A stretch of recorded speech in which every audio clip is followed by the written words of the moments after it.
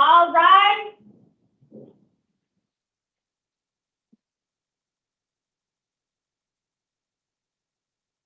Please be seated.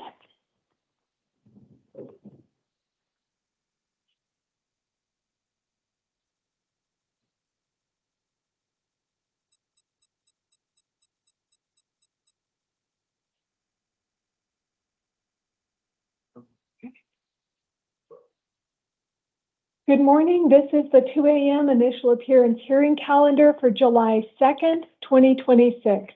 The court's orders for taking of DNA and fingerprints that were given on the first calendar of the month shall apply to all matters on this calendar. As you just heard in the recording, this is a very specific type of hearing. I will tell you why you are here. If an attorney has been appointed for you, when and where your next court hearing will be, if you are eligible for release, what your release conditions are, and any bond amount required. I will not read all the release conditions to each of you. That is your responsibility to review, but I will point out a few depending on your case. You all have the same 4 main release conditions. They are no contact with the arresting officer, no drugs without a valid prescription, do not drive without a valid license, and keep the court updated with your address. You are all here today on criminal matters, which means you do have the right to remain silent. Anything you say or do may be held against you. This hearing is being recorded. It is also being broadcast live, and there may be victims watching the live feed. I will read the victim rights advisement, and then we'll begin with the hearing. If you are the victim of a crime with a case pending before this court, you are advised that you have rights under Arizona law, that among others include the right to be treated with fairness, respect, and dignity, to a speedy trial, to be present at court proceedings, to choose whether or not to be interviewed by the defendant or defendant's attorney, to be heard before the court makes a decision on release, negotiation of a plea, scheduling and sentencing, and to receive restitution from a person who is convicted of causing you loss. If you have not already been provided a written statement of all victims' rights, please contact the Victim Services Division of the Prosecutor's Office. We'll now start your hearings, and I'll call you in one at a time. When it is your turn, please come stand at the podium in the center of the room and speak into the microphone. I will call a second person's name to have a seat in those chairs right there by the door so that we can move quickly. Take a moment when you're sitting in that chair by the door to get yourself ready to be on camera. If that means taking your arms out of your shirt, putting down your hood, or taking off your hat, that's the things you need to do while you're waiting for your name to be called. Once in a while, I may need to pause the hearing in order to handle warrants. So don't come into the hearing room until you have been called.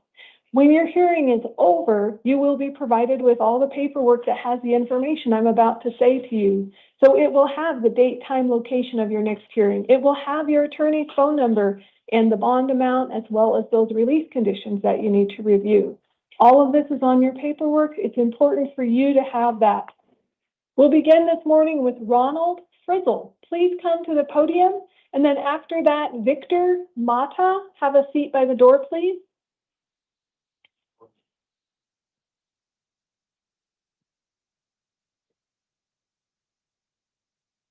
Please say your name and date of birth. Ron Frizzell, 8/24/64. Thank you, sir. You're here today on a new case. It's alleged that you had dangerous drugs in your possession. That's a Class 4 felony, and drug paraphernalia. That's a Class 6 felony. So this court did find probable cause and appointed an attorney for you. Your next hearing is downtown Phoenix on July 9th at 8:30 in the morning. Under the Arizona criminal rules, you're not eligible for release today because you were already out on criminal release. And that is because you had another case where you pled, but you hadn't yet been sentenced. So you have another hearing on July 9th, so same day at 1:30 in the afternoon, to determine if you can become eligible for bail. But as of right now, you will be held with no bond. And this information's on your paperwork, including your attorney's phone number. Okay, please take your paperwork, sir. Thank you. Victor Mata, please come to the podium. Martin Manjares, have a seat by the door, please. Please say your name and date of birth. Victor Mata, 12/20/1988. Thank you, sir. You're here today because of a failure to appear warrant. It appears that you failed to go to a status conference. So an attorney has been appointed for you, or you already have an attorney in your case. Your next hearing is July 13th at 8:30 in the morning, downtown Phoenix. Under the warrant, it is holding you with no bond under Criminal Rule 7.2b.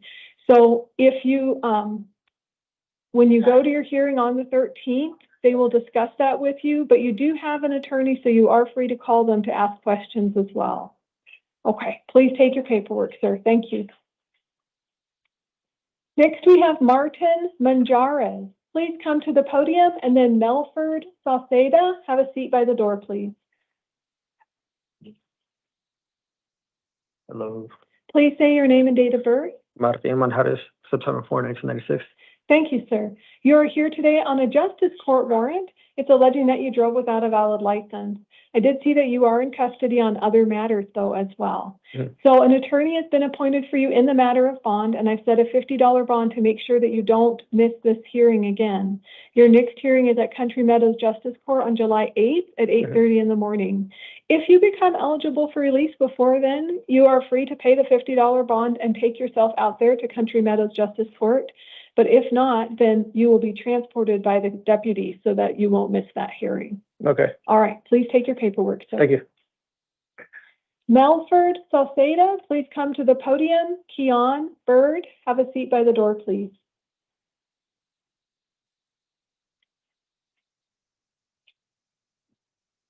Please say your name and your date of birth Melford Henry Michael Sauceda, and your birthday. July 29, 1982. Thank you. You are here today on a grand jury warrant. It is alleging that you may have committed one count of prisoner making or possessing contraband, which is a Class 2 felony. So the grand jury found probable cause. This court is appointing an attorney for you. Your next hearing is a not guilty arraignment on July 9th at 8:30 in the morning, downtown Phoenix. The grand jury set your bond as cash only, $10,000, but I did notice you're in custody on something else.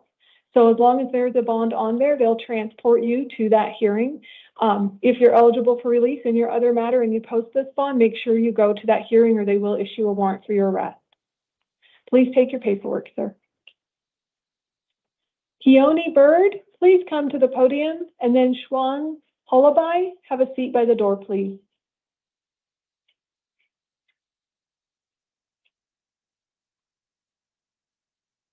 Please say your name and date of birth. Keon Bird, 7/22/88. Thank you, sir. You're here on a grand jury warrant. It is alleging that you had a weapon. You're prohibited from having one. That's a Class 4 felony. And then that you may have discharged a firearm within the city limits as a Class 6 felony. So the grand jury found probable cause. An attorney has been appointed to assist you. Your next hearing is a not guilty arraignment on July 9th, 8:30 in the morning, downtown Phoenix. The grand jury set the bond at $10,000 cash only. If you're able to be released on whatever matter is holding you in and you post this bond, make sure you take yourself to that grand jury If you are not able to post the bond because you're still in custody, you'll be transported to that hearing. Please take your paperwork. Oh, is there any way you can make it secured or? I can't, not on this one, because I don't know the underlying facts that the grand jury made their decision on. Okay. Yeah. Shuang Halabai, please come to the podium. Taekwon Horton, have a seat by the door, please. Okay, and Mr. Hullaby or Hullaby? I think he might be asleep. Yeah, right there.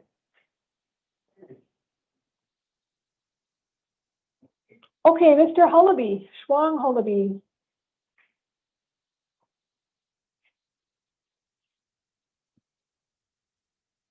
Right here in the center, sir. Please say your name and date of birth. Sanji Holiday. My date of birth is May 19th, 2007. 2007? Okay, thank you, sir. You're here today because of a failure to appear warrant. Yeah. I noticed that. So hang on a moment, and then I'll have your turn, okay? Sorry. All right. So I saw that you were OR'd here in the IA on June 11th, but then you were kept in custody and you missed your hearing. And I don't know exactly why that happened. So I'm setting a $50 bond for you so that you don't miss your next hearing if you're still in custody. You do have an attorney already appointed for you in this case. Your next hearing is now set July 8th at 8:30 in the morning downtown Phoenix. So on your paperwork, it will show your hearing date. It will show your bond as a $50 placeholder to make sure you get transported if you're still in custody on whatever matter you're in custody on. Okay? All right. Do you have another question besides that? So I still get released, right? You could be released if you don't have anything else holding you in. You have a $50 bond. Make sure you go to your hearing on July 8th. Okay. Okay. Please take your paperwork, sir. Taekwon Horton, please come to the podium. And then Marissa Ramirez, have a seat by the door, please. Please say your name and date of birth. Taekwon Horton, 6/1998. Thank you, sir. You're here today on a new case. It was alleged you may have committed aggravated assault with a deadly weapon, which is a Class 3 felony, disorderly conduct with a weapon, which is a Class 6 felony, and then threatening or intimidation as a misdemeanor. This court did find probable cause and appointed an attorney for you. Your next hearing is downtown Phoenix on July 8th at 8:30 in the morning. You are still eligible for release. It is under a $15,000 secured appearance bond with an electronic monitoring device. So you would need to let them know pretrial services about work or other commitments and obligations that you have so they can program that into the device. You would need to make sure to keep that device charged. Also, you are not to return to the scene of the alleged crime or have any contact with the alleged victim, witnesses, or complainant. You're not to possess any weapons, even simulated weapons. And if an order of protection is issued against you, be sure to comply with that court order. If you cannot post the bond, you'll stay in custody and be transported to your next hearing. Please take your paperwork, sir. Oh, I have a question. Okay. So, you said the only way I'm getting released is $15,000? Yes, it's a secured appearance bond. Marissa Ramirez, please come to the podium. And then Zachary Roberts, have a seat by the door, please. Please say your name and date of birth. Marissa Ramirez, 9/11/2000. Thank you, ma'am. You're here today on an out-of-county warrant, and it is from Pima County. So an attorney will be appointed for you at your next hearing in Pima County. That's on July 8th at 8:30 in the morning. Your bond is set at $5,000. If you're able to post your bond, make sure you take yourself out there to that hearing. Okay. You'll notice on your paperwork it says that the attorney is Maricopa County Public Defender. It is not. Okay. Pima County will appoint an attorney for you. Or I can get my own? Of course. Okay. Yep. Please take your paperwork. But so I can bond out then? Yes. Okay. Thank you. Zachary Roberts, please come to the podium. Lee Ramirez, have a seat by the door, please.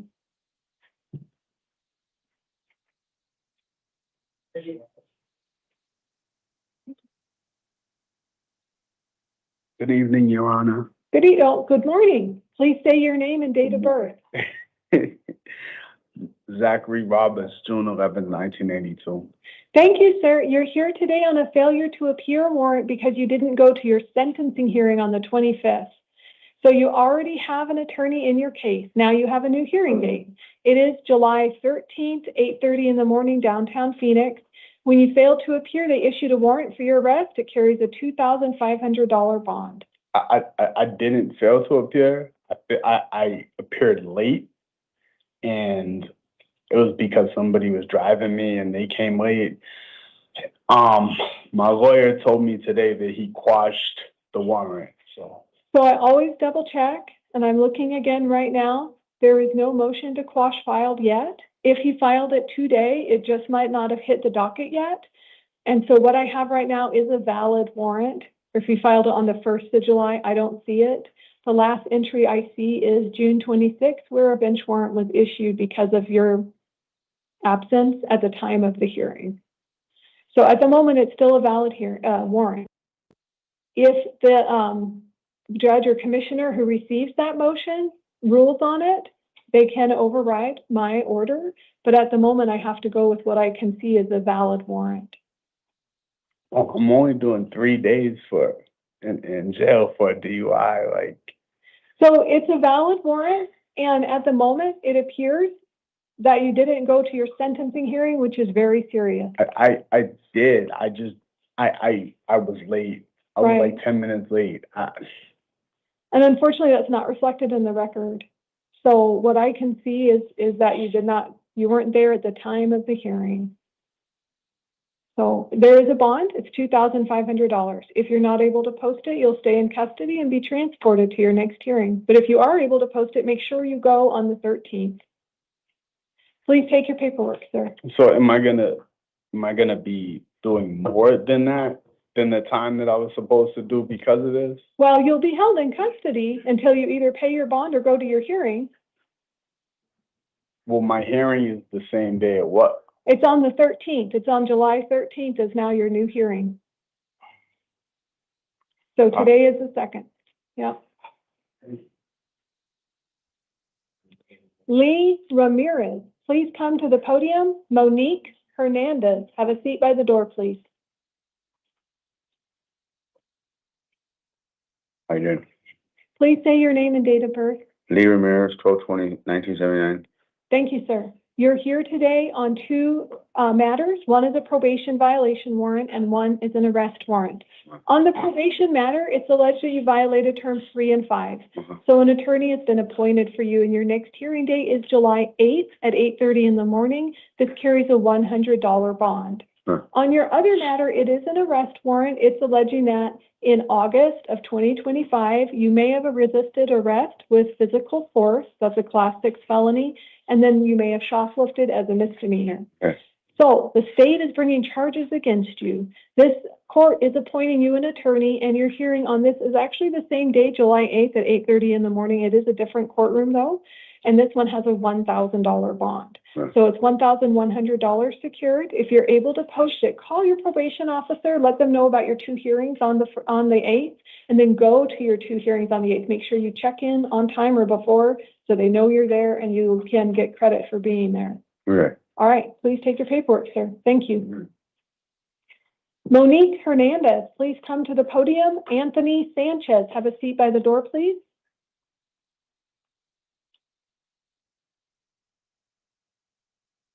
Please say your name and date of birth.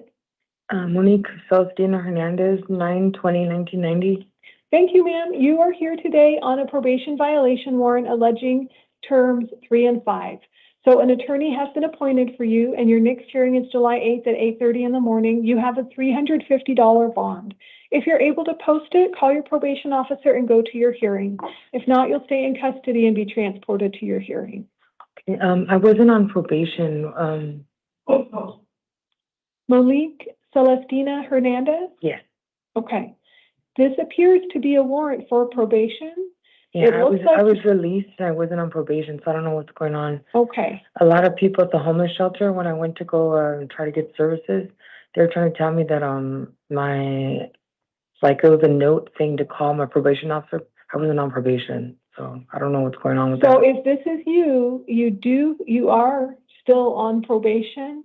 Oh, no, I'm not on probation with anybody, so I don't know what's going on. That's what I'm trying to see. So this is a good question for your attorney then, because from what I can see, your name and birthday matches up exactly with someone who's Do on you know what probation. probation officer, is there a name there or no? Yeah, Because it looks like you have a probation officer named, looks like there's a few that have been tracking your case, looking for you. So if I were you, I would call the number on your paperwork for probation and find out who exactly is assigned to you and speak with them. You can also call your attorney. Their phone number's on your paperwork as well. I don't know if I'm able to use a phone.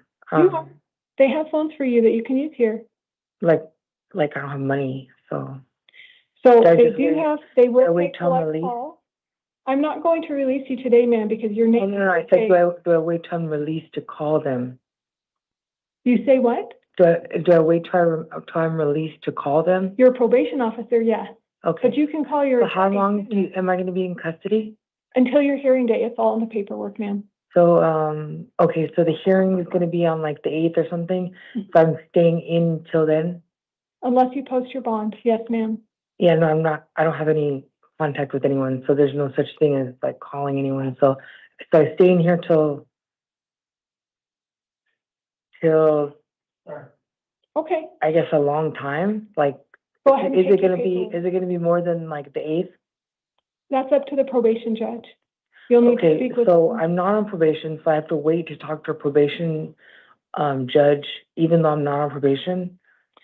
So I've given you the information I have to share with you. Okay, so, can you at least give me one person's name to talk to for probation? Because that's the problem. I keep telling everybody I'm not on probation, and so does the probation officers. And then the list that they gave you guys is like random names. How come there's not just one person that I can, like refer to? Do you have a name?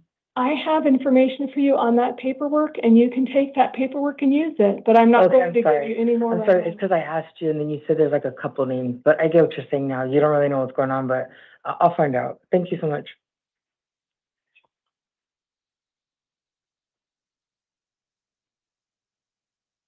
Anthony Sanchez, please come to the podium. Julian Beasley, have a seat by the door, please. Please say your name and date of birth. Anthony Sanchez, 11/18/97. Thank you, sir. You are here today on two matters. The first one is a new case. It is alleged that you committed unlawful flight from a law enforcement vehicle. That is a Class 5 felony. This court did find probable cause and appointed an attorney for you. Your next hearing is July 8th at 8:30 in the morning. You are eligible for release on your new case under a $250 bond. You have a second matter, which is you have a probation case. And because of the new alleged criminal activity, it results in a Term 1 violation. So an attorney has been appointed for you there. Your next hearing is July 8th at 8:30 in the morning. Instead of $50 placeholder bond, just your case, you're still in custody. That way you get transported between the two hearings on July 8th.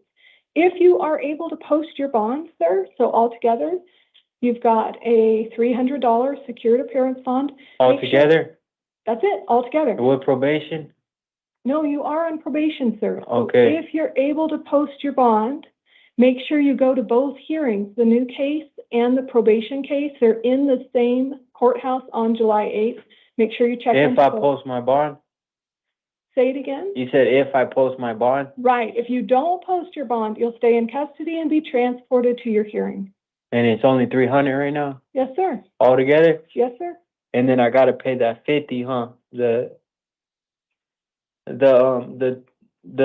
misdemeanor or whatever they're talking about, or is that included? So right now, what I'm seeing is you may have a Phoenix City Court at a different time. Yeah. So I'm not Phoenix City Court. This is the Superior Court, Maricopa County Superior Court.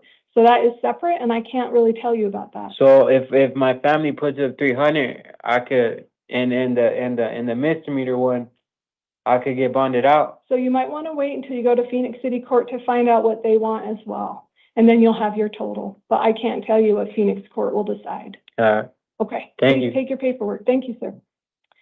Julian Beasley, please come to the podium. Kjuan Hawley, have a seat by the door, please. Hey. Please say your name and date of birth.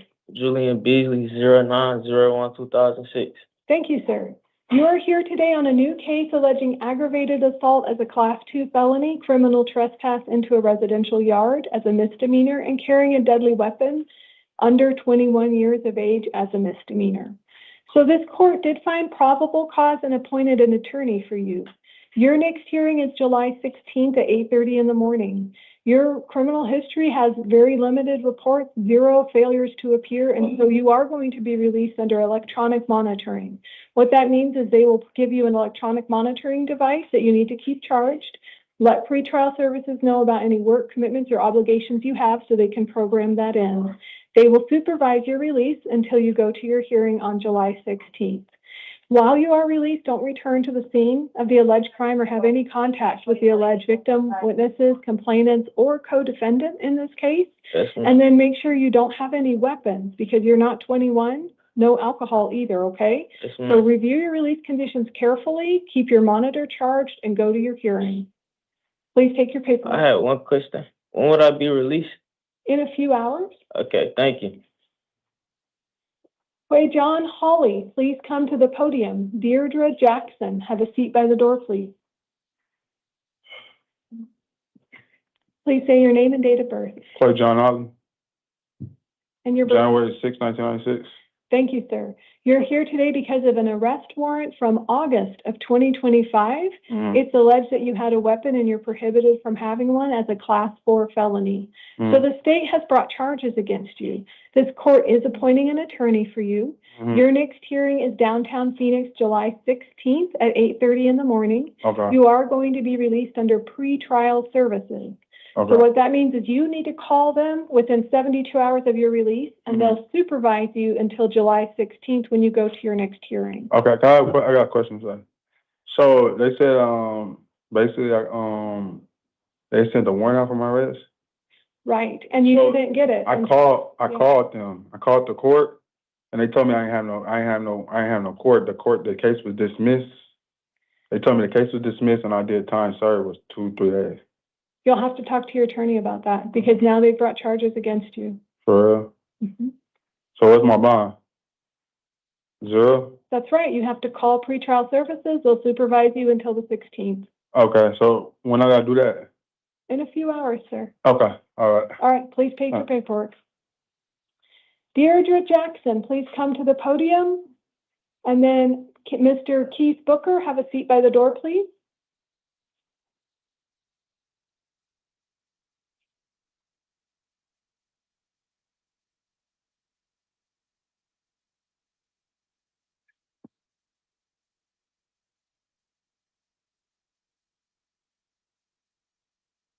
Please say your name and your date of birth.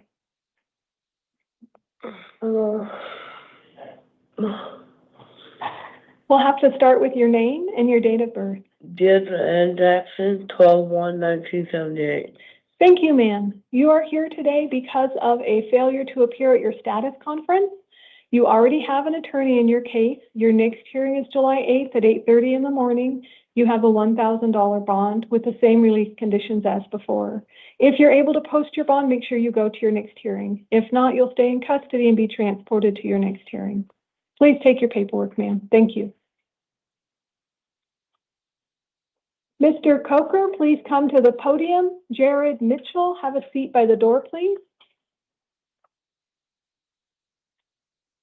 Please say your name and date of birth. Keith Coker, 11/29/1965. Thank you, sir. You are here today on a new case alleging aggravated assault with a deadly weapon as a felony, disorderly conduct with a weapon as a felony, driving under the influence with a BAC, a blood alcohol content of 0.08 or more, or a combination of drugs and liquor, which may be determined later. Those are both alleged as misdemeanors. So this court has found probable cause and appointed an attorney for you. Your next hearing is July 16th at 8:30 in the morning. You are going to be released in a few hours under pretrial services with random alcohol testing, no less than weekly. So what that means is in a few hours, you'll need to call pretrial services when you're released, and they'll set up your testing, how you are going to get that random notification. This gives you an opportunity to show the next court that you can remain sober. If you do not go to your next hearing, or if you fail to comply with the release conditions, they may issue a warrant for your arrest. Please take your paperwork, sir. Jared Mitchell, please come to the podium. Leslie Chavez, have a seat by the door, please.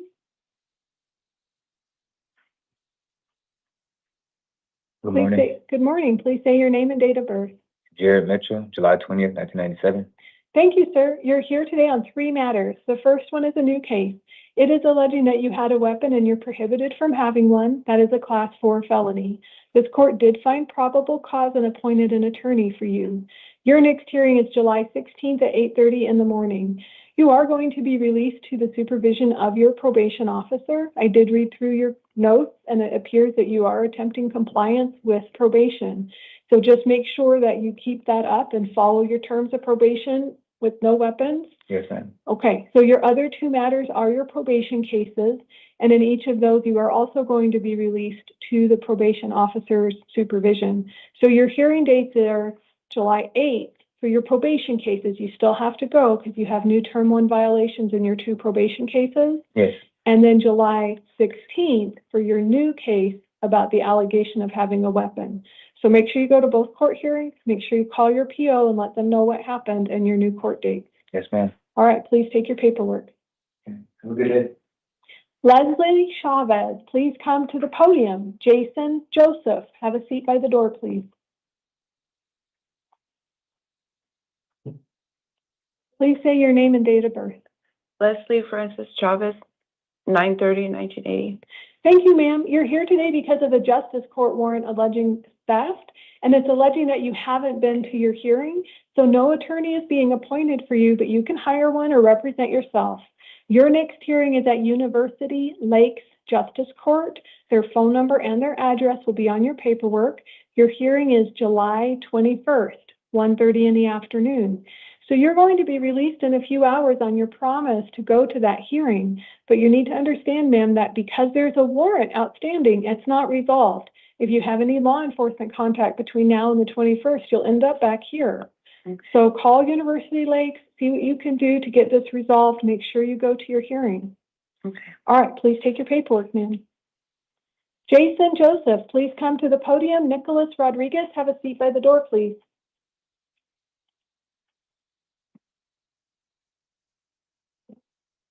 Please say your name and date of birth. Jason Joseph, 11/25/77.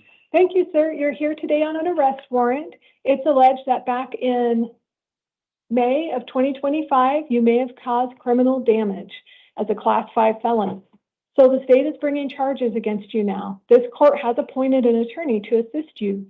Your next hearing is July 16th at 8:30 in the morning, and you are going to be released on your promise to go to that hearing. You do have some release conditions. I know it's kind of old, but don't have any contact with any alleged victims in this case. If you have an order of protection served on you, be sure to comply with that order of protection.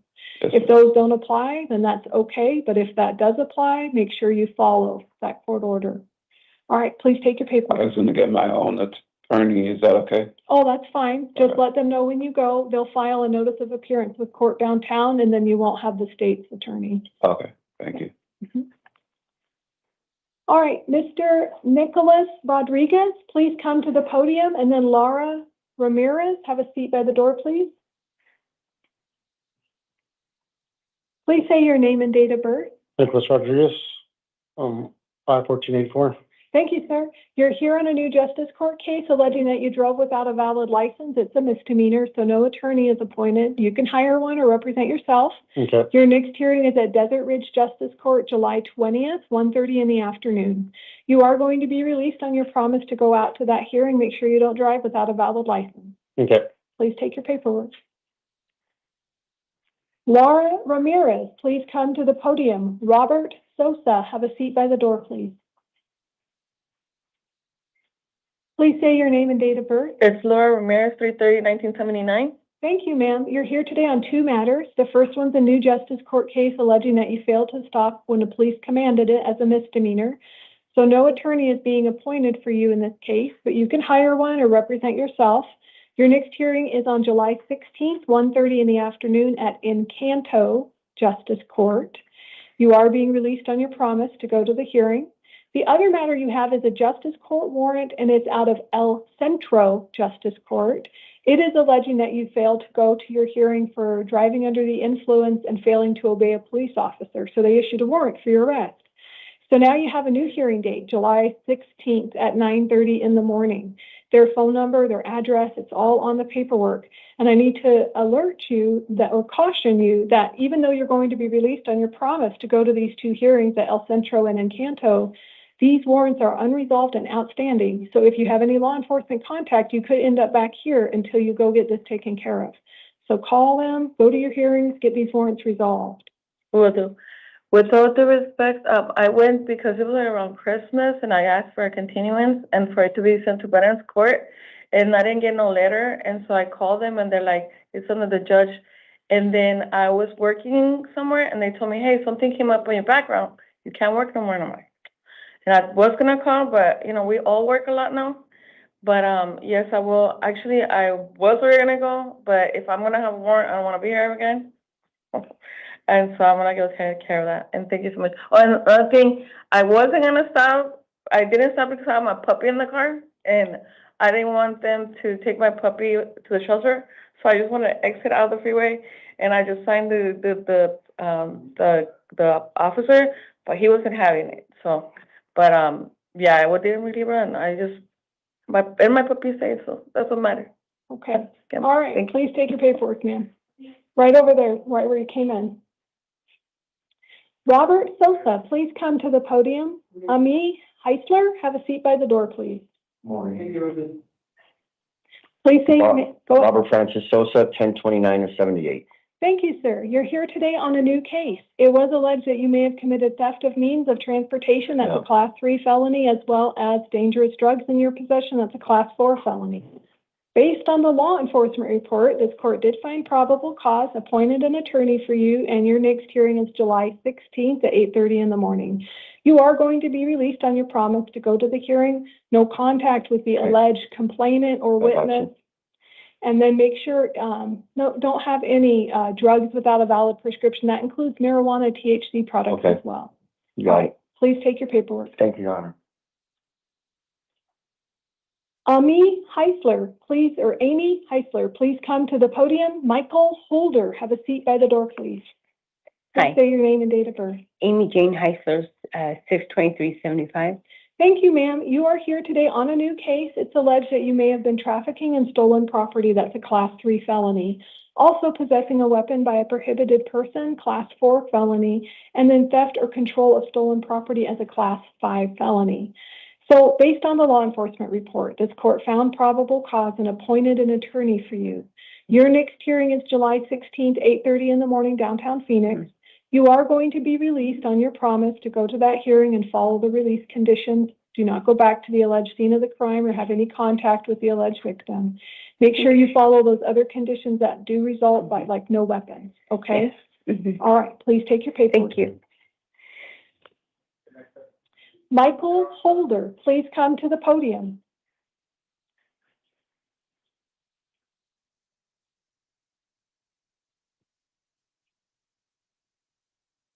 Please say your name and date of birth. Michael Scott Holder, 6864. Thank you, sir. You're here on a new case. It is alleged that you had dangerous drugs, narcotic drugs, both Class 4 felonies, and drug paraphernalia, which is a Class 6 felony. This court did find probable cause and appointed an attorney for you. Your next hearing will be downtown Phoenix on July 16th for the new case. You are going to be released to the supervision of your probation officer. So your other matter here today is the probation violation. Anytime there's new alleged criminal activity, it does result in a Term 1 violation. So an attorney has been appointed for you, and your next hearing is actually sooner. It's July 8th, 8:30 in the morning, downtown Phoenix. So that's for your probation case. Okay. So on both these matters, you're going to be released to your probation officer's supervision. What that means for you, sir, is that when you're released in a few hours, call your probation officer, let them know about your hearings on the 8th, and then later on the, I think it's the 16th. Let's see. Yes, the 16th. And then make sure you go to both your hearings. Okay. All right. Please take your paperwork. Thank you. You're welcome.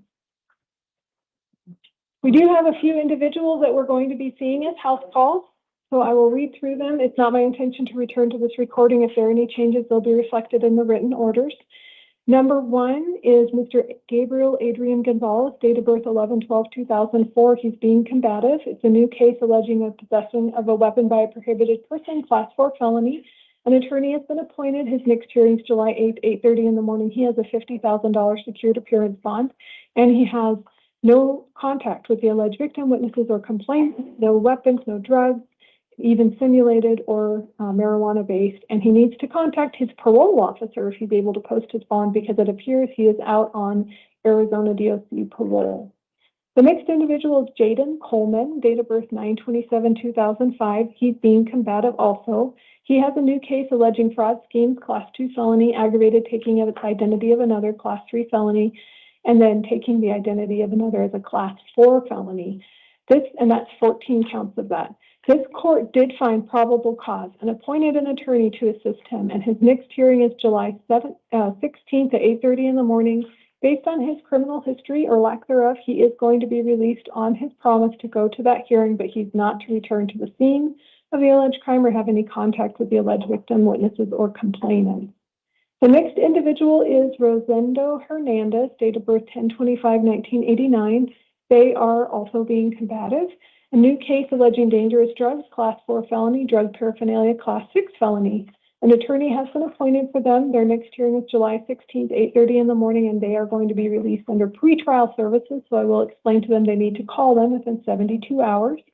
And the last person is Miss Myra Lynn Avery, date of birth 10/11/2007. She has 2 matters, a new case and a probation case. The new case, and she is being disruptive. The new case alleges narcotic drugs for sale and dangerous drugs for sale, both class 2 felonies. This court did not find probable cause as there were no field tests or admissions documented in the Form 4. However, I will advise her the case is not dismissed. The state may still bring additional evidence to support these allegations. So an attorney has been appointed, and her next hearing is July 16th, 8:30 in the morning. Because there's no PC, there are no release conditions. And then the second matter is her probation case. Normally, it would be a Term 1 violation if the allegation had been supported by PC, but it wasn't. So an attorney has been appointed. She does have probation hearing on July 8th, 8:30 in the morning, and I'll explain to her she still needs to go, even though I didn't find PC, because they still may bring additional PC. That was our last defendant for the 2 a.m. initial appearance hearing calendar. It stands in recess until 5 a.m.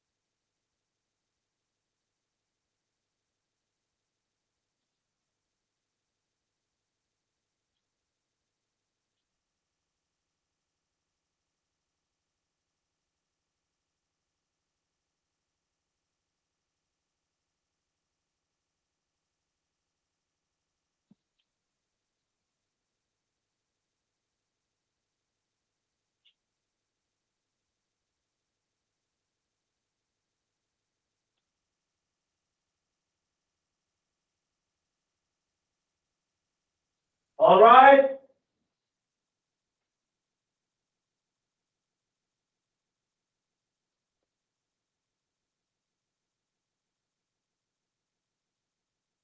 Please be seated.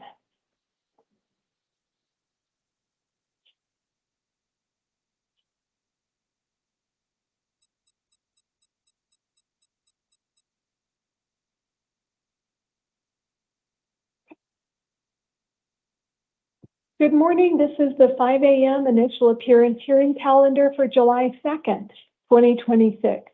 The court's orders for taking of DNA and fingerprints that were given on the first calendar of the month shall apply to all matters on this calendar. As you just heard in the recording, this is a very specific type of hearing.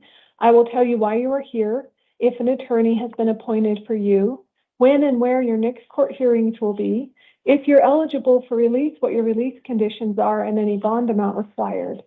I will not read all the release conditions to each of you. That is your responsibility to review, but I may point out a few depending on your case. You do all have the same 4 main release conditions, which include: do not contact the arresting officer, do not have any drugs without a valid prescription, do not drive without a valid license, and keep the court updated with your address. You are all here today on criminal matters, which means you do have the right to remain silent. Anything you say or do may be held against you. This hearing is being recorded. It is also being broadcast live, and there may be victims watching the live stream. So I will read the victim rights advisement, and then we'll begin with your hearing. If you are the victim of a crime with a case pending before this court, you are advised that you have rights under Arizona law that, among others, include the right to be treated with fairness, respect, and dignity, to a speedy trial, to be present at court proceedings, to choose whether or not to be interviewed by the defendant or defendant's attorney, to be heard before the court makes a decision on release, negotiation of a plea, scheduling and sentencing, and to receive restitution from a person who is convicted of causing you loss. If you have not already been provided a written statement of all victims' rights, please contact the Victim Services Division of the Prosecutor's Office. We'll now begin with your hearings, and I'll call you in one at a time. When it is your turn, please come to the podium in the center of the room and speak into the microphone. I will call a second person's name to have a seat in those chairs right there by the door so that we can move quickly. Once in a while, I'll need to pause the hearings to handle warrants, so please remain seated in those chairs until you're called to come into the hearing room. Take that as an opportunity to get ready to be on camera. So if you're tucked away with your shirt because it's cold, go ahead and take your arms out, remove your hat or any hoodies that you might have so that you're ready to be filmed on camera. We are going to have paperwork for you at the end of your hearing. It has all the information I'm about to provide you: the date, time, location of all your next hearings, your attorney's phone number, your bond amount, and those release conditions that you need to review. Hold on to that paperwork. It's important information for you to have. We'll begin this morning with Willie Johnson III. Please come to the podium. And after that will be Ramon Madrill. Have a seat by the door, please. So Mr. Johnson, you are first. Come on up. And then after that is Raymond or Ramon Madrill. Go ahead and have a seat. Thank you, sir.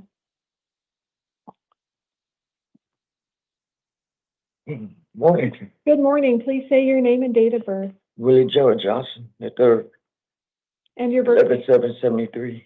Thank you, sir. You're here today on 2 matters. The first one is a new case, and it is alleging that you had dangerous drugs in your possession for sale, which is a Class 2 felony, narcotic drugs for use, Class 4 felony, and drug paraphernalia, Class 6 felony. This court did find probable cause and appointed an attorney for you. Your next hearing is downtown Phoenix on July 9th at 8:30 in the morning. And then because you were out on pretrial felony release in another matter, you're not eligible for release in your new case, but you'll have an eligibility hearing that same afternoon at 1:30 in the afternoon. Your other matter here today is your failure to appear bench warrant. So this happened because in May you didn't go to your status conference. So we've already appointed an attorney for you. Now you have a new hearing date. It's also July 8th at 8:30 in the morning.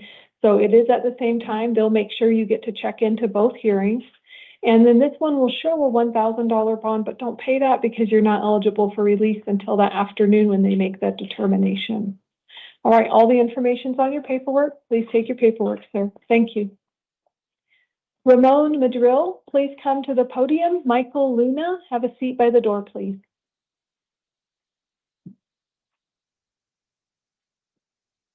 Please say your name and date of birth. Ramon Christopher Madrua, 32693. Thank you, sir. You're here today on two matters.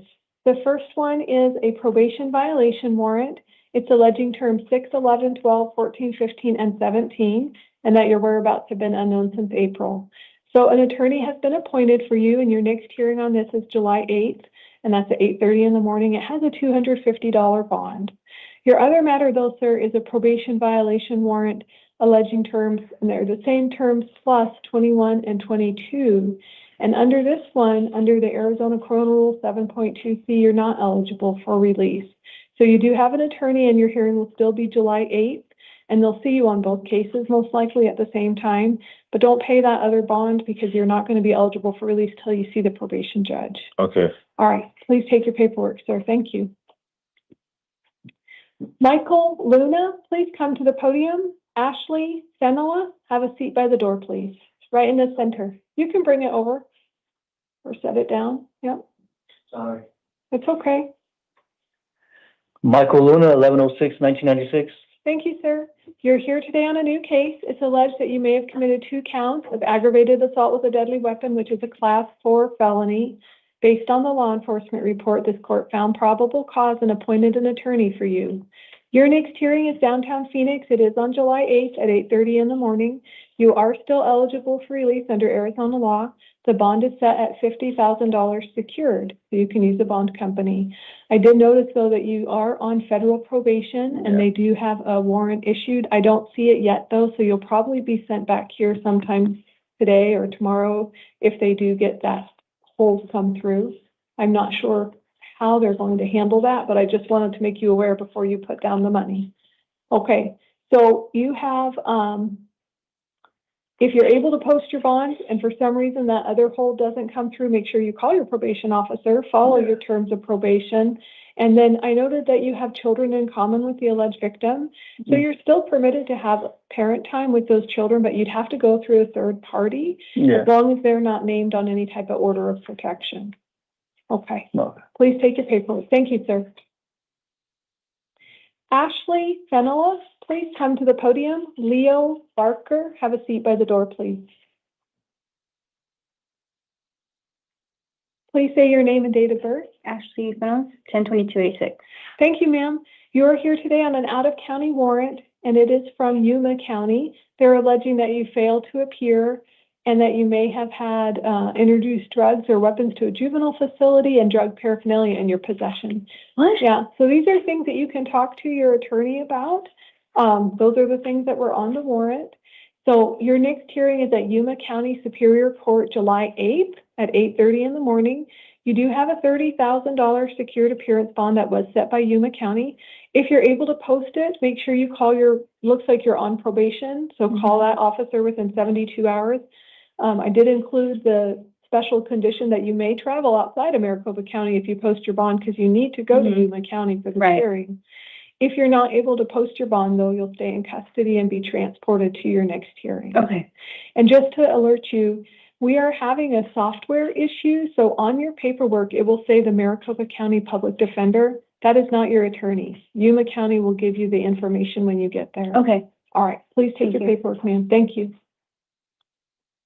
Leo Barker, please come to the podium. Brendan Berg, have a seat by the door, please. Let's see, and Leo Barker is wearing, it looks like a jersey. Oh, perfect. Here he comes. And after that is Brendan Bear.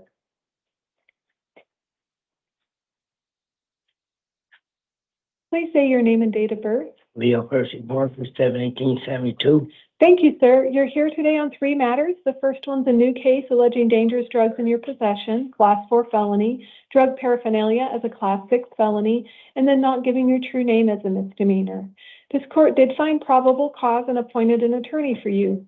Your next hearing is July 8th at 8:30 in the morning downtown Phoenix. On your new case, you have a $2,500 secured appearance bond.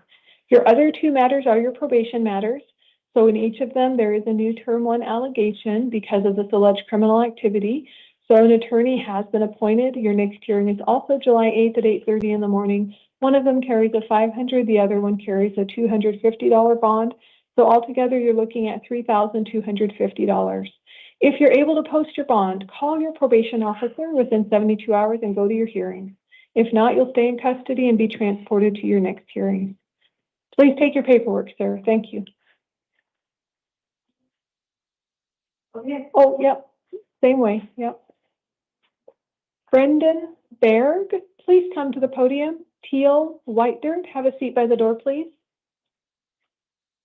Brennan Berg, And your birthday. 11/9/88. Thank you, sir. Mm-hmm. You are here today on a probation violation warrant alleging terms 3 and 5. An attorney has been appointed for you, and your next hearing is July 8th at 8:30 in the morning downtown Phoenix. Your bond is set at $750. If you're able to post it, you have the standard terms and conditions of probation, so call your probation officer, go to your hearing. If you cannot post it, you'll stay in custody and be transported to your next hearing. Please take your paperwork, sir. Thank you. Teal White Dirt, please come to the podium. David Steadboard, have a seat by the door, please. Go ahead and take off your hoodie. So you're ready? Okay, thank you. Please say your name and date of birth. My name is Teal Lauren Whitedirt, 10/24/1987. Thank you. You are here today on a justice court warrant alleging theft or control of property. It looks like this is your failure to appear in a second degree, and I actually looked back and you were here in November and released OR to go to this hearing, but you didn't go. So a warrant was issued for your arrest, and now you have bond at $680. Your next hearing is at Santan Justice Court, July 8th at 8:30 in the morning. If you're able to post your bond, make sure you go to your hearing. If you're not able to post your bond, you'll stay in custody and you'll be transported to your next hearing. Please take your paperwork. Okay, could I put in a request to have my bond lifted because I have no income? Unfortunately, that's not part of the consideration, whether you have income or not. It's whether or not you're going to go to your hearings, and you failed to go to your last one. I understand. Thank you. Thank you. David DeBoard, please come to the podium. Jose Armando Elias, have a seat by the door, please. Hello, Your Honor. Hello, please say your name and date of birth. David Osiris DeBoard III, 5/6/91. Thank you, sir. You're here today on a probation violation warrant alleging terms 3 and 5, and looks like your whereabouts have been unknown since last September. So a warrant was issued for your arrest. You now have an attorney appointed to assist you. Your next hearing is July 8th, 8:30 in the morning downtown Phoenix. Your warrant does carry a $250 bond. If you're able to post it, call your probation officer, follow your terms of probation, and go to your hearing. If not, you'll stay in custody and be transported to your hearing. So I can get out with $250? Right, but make sure you call your probation officer and go to your hearing. Yes, ma'am. Also, I'm not going to be doing drugs anymore. Great, I'm glad to I hear promise. Okay. Okay. Okay. Thank you. I'll take care of it. Okay. I will. Thank you. Okay. Thank you so much. Please take your paperwork. Thank you. Thank you. Jose Armando Elias, please come to the podium. Isaac Torres, have a seat by the door, please. So, Please say your name and date of birth. Jose Teresina Armando Elias, October 1st, 2004. Thank you, sir. You are here today on a probation violation warrant. It's alleging terms 3 and 5. I did note that you have no reinstatements and that you have been attempting to comply with your probation. So you have an attorney appointed for you. Your next hearing is July 8th at 8:30 in the morning, and you are going to be released under the supervision of your probation officer. So continue that contact with your probation officer, continue testing. When you're released out of here in a few hours, call them, let them know you had law enforcement contact, and then make sure you go to your hearing on the 8th. All right, please take your paperwork. All right, thank you. Isaac Torres, please come to the podium. Marco Gallardo, have a seat by the door, please.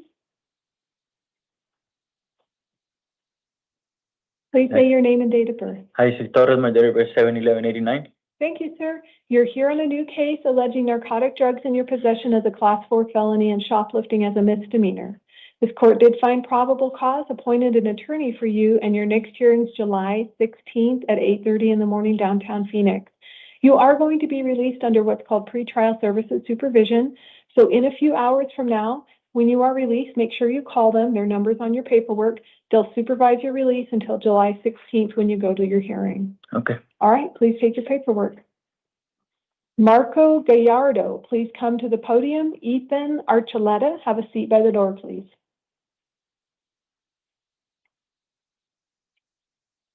Please say your name and date of birth. Marcos Gallardo, September 29th, 2002.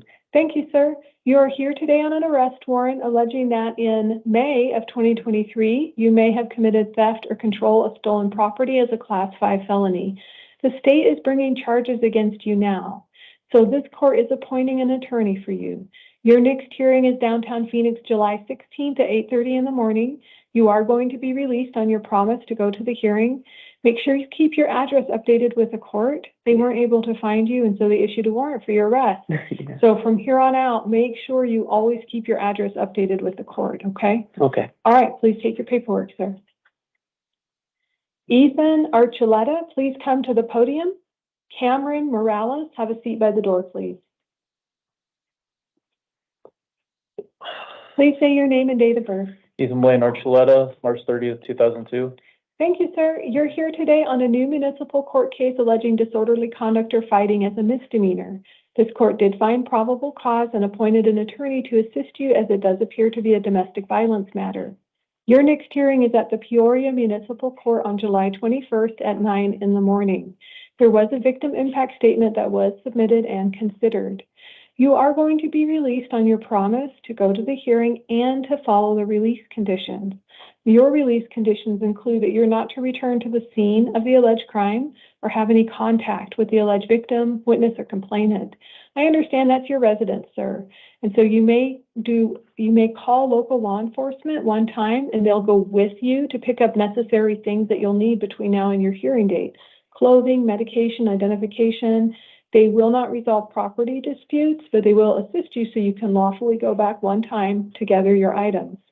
You may not possess weapons, possess or consume alcohol, or any drugs without a valid prescription. That does include things like simulated weapons, marijuana, THC, and CBD as well.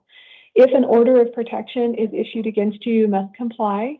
And I do understand you also have a child in common with the alleged victim. So in your situation, because you're being ordered to find an alternative residence, you may still have parent time through a third party, as long as that child is not named on an order of protection. So all of this is written out for you. Be sure to comply with these court orders. If you were to violate them, it may result in a felony charge of aggravated harassment. Then you would be here seeing me as a felony case instead of a misdemeanor case. That's right. All right, please take your paperwork. Cameron Morales, please come to the podium. Nicholas James, have a seat by the door, please.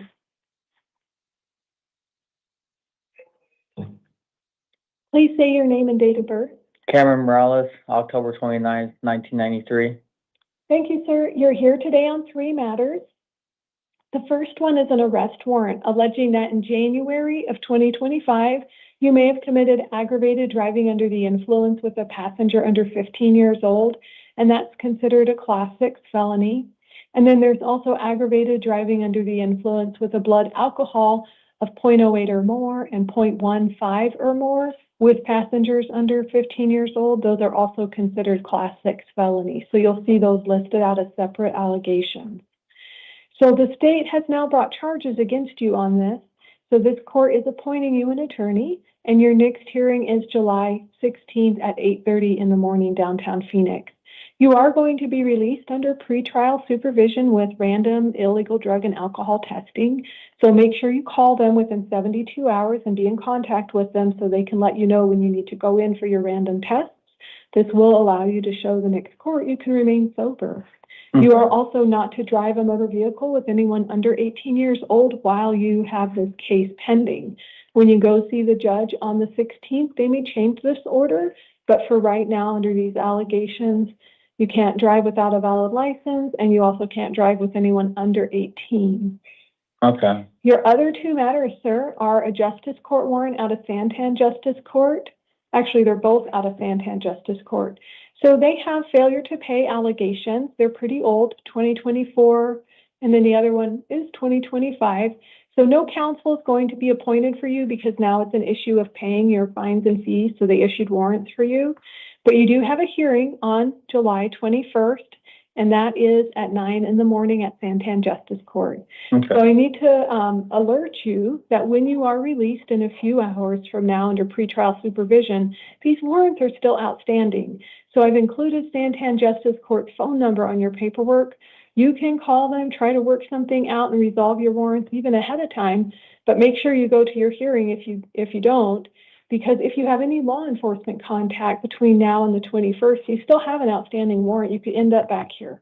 Yeah.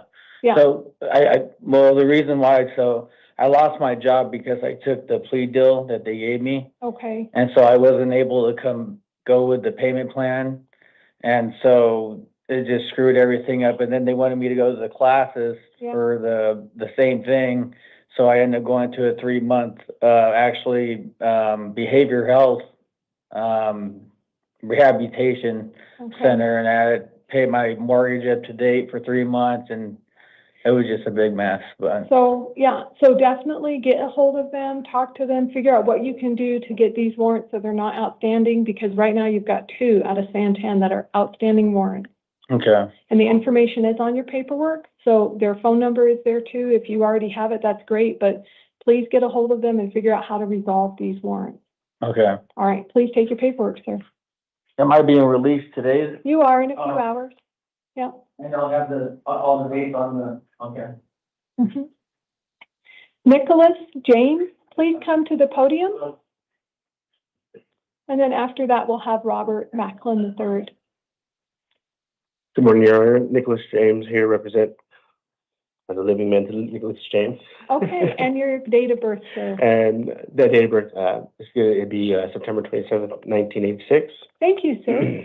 So you're here today on a new case alleging that you had dangerous drugs in your possession, which is a Class 4 felony. Based on the law enforcement report, this court did find probable cause and so appointed an attorney to assist you. Your next hearing will be downtown Phoenix on July 16th at 8:30 in the morning. And you are going to be, I back up. There was not sufficient information in the Form 4, so this court did not find probable cause for this allegation, but it didn't stick on there for some reason. So I'm going to redo this.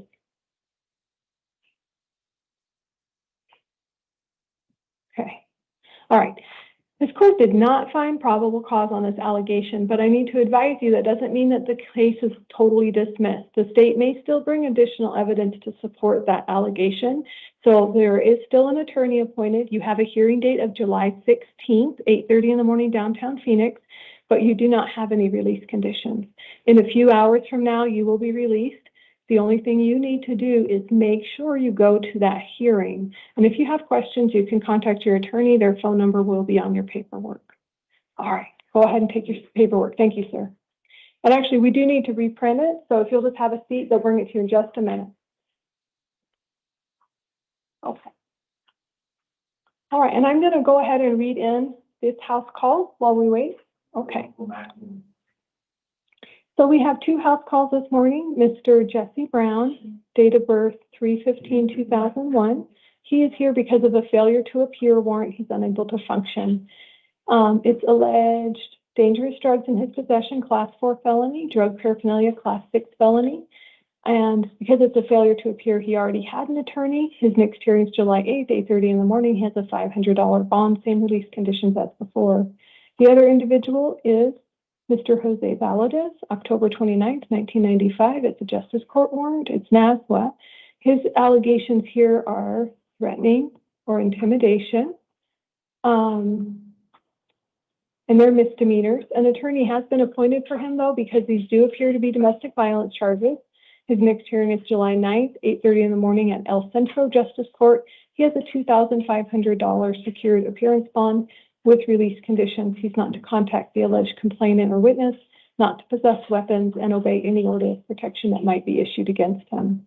It is not my intention to return to this recording. If there are any changes, they would be reflected in the written orders. Okay, and we'll pause for just a moment, and then we'll have Mr. Macklin.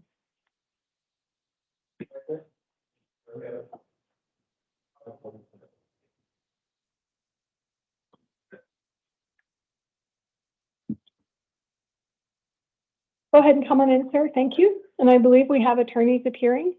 One moment, please. Can you hear me? Okay. Good morning, Your Honor. Good morning, counsel. Thank you for appearing today on behalf of Mr. Macklin. And then I think the state was also going to appear. It looks like Ms. Stetson's on as well. Are we off chain, Judge? We are. The gallery has been cleared. Thank you. Good morning, Your Honor. State is present. Okay, great. So we will begin. Just to be formal about it, Mr. Carey, would you please announce? Yes, Your Honor. Flynn Carey, counsel for Mr. Macklin. He's present in custody with the court. Thank you. And from the state? Good morning, Your Honor. Ashley Stetson on behalf of the state. Okay, thank you.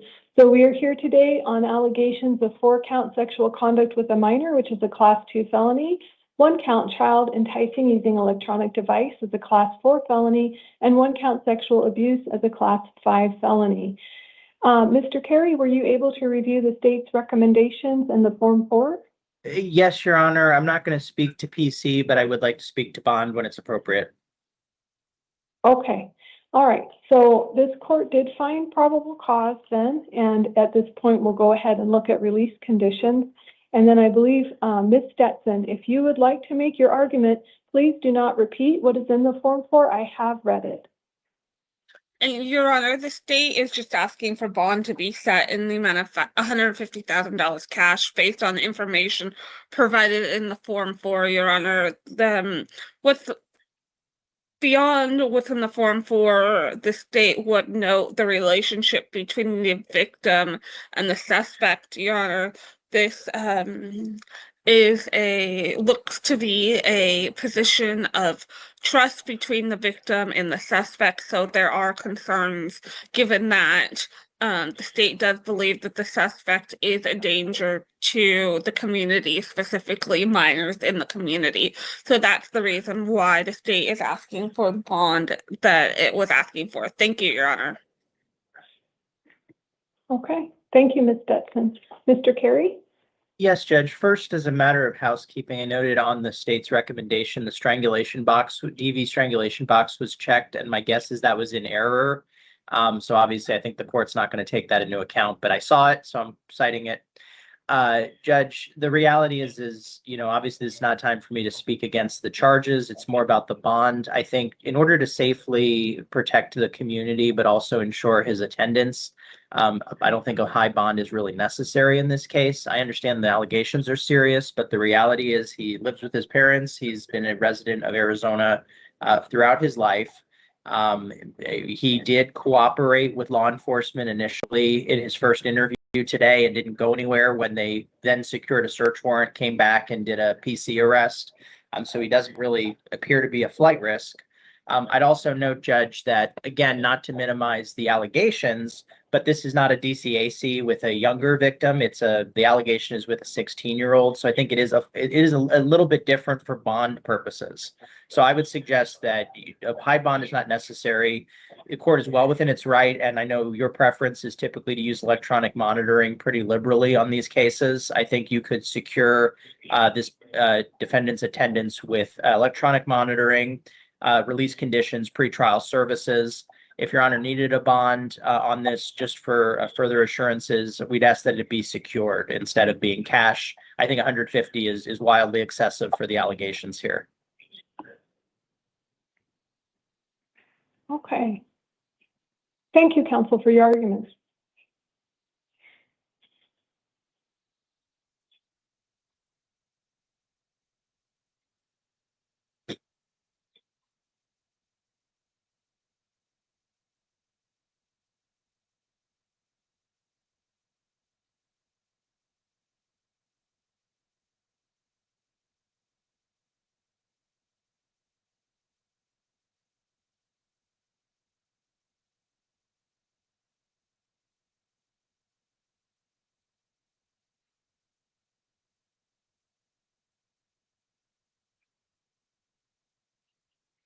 Okay, so I have reviewed the Form 4.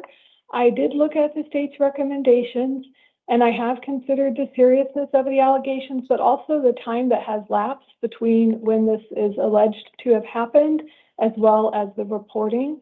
And so, like we said before, I did find probable cause because there is the smallest chance this all might be true, and that's pretty much the standard here.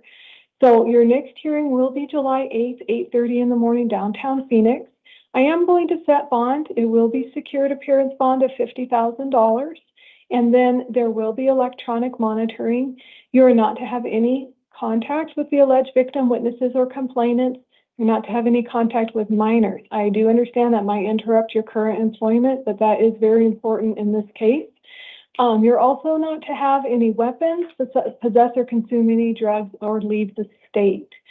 There is a requirement for DNA testing and 10-point fingerprint testing. They may have already been fulfilled, but if not, those are part of the court order. Okay. Mr. Carey, did you have any questions about the release conditions?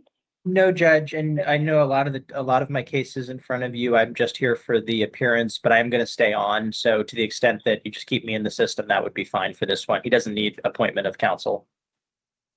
Okay, and I did actually put your name in there, but you do need to file a notice of appearance downtown because we don't have a court clerk. Of course, Your Honor, we'll take care of that. Okay, and then Ms. Stetson, was there anything else you'd like to add? No, Your Honor, thank you. Okay, thank you both for your attendance here today. You may both be excused. Thanks, Judge. Excellent. Okay, so they'll give you a copy of the paperwork. They'll also email you a copy to your attorney if you'd just like to have a seat. Okay, and what are sorry, Your Honor, this is so new to me. I'll repeat it, but so your attorney already said he's going to represent you. Your next hearing is July 8th. Your bond is set at $50,000 secured. So what does that mean? You can use a bonding company.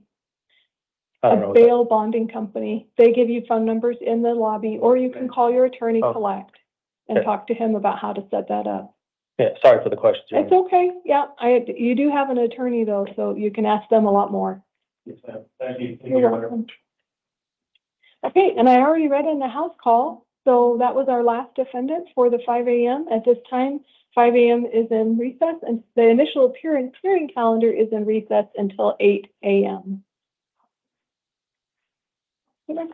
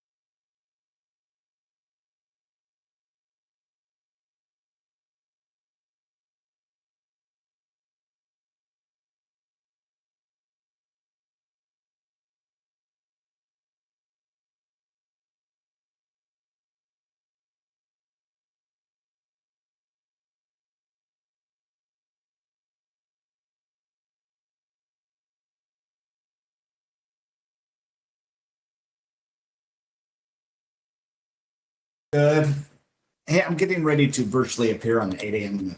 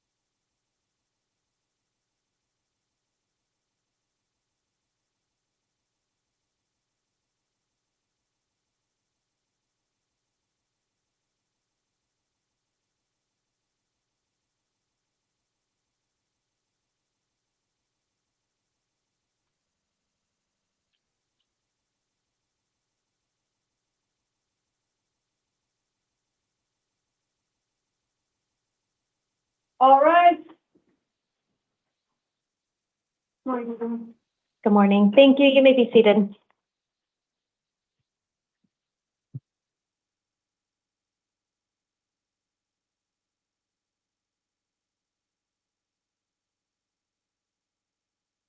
Good morning. This is the time set for the 8 a.m. initial appearance calendar on July 2nd, 2026. The court's orders for the taking of DNA and fingerprints that were given on the first calendar of this month shall apply to all matters on this calendar. I will call you each one at a time to the podium. I'll provide a second name to sit in the chair outside of this room. I will let you know what you are here for, if I have appointed an attorney, if you have a bond, and what your release conditions are. And before I get started, counsel in the back, I just wanted to let you know that I will have to call your client last. Yeah, Okay. I figured, Judge, so I'm just gonna hang out here. All right, thank you. Thank you. Can I have Juan Montez to the podium and Jenna Rundle to the chair?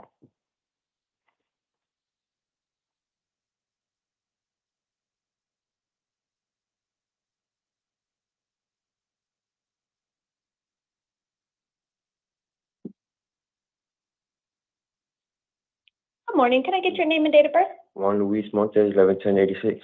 Thank you, sir. It does look like you are here today on two cases. You're here on a new case as well as a failure to appear bench warrant that was issued for you. On your new case, you are here for one count of armed robbery with a deadly weapon, a class 2 felony. In this case, probable cause has been found and I'm appointing an attorney to represent you. On your second case, as I mentioned, a warrant issued for failing to appear. That is for an underlying charge of aggravated assault with a deadly weapon or dangerous instrument. I'm going to affirm the attorney that was previously appointed to represent you on that case. You are going to have a couple of hearings coming up. In your new charges, you're going to have a status conference July 9th at 8:30, an evidentiary hearing July 9th at 1:30, and a preliminary hearing July 10th at 8:30. So you have 3 hearings on your new case. And on the case where you failed to appear, you have a status conference July 13th at 8:30. So you have a total of 4 hearings coming up. On the case where you failed to appear, you do have a cash bond in the amount of $1,000. However, on your new case, because you were out on felony release at the time of this alleged offense, you're not eligible for bond on your new case. So posting bond on the failure to appear case will not secure your release at this time. You must attend the evidentiary hearing on July 9th at 1:30 because that's the time set to determine if bond will be set on your new charges. So you will remain in custody until at least that time. This will be in your paperwork, sir. Did you have any questions? No, ma'am. Please take a step to your left and the officer will get that for you. Jenna Rundle to the podium, Isaiah Rodriguez to the chair.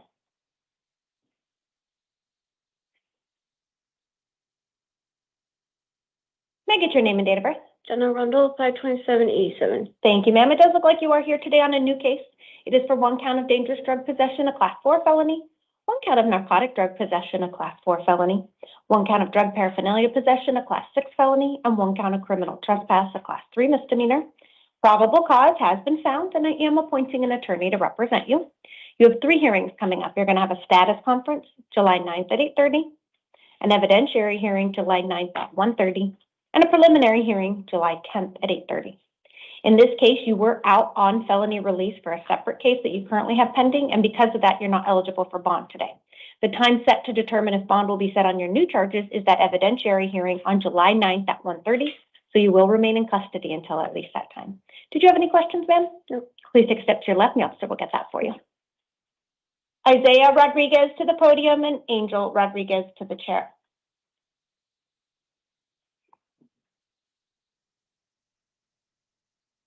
May I get your name and date of birth? Isaiah Quesada Rodriguez, 10/30/2002. Thank you, sir. You are here today on a new case. You are here for one count of armed robbery with a deadly weapon, a class 2 felony, one count of aggravated robbery, a class 3 felony, and one count of aggravated assault, a class 3 felony. Probable cause has been found, and I am appointing an attorney to represent you. You're going to have a couple of hearings coming up. You're going to have a status conference July 8th at 8:30 and a preliminary hearing July 10th at 8:30. In this case, you do have a secured appearance bond in the amount of $100,000. In the event you post that bond, you will be released to the supervision of pretrial services and you'll be equipped with electronic monitoring. You also have written conditions of release.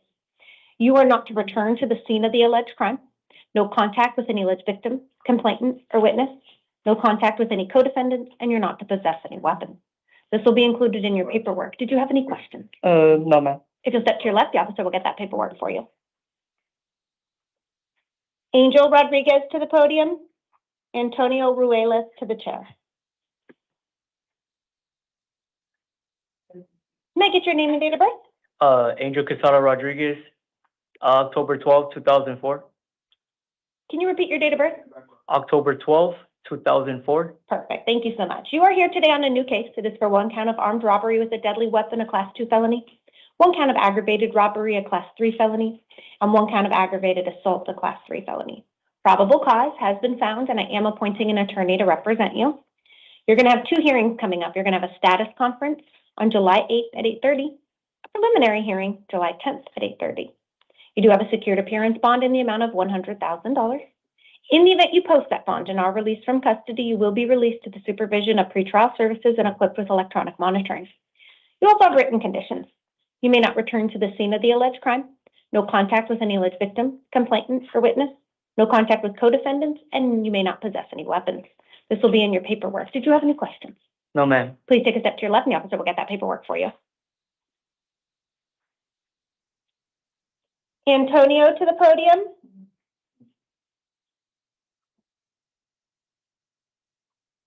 And I'm not sure how to pronounce this last name. It's Jilo. If you could go to the chair, please. Can I get your name and date of birth? Antonio Relis, 06/05/2006.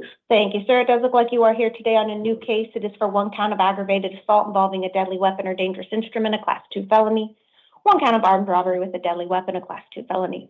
Probable cause has been found, and I'm appointing an attorney to represent you. You're going to have a status conference July 8th at 8:30, a preliminary hearing July 10th at 8:30. In this case, you do have a secured appearance bond in the amount of $40,000. In the event you post that bond and are released from custody, you do have written conditions. You may not return to the scene of the alleged crime, no contact with any alleged victim, complainant, or witness, and you're not to possess any weapons. This will be included in your paperwork. Did you have any questions? No. Was there any release conditions? So the release conditions include not returning to the scene of the alleged crime, no contact with any victims, and no weapons. Those are just an overview. All of them will be listed in your paperwork. Okay, thank you. Okay, if it's up to your left, the officer will get that for you. Can I have sir in the chair up to the podium, please, and Edgardo to the chair. Good morning, sir. May I get your name and date of birth? Hamza Jilo, and 09/05/06. Thank you, sir. You are here today on a new case. It is for 1 count of aggravated assault, a Class 4 felony. Probable cause has been found, and I am appointing an attorney to represent you. You're going to have a status conference July 8th at 8:30 and a preliminary hearing July 10th at 8:30. In this case, you do have a secured appearance bond in the amount of $25,000. In the event you post that bond and are released from custody, you do have written conditions. You're not to return to the scene of the alleged crime, no contact with any alleged victim, complainant, or witness. You're not to possess weapons or alcohol. This will be included in your paperwork, sir. Did you have any questions? So I can't go home today? So you have a bond of $25,000. It is secured, meaning you can use a bail bonding company. Bail bonding companies are typically 10% plus collateral. If you post that bond, you will be released from custody, and then it would be your responsibility to ensure that you complied with your release conditions and you attended your future hearings. If you were to fail to appear at any of the hearings, a warrant would issue for your arrest and you'd forfeit the bond you posted. However, if you do not post the bond, you would remain in custody and they would transport you to your hearing. Anything further, sir? No. If you'll step to your left, the officer will get that for you. Edgardo to the podium, Brian Robbins to the chair.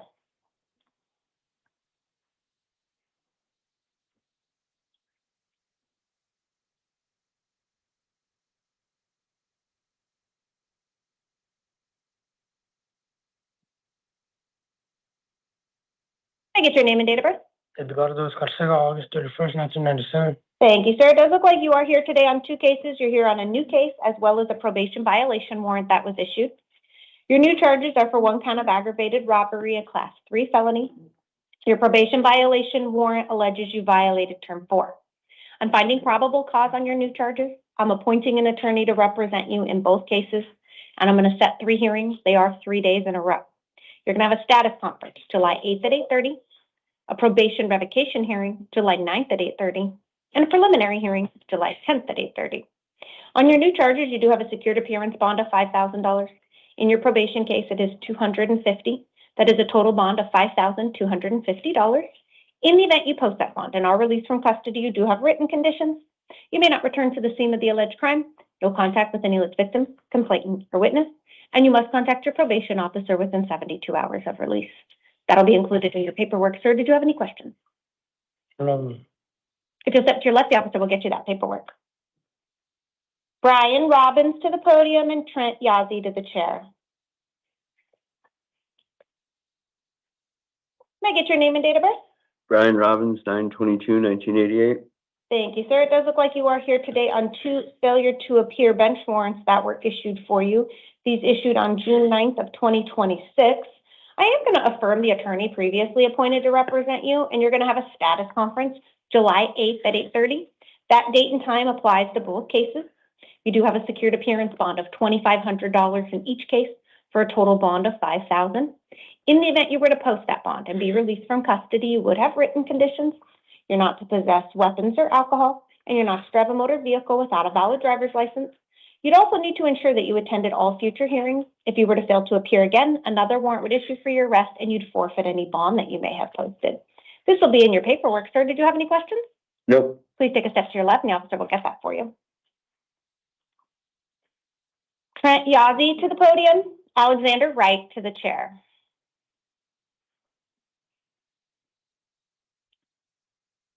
May I get your name and date of birth? Trent Yazzie to 2/11/01. Thank you, sir. It does look like you are here today on 2 cases. You're here on a new case as well as a warrant that was issued. Your new charges are for 1 count of unlawful flight from a law enforcement vehicle, a Class 5 felony, and 1 count of criminal damage, a Class 6 felony. Probable cause has been found on your new charges. Your second case is a warrant that was issued from the Moon Valley Justice Court. It was issued on April 17th, 2026 for failing to appear at a hearing with an underlying charge of driving with a license that was suspended, revoked, or canceled. I am going to appoint an attorney to represent you in these cases and give you some hearing dates.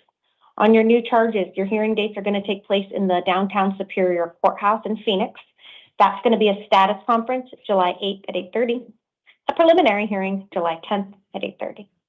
On your warrant from the Moon Valley Justice Court, this hearing is going to be in the Moon Valley Justice Court. That's an arraignment hearing on July 8th at 8:30. What that means is you have 2 hearing dates in 2 different locations at the same time. You obviously can't be in both places at once, but I also can't change the hearing date.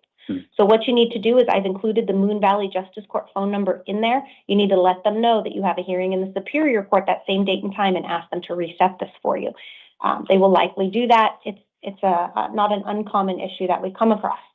However, you do have bonds in these cases. You have a secured appearance bond of $2,500 on your new charges, $500 on the failure to appear warrant. You have a total bond in the amount of $3,000.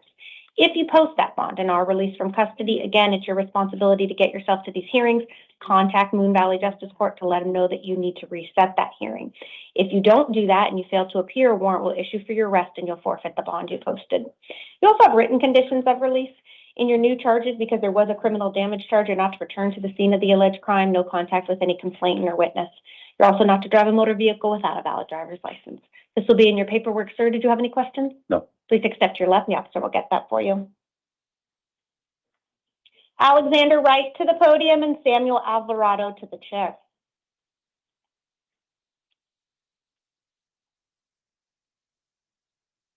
Get your name and date of birth.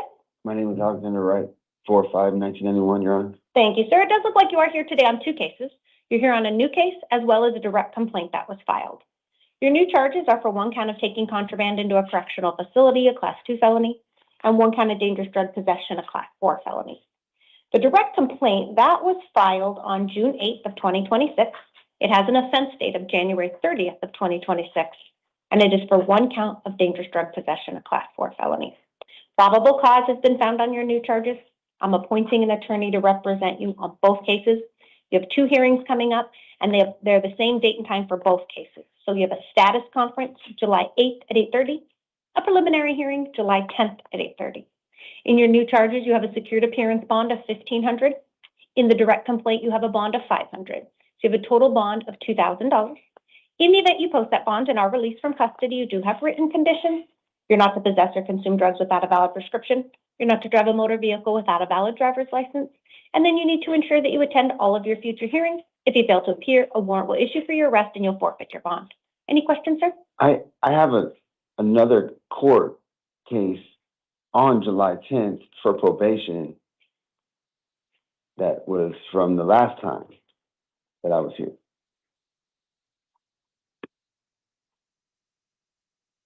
Let me look up your probation case.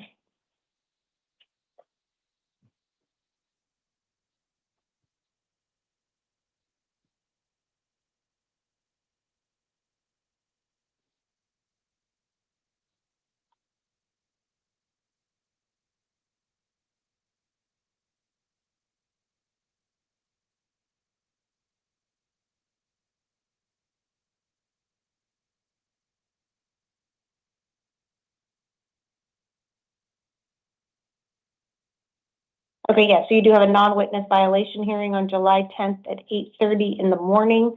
So those should be in the same building. One will be in the basement, which is your probation hearing. The other one will be upstairs. You can sign in and let them know and tell your attorney that you have a hearing in both places. Very common thing. As long as you sign into both locations and you let them know that you have two hearings, they'll allow you to go handle one and then come back downstairs for the other one. Okay. But make sure you sign into both so that way they know that you have appeared and to look for you, okay?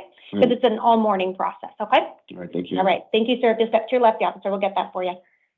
Samuel Alvarado to the podium, Tommy Cordova to the chair. Good morning, may I get your name and date of birth? Samuel Alvarado, 6/13/1995. Thank you, sir. It does look like you are here today on 5 cases. It looks like you're here today on a new case, and then you have 4 warrants that were issued for you. So your first case, which is your new case, that is for 1 count of dangerous drug possession, a class 4 felony, 1 count of drug paraphernalia possession, a class 6 felony, and 1 count of resisting arrest, a class 1 misdemeanor. In this case, I'm going to find probable cause and appoint an attorney to represent you. These hearings are going to take place in our downtown Superior Courthouse. It's going to be a status conference July 8th at 8:30, a preliminary hearing July 10th at 8:30. Now let me look at your other cases. Looks like you've got 2 from Maryville, 1 from West McDowell, and 1 from Agua Fria. So your Agua Fria Justice Court case, that is a warrant that was issued alleging it looks like you failed to pay some fines for an underlying charge of reckless driving. In that case, I'll set a hearing July 8th at 8:30 in the Agua Fria Justice Court. You maybe heard me tell somebody else, I can't change these hearing dates, but some of them may overlap. So I'm including the phone numbers for the courts in there so you can contact them and let them know. Because yours are failure to pay cases, sometimes you can resolve those over the phone by either paying off the balance or getting back on a payment plan. But if you choose to do that and they allow that, make sure they know that you have a hearing that you need vacated, okay? So that hearing is in the Agua Fria Justice Court. Your next 2 warrants are from the Maryville Justice Court. The first one is for failing to appear at a hearing, and that has an underlying charge of speeding over 85 miles per hour. And then your second warrant from Maryville Justice Court is also a failure to appear warrant, and that's a reckless driving charge. Yeah. So that hearing is also going to be July 8th at 8:30 in the Maryville Justice Court. Okay. Your 5th case, which is your 4th warrant, is the West McDowell Justice Court. Hold on, is that? Okay, so 2 Maryville, 1 Agua Fria. Okay, so the last one's West McDowell. That is for failing to pay, so it's another fine case on a driving with a license that was suspended, revoked, or canceled. And they also are setting their hearing July 8th at 8:30. So you got a lot of hearings in a lot of different places. So please make sure you contact each and every one of them and let them know the bind you're in. And again, on the failure to appear cases, you can maybe resolve those over the phone. You do have a secured appearance bond of $50 in each case. It is a total bond of $250. Because you're currently in custody, I am appointing counsel in all of your cases. If you post the bond and you fail to appear at any of these hearings, a warrant will issue and you'll lose the bond. So again, because you have overlapping hearings, if you post the bond, make sure you let each and every court know what's going on, and you can get some of these reset so you can attend all of them. With the failure to pay, maybe you could just resolve it without a hearing, but ask the courts directly that are addressing these, okay? So your total bond's $250. If you post it, you have release conditions. You're not to possess or consume drugs without a valid prescription. You're not to drive a motor vehicle without a valid driver's license. Okay. Any questions? All right. All right, please take a step to your left. The officer will get that for you. Tommy Cordova to the podium. Ms. Kreider to the chair.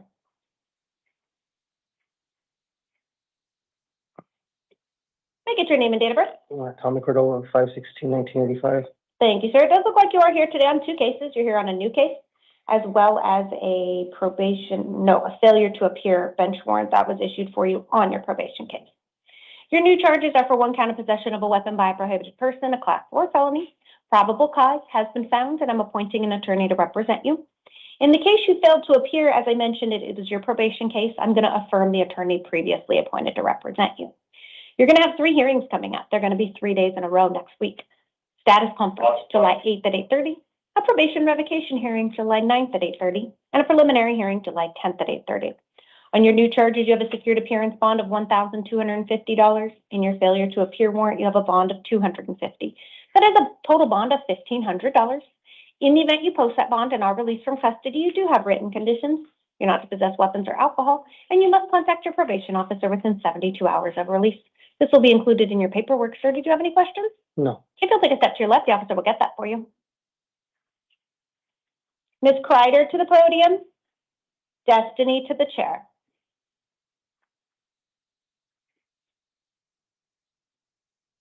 May I get your name and date of birth? Mr. Les Kreider, 1/5/94. Thank you, ma'am. You are here today on a new case. It is for one count of dangerous drug possession, a class 4 felony. Probable cause has been found, and I am appointing an attorney to represent you. You're going to have a status conference July 16th at 8:30 and a preliminary hearing July 20th at 8:30. I am going to release you today on your own recognizance. This is your promise to appear at these hearings, but you do have written conditions. You're not to possess or consume drugs without a valid prescription. You're not to drive a motor vehicle without a valid driver's license. You must attend all of your future hearings. If you fail to appear, a warrant will issue for your arrest, and then you will be held on bond at that next hearing. Do you have any questions, ma'am? No. Please take a step to your left, and the officer will get that for you. Destiny to the podium and Cameron to the chair.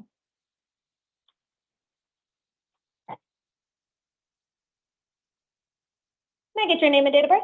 Destiny Pirro, 9/30/03. Thank you, ma'am. You are here today on a new case. You were here for one count of burglary, a class 3 felony, and one count of aggravated assault, a class 6 felony. Probable cause has been found, and I am appointing an attorney to represent you. You are going to have a status conference July 16th at 8:30 and a preliminary hearing July 20th at 8:30. I am going to release you to the supervision of pretrial services, but you do have written conditions of release. You may not return to the scene of the alleged crime. No contact with any alleged victim, complainant, or witness. With your paperwork, you're going to get an envelope. You need to ensure that you read the instructions inside the envelope. You must contact pretrial services within 72 hours of your release. You must attend all of your future hearings. If you fail to appear, a warrant will issue for your arrest, and then you will be held on bond. Did you have any questions, ma'am? No. Please take a step to your left, and the officer will get that for you. Cameron to the podium. Khalid to the chair.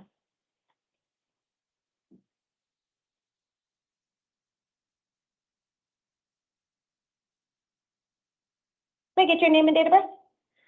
Cameron Mason, October 11, 2005. Thank you, sir. You're here today because a warrant was issued from the West McDowell Justice Court for failing to appear at a hearing for an underlying charge of driving with a license that was suspended, revoked, or canceled and exceeding the posted speed limit by more than 20 miles per hour. You're not entitled to court-appointed counsel, but you can hire an attorney if you would like. I'm going to set an arraignment hearing in the West McDowell Justice Court on July 14th at 1:30 p.m. I am going to release you today on your own recognizance. This is your promise to appear at that hearing, but you do have written conditions. You're not to possess or consume drugs without a valid prescription. You're not to drive a motor vehicle without a valid driver's license. You also must ensure that you attend this hearing. If you fail to appear again, another warrant will issue, and then you likely will be held on a bond. Did you have any questions, sir? If you'll take a step to your left, the officer will get that for you. Khalid to the podium and Chastity to the chair.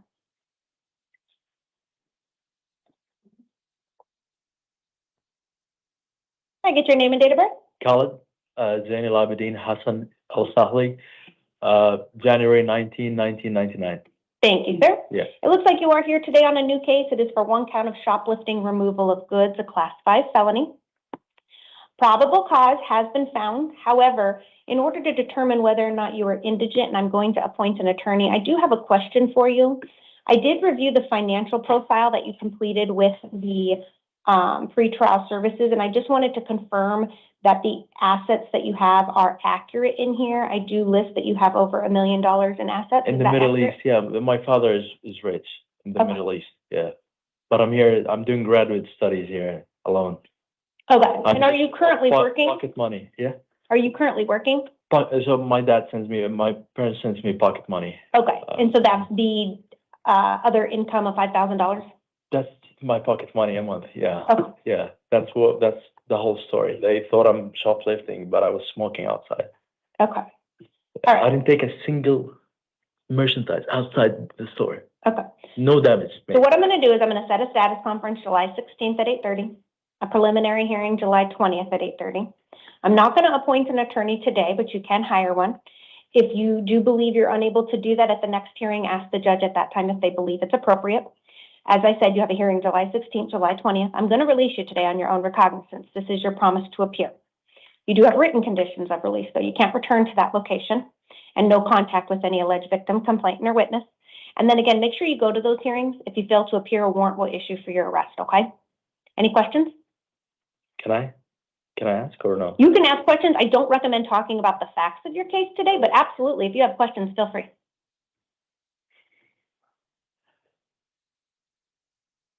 Okay. Not today? Okay. I'll listen to you. Appreciate it, sir. If you'll step to your left, the officer will get you that paperwork. Good luck. Thank you. Chastity to the podium and Joshua to the chair.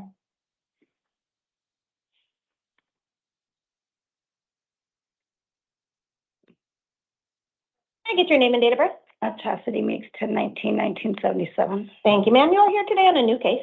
It is for 1 count of dangerous drug possession, a class 4 felony, 1 count of drug paraphernalia possession, a class 6 felony, and 1 count of possession of liquor in an open container in a vehicle, a class 1 misdemeanor. Probable cause has been found, and I'm appointing an attorney to represent you. You're going to have a status conference July 16th at 8:30, a preliminary hearing July 20th at 8:30. I'm going to release you today on your own recognizance. This is your promise to appear. You do have written conditions. You're not to possess or consume drugs without a valid prescription. You're not to drive a motor vehicle without a valid driver's license. You need to ensure you attend all of your future hearings. If you fail to appear, a warrant will issue for your arrest, and then you'll be held on a bond at that next hearing. Did you have any questions, ma'am? Please take a step to your left, and the officer will get that for you. Can I have Joshua to the podium?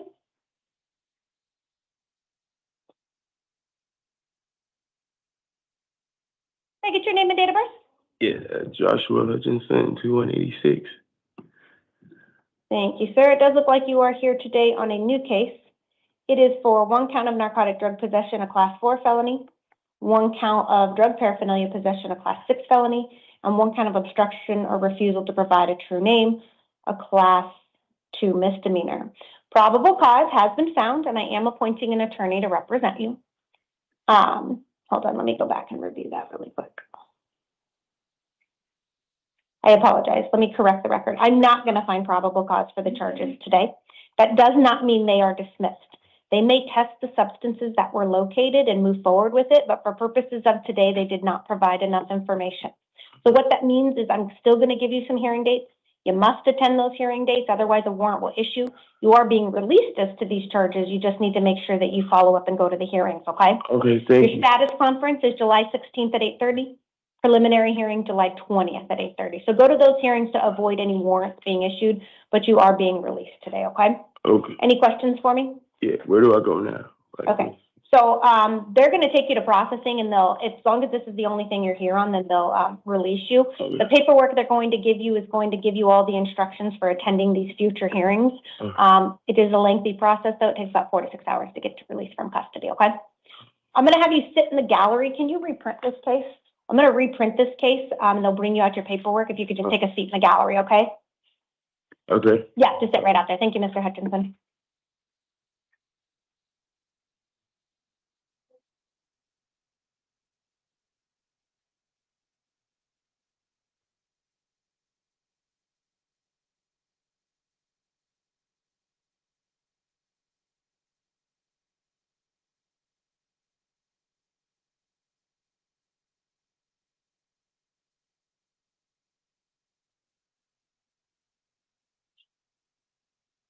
Can I have Mr. Lopez to the podium, please?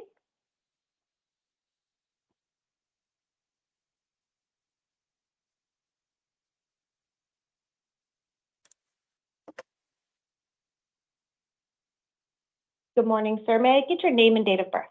Ismael Lopez, 5/18/88. Thank you. And counsel, can I get your appearance? Good morning, Judge Melanie LaBoy, appearing on behalf of Mr. Lopez. Judge, I'm appearing for today's hearing only. I would ask that moving forward, the Public Defender's Office be appointed. Thank you. And I didn't catch your last name. LaBoy. LaBoy. Thank you. Good morning. And can I get the state's appearance for the record? Tom Van Dorn for the state, Your Honor. Good morning, Mr. Van Dorn. All right, sir, we are here today on a new case. It is for 3 counts of molestation of a child, a Class 2 felony.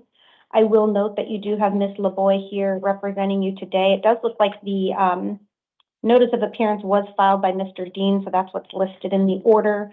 But of course, we have Ms. LaBoy here, and I do find that you are indigent, so I am going to appoint an attorney to represent you for future hearings, okay? Next, we must decide whether or not the court is going to find probable cause. If they do, what release conditions you may have, and any future hearing dates. But before I do that, Ms. LaBoy, did you want to be heard today on probable cause, release conditions, or both? Judge, just as to release conditions this morning.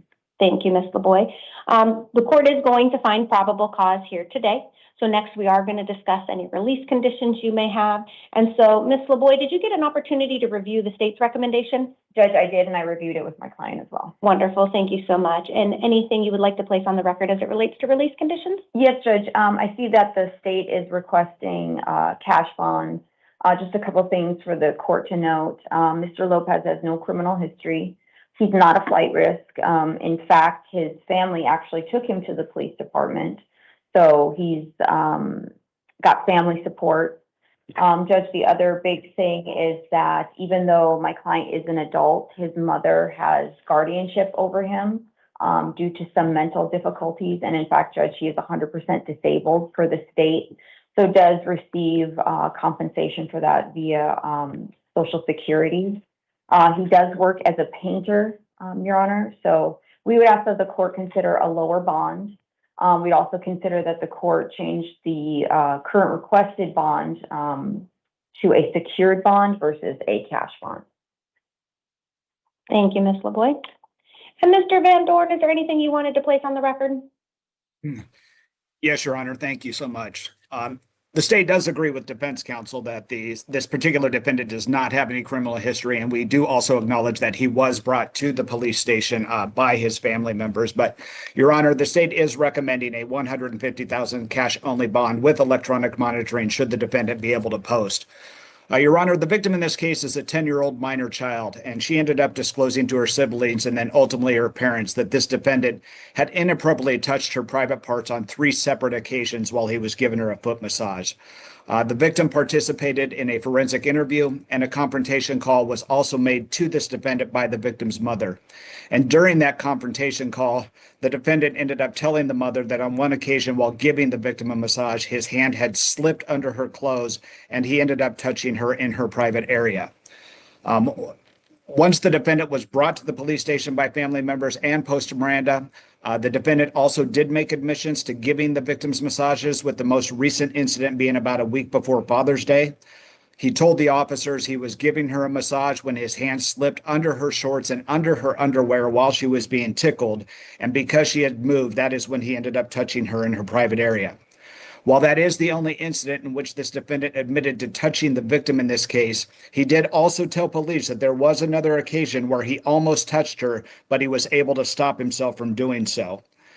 So while this defendant made admission to only the one offense, the statements that he did make to the police also corroborate all of the victim's statements that were made to law enforcement during the forensic interview. Your Honor, the state believes this defendant was in a position of trust, and he undermined this family's sense of security. He is the brother to the mother of the victim's, the boyfriend of the mother in this particular case. Your Honor, the state believes that his actions are the type of actions that create fear and anxiety amongst not only minor victims and their family members, but also raise serious concerns for the overall safety of the victim and our community at large. And as such, that is why the state is going to recommend a $150,000 cash-only bond with electronic monitoring. Thank you. Thank you, Mr. Van Dorn. And so, Mr. Lopez, I have reviewed the allegations in this case. I also do note, based on the criminal history I received, that you do not have any prior criminal history. I also do note that the Form 4 does indicate that you did voluntarily turn yourself into the police department. So I have taken those things into consideration when setting today's bond. However, I also have some concerns relating to the statements that were made during the police interview that they had with you. And so with that, I am going to set a secured appearance bond in the amount of $75,000. In the event you post that bond, you will be released to the supervision of pretrial services, and you will be equipped with electronic monitoring. But you're also going to have written conditions of release. You're not to return to the scene of the alleged crime, no contact with any alleged victim, complainant, or witness, and you're not to have contact with any minors. This will all be included in your paperwork. Ms. LeBoy, did you have any questions? No, Judge, thank you. And Mr. Van Dorn, anything further? Nothing further, Your Honor. Thank you. Thank you. And Ms. LeBoy, feel free to, we're going to hand you the release conditions here in a minute. Feel free to use that interview room if you want to speak to your client Yes, for a moment. Judge, I was Okay? going to ask if we could do that. Wonderful. Thank you guys so much. And the officer should have the release conditions. Perfect. All right. Thank you, Mr. Van Dorn, for appearing here today. Feel free to disconnect at your convenience. Thank you, ma'am. And our remaining case will proceed as a house call due to being unable to function. Bethany Smith, she is here today on 4 cases, date of birth September 5th, 1987. She is here on 3 failure to appear bench warrants that were issued, and a 4th case was a direct complaint. The direct complaint has an offense date of November 27, 2023 for 1 count of dangerous drug possession, a class 4 felony. I am appointing an attorney to represent her in this case. In her other 3 cases, as I mentioned, they are failure to appear bench warrants that were issued for her. I am going to affirm the attorney previously appointed to represent her. In her new charges, she's going to have a status conference July 9th at 8:30, an evidentiary hearing July 9th at 1:30, and a preliminary hearing on July 10th at 8:30. In her 3 cases where she failed to appear, she is going to have a status conference on July 9th at 8:30. So that will just coincide with the status conference for her new charges. So she has a total of 3 hearing dates coming up. She does have a bond of $10,000 in each of her failure to appear cases. However, on her direct complaint, because she was out on felony release at the time of this alleged offense, she's not eligible for bond on her new cases. So posting the bond on the failure to appear will not get her released until she at least has her evidentiary hearing scheduled for July 9th at 1:30 on the direct complaint. She will remain in custody until at least this time. All of this will be included in her paperwork, and if anything changes after I meet with her, I will update the written record. This does conclude our 8 a.m. calendar, and we will now stand in recess until 11 a.m.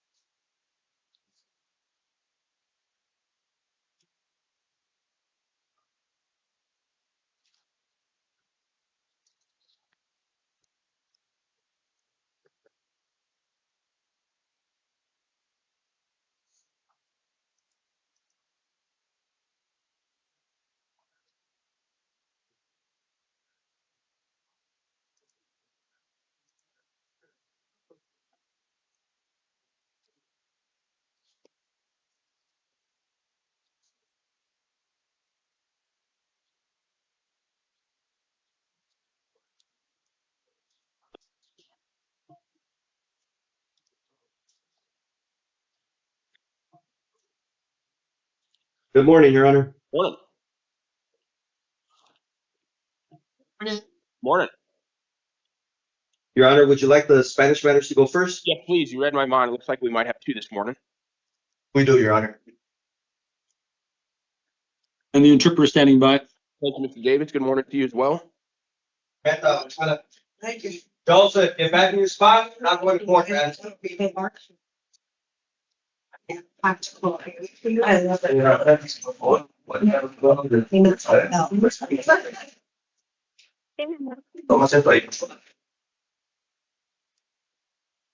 Good morning, sir. Could you please tell me your name?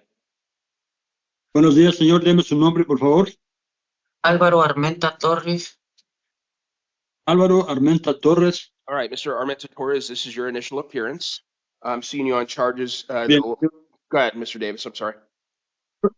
I'm sorry. Go ahead, Your Honor, please. All right. I'm seeing you on charges that include 1 count of assault, 2 counts of endangerment, and 1 count of disorderly conduct. The disorderly conduct and assault are alleged to be acts of domestic violence. Bueno, señor Armenta Torres, lo estoy viendo esta mañana por cargos pendientes en contra suya. Primeramente, violencia doméstica, una acusación de agresión, 2 de poner en peligro a otros, y otro de violencia doméstica. And you are presumed innocent of all these. Se le considera culpable de todos los delitos. And you're presumed innocent of all these allegations, and anything you say about them could be used against you, and you do have the right to remain silent, sir. Y cualquier cosa que diga podrá ser usada en contra suya, también tiene el derecho a guardar silencio, señor. And in order to, and I believe we might have a victim on the line as well. Do we have a victim on the line? Es posible que tengamos a una víctima en la línea de conferencia. ¿Tenemos a una víctima presente? Se dice que sí. The response was in English, yes, Your Honor. Okay, very good. So, ma'am, I'm going to give you an opportunity to be heard in just a moment as to what you think I ought to do on release conditions, because you have a right to be heard on that and things of that sort. Yes. Señora, en un momento le quería comentar lo que piensa usted de las condiciones de libertad del señor, porque como víctima tiene usted el derecho de comentar sobre eso. All right. So I did review the information from pretrial services. It appears that Mr. Armenta Torres may not have any other criminal history, though the facts of this incident are a little concerning. So, go ahead, Mr. Davis. Bueno, ya recibí datos personales del señor Armenta Torres. Parece que no tiene antecedentes penales el señor, pero las circunstancias de este caso sí me hacen preocupar. And ma'am, to the victim on the line, could you please tell me what you would like me to know? And I believe you are Miss Serna, is that correct? Señora, la víctima en la línea, usted puede comentarme lo que opina usted de las condiciones de libertad. Pienso que usted se llama señora Serna, ¿correcto? ¿Cómo dice? La señora va a comentar, espere, señor. He asked, what was that? And I said, the victim is about to offer her comments regarding conditions of release. Thank you. Ms. Serna, whenever you're ready, please let me know what you'd like me to know, ma'am. Señora Serna, cuando esté lista a comentarme, me puede decir lo que piensa usted. Señora Serna, ¿usted habla inglés? Sí. Mrs. Serna, do you speak English? Yes, thank you. And I'll interpret. Go ahead. Okay. Okay. Good morning, Your Honor. My name is Araceli Valdenegro. I am Buenos the días, couple. juez. Yo soy Araceli Valdenegro. Go ahead. I am the couple of Álvaro. Soy la pareja de Álvaro. I've known him for like 26 years as a partner and a father. And I know he's in custody. I know he's in custody due to a violent incident, and I'm not here to deny that. Yo tengo 16 años conociéndolo como pareja y padre. Sé que está detenido por un incidente violento y no estoy aquí para negar eso. Go ahead. Through all these years, he has been a devoted father of his children, someone who has always worked very hard to provide for his family, always very hard worker. He works a lot. A lo largo de los años ha sido buen padre para los hijos, siempre trabajando bien a nombre de ellos. Go ahead. He does struggle with anger at times. I'm sorry, what was that, please? I asked him to. I said he does struggle with anger at times, and I asked him to change, but it's been difficult for him. Dice que ha causado problemas anteriormente, le he pedido que cambie, pero es difícil para él. Go ahead. But the truth is that his children love him so much. They love him so very much. And that is why La realidad es,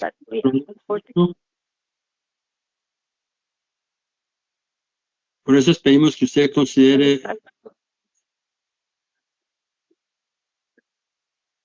And to the victim, ma'am, I appreciate what you're saying, and it's important that you be given the opportunity to say that, but please speak in a chunk if you can, and then pause long enough for the interpreter to interpret.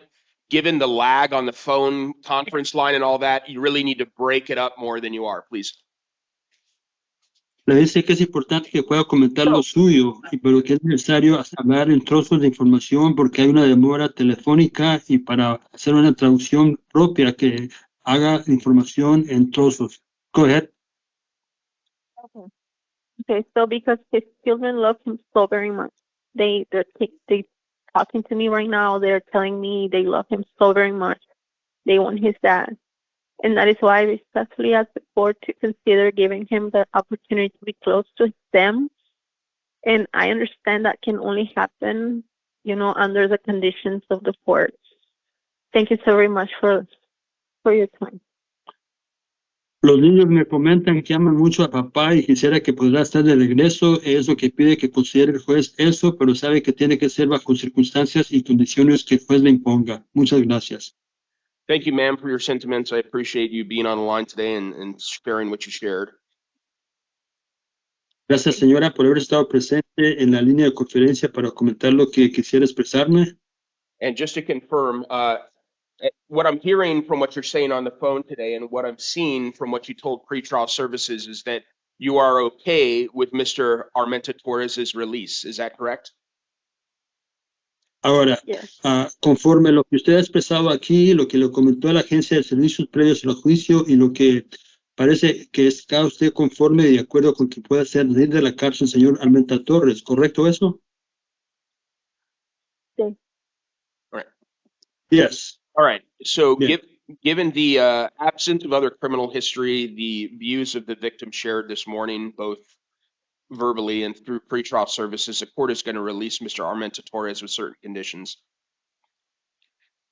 Bueno, en vista de lo que el señor no tiene antecedentes penales y lo que se ha expresado por la víctima el día de hoy verbalmente y por medio de la Agencia de Servicios previos al juicio, le voy a imponer ciertas condiciones de libertad al señor Armenta Torres. That includes that you possess or consume no alcoholic beverages or illegal drugs, commit no acts of domestic violence. Eso incluye prohibición de posesión y consumo de licor o drogas ilícitas y de cometer actos adicionales de violencia doméstica. And you have to come back to court, sir. Your next court date is going to be on April 4th at 1:30 in the afternoon in Tucson City Court. Bueno, usted tendrá que venir al juzgado después cuando se le diga, tendrá que hacerlo el día, and Your Honor, the interpreter heard April 4th at 1:30 in the afternoon. August 4th. I apologize on that. August 4th is the date. El día 4 de agosto es la audiencia que se programa a la 1:30, señor. And are you willing to do all that, sir? ¿Está preparado y dispuesto a hacer lo que le digo, señor? Sí. Yes. All right, very good. So it's important that you come back to that court date because if you do not do that, a warrant will issue for your arrest. That's number one. Ahora, primeramente es importante que acuda a la audiencia que se programa para el día 4 de agosto. Si no se presenta, se ordena su detención. Primer punto. And number two is that trial could go forward in your absence. And if you were convicted at that trial without being present at the trial because you did not appear for it and could not be sentenced within 90 days, you would lose the ability to appeal that conviction. Ahora, es importante presentarse porque si no se presenta, el juicio mismo podría proceder en el futuro y si está ausente usted y no se le puede imponer la condena dentro de 90 días, bien podría perder el derecho de apelar el fallo de culpable. And thank you, sir. You're excused. And Ms. Baldenegro, thank you for being on the line again. Y es todo por hoy, señor. Puede retirarse. Estaba negro. Gracias por haberse presentado y comentar lo suyo. Es todo, señor. Puede retirarse. Gracias. Thank you. I believe we have one felony Spanish speaker. Yes, Thank you, Your Honor. Thank you. Yes.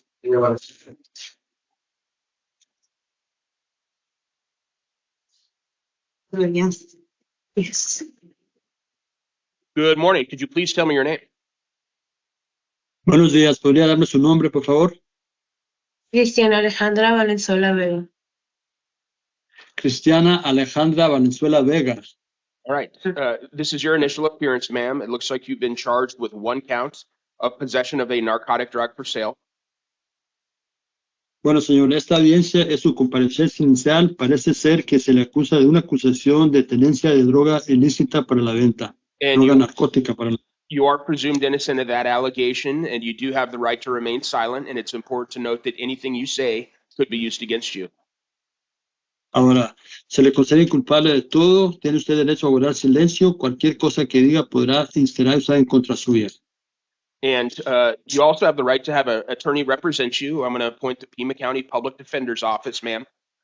And Ms. También Kostick, tiene derecho a representación legal. Voy a designar al abogado de oficio del defensor público para que se encargue de su defensa. and Ms. Kostick is going to assist this morning. And in order to prepare for this hearing and review the information from pretrial services, the interim complaint and the state's recommendation, which is I hold you on a $20,000 bond. Ahora, la señorita defensora pública está a su lado, la señorita Kostick, esta mañana. La recomendación, voy a escuchar la recomendación de la Agencia de Servicios Previos al Juicio y de la Fiscalía, y parece ser que la Fiscalía recomienda una fianza por la cantidad de $20,000. Espere. Mr. Kaler, anything further from the state as it relates to its recommendation? Señor Kaler, ¿algo más que recomendar?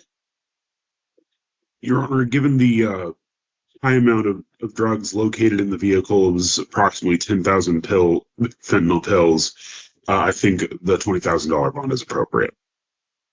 Señor juez, en vista de que existe una cantidad fuerte de contrabando, es decir, como 10,000 pastillas de fentanilo, pienso que la fianza de $20,000 es lo procedente y lo propio.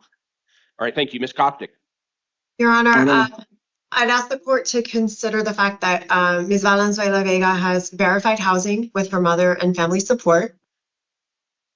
quisiera que usted considerara, señor juez, que la señora Valenzuela Vega tiene apoyo familiar y también vivienda disponible con su madre. She has no felony criminal history. No tiene ningún antecedente penal.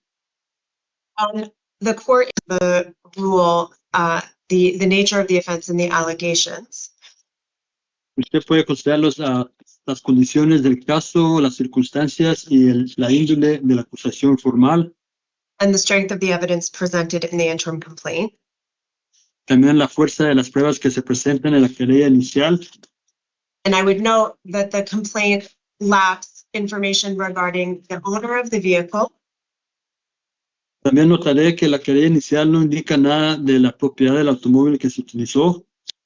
it lacks any admission by Ms. Valenzuela Vega regarding the contents of the bag, Cualquier reconocimiento de parte de la señora Valenzuela Vega del contenido de la cartera que llevaba that she consented to a search, y que dio su consentimiento para el registro del interior del automóvil. and that not until the items were cut open and observed were they able to determine what was in the bag. Y que no se pudo establecer el contenido dentro de la bolsa, sino hasta que ya después se abrió la bolsa y se cortó el recipiente donde contenía el contrabando. For those reasons, I would ask that she be released to pretrial services while she meaningfully fights this case. Por ese motivo pido que se le libere de la cárcel y pase la supervisión de la Agencia de Servicios Previos al Juicio mientras litige el caso. All right, thank you, counsel. So the court is going to impose a $10,000 cash or secured bond. Bien, gracias, señorita licenciada. Lo que voy a hacer, dice el juez, es imponer una fianza de $10,000 en dinero efectivo garantizado por propiedad.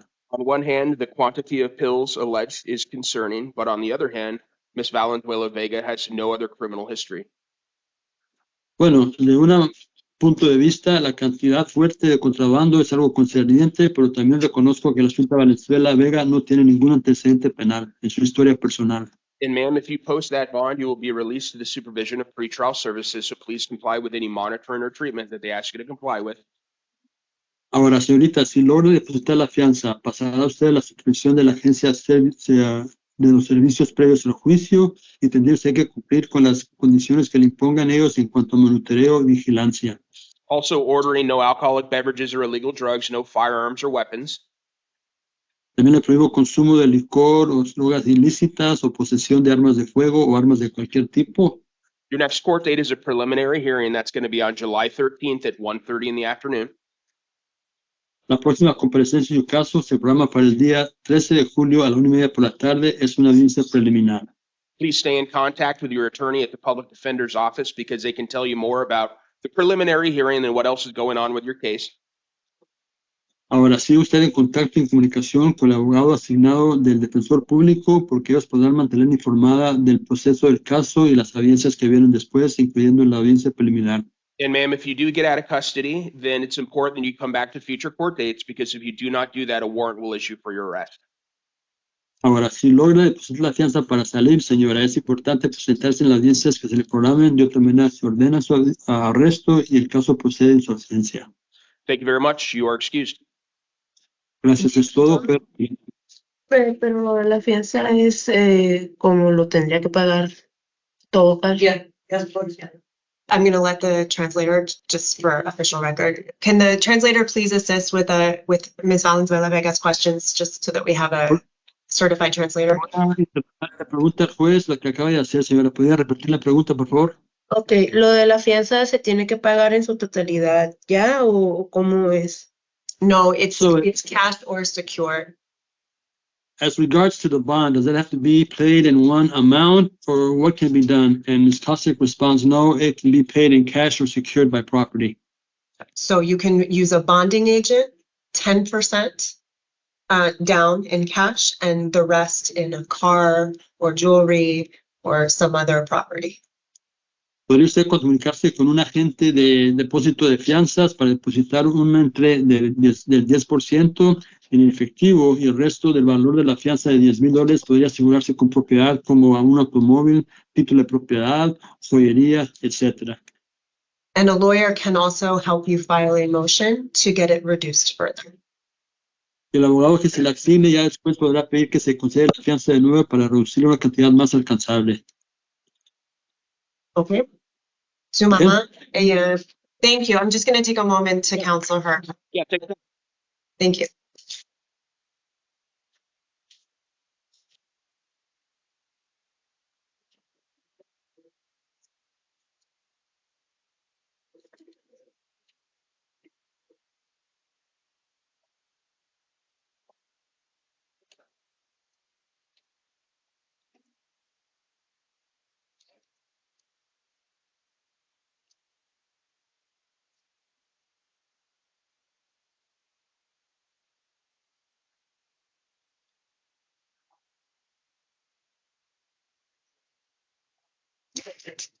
Okay, thank you, Judge. Yep, I think we have a bunch of misdemeanors, so I'm going to take my leave and I'll come back for the felony.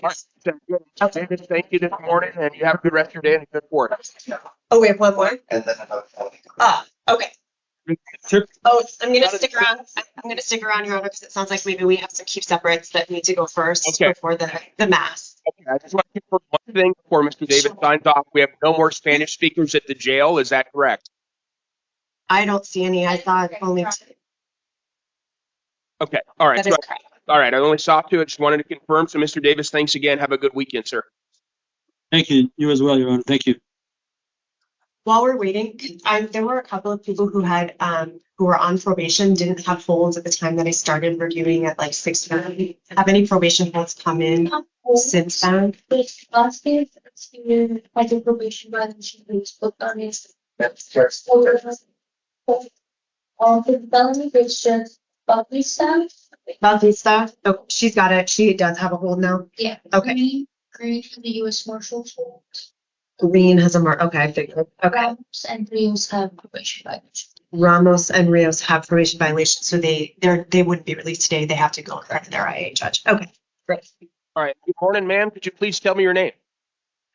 Mahogany Candace Ayala Hill. All right, Ms. Ayala Hill, this is your initial appearance. I am seeing you on charges that allege that you failed to appear in relation to multiple counts, total of 3 counts of criminal trespass, 2 of which are in the 3rd degree, 1 is in the 1st degree, and also a count of possession of drug paraphernalia. You are presumed innocent of all of these allegations, ma'am. Anything you say about these matters could be used against you, and you do have the right to remain silent. And looks like you may be in custody on another matter. Looks like it may be a felony matter of some sort. So I'm not seeing you on that today, ma'am. I'm just talking about the city court misdemeanors. And so on those, you're going to be seen in Superior Court. It looks like there may be 2 cases in the not too distant future. As to the misdemeanor matters, I am going to hold you on a $250 cash and secured bond. As to those, I'm going to appoint the city public defender to represent you. I'm going to order that you not go back to the incident location, possess no alcoholic beverages or illegal drugs. And your next court date is going to be a video review, and that's going to be on July 10th at 1:45 in the afternoon. And you'll be seen on video for that, assuming that you're still in custody. And if you're out of custody, ma'am, you must come back to city court for that hearing. And you'll get paperwork that says all this and where the court is. Because if you do not come back to that hearing, ma'am, a warrant could issue for your arrest, and these matters could proceed to trial in your absence if you were convicted at those trials because you were not while you were not present for them. Then you could lose the ability to appeal those convictions if you could not be sentenced within 90 days of the conviction. Do you have any questions, ma'am? I'm just confused. So on this case, I'll be held in here and not let out on the 8th? No, so you are being seen, so you're going to be in custody unless you post a bond, but even then it looks like you have a hold of some sort in Superior Court. Your next court date in City Court, we're only talking about the misdemeanor stuff today. Your next court date in City Court is on July 10th, and that's going to be at 1:45 in the afternoon, and it's for a video review. So that means that if you're at the jail, you'll be seen on video from the jail rather than being transported to the courthouse. And so that is in relation to the multiple failures to appear that I'm seeing you on this morning. Do you have any other questions, ma'am? No. All right. No. I don't understand. What do you understand? Because I'm supposed to be released on the 8th of July. Okay, in your felony case? Yeah. Okay, so someone will sort that out with you. We're not going to get it sorted out today, but he's holding you on a bond today, and then whoever represents you on both the new case and your older case, they can get together to sort out with. So how do I find that person? How do I find They're going to find you. They're going to find you because you're not going anywhere, so they'll come to the jail and find you. Hi. Give me just a second on this.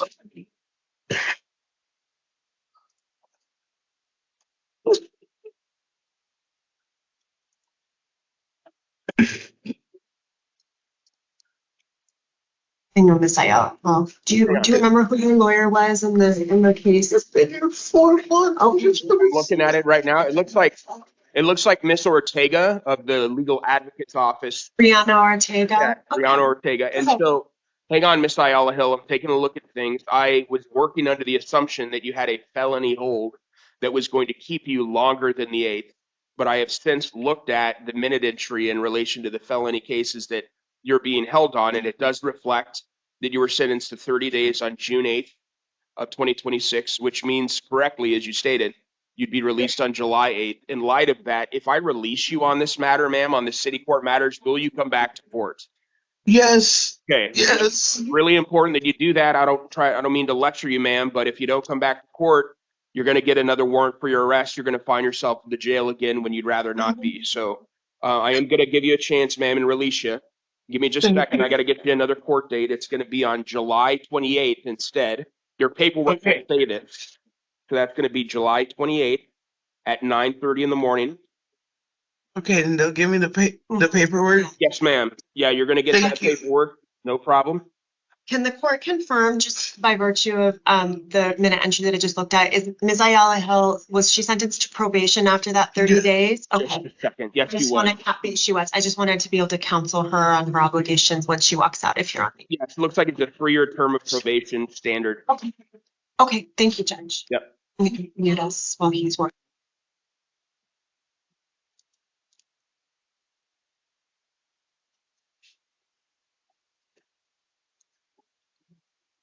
Okay, so that takes care of it, ma'am. Same thing remains the same, that you could be taken to trial in your absence if you don't show up. It's really important that you come back to that court date on the 28th, ma'am, and I'm hoping you do that. All right, good luck to you. Have a good day. Oh, thank you.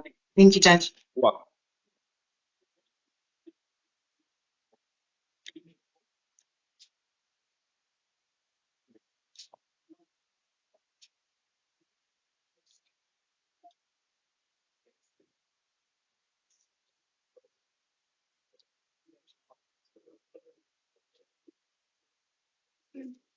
Yeah.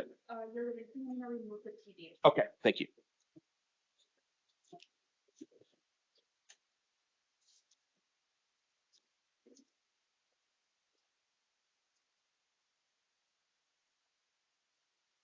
Thank you, Judge. Yep, no problem.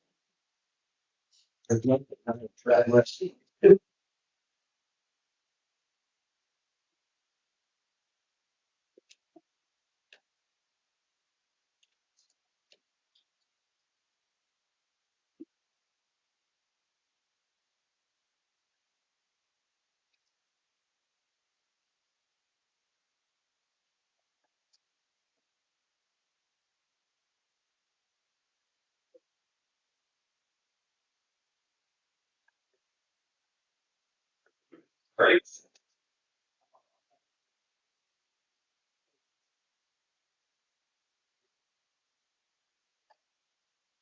Yes, sir.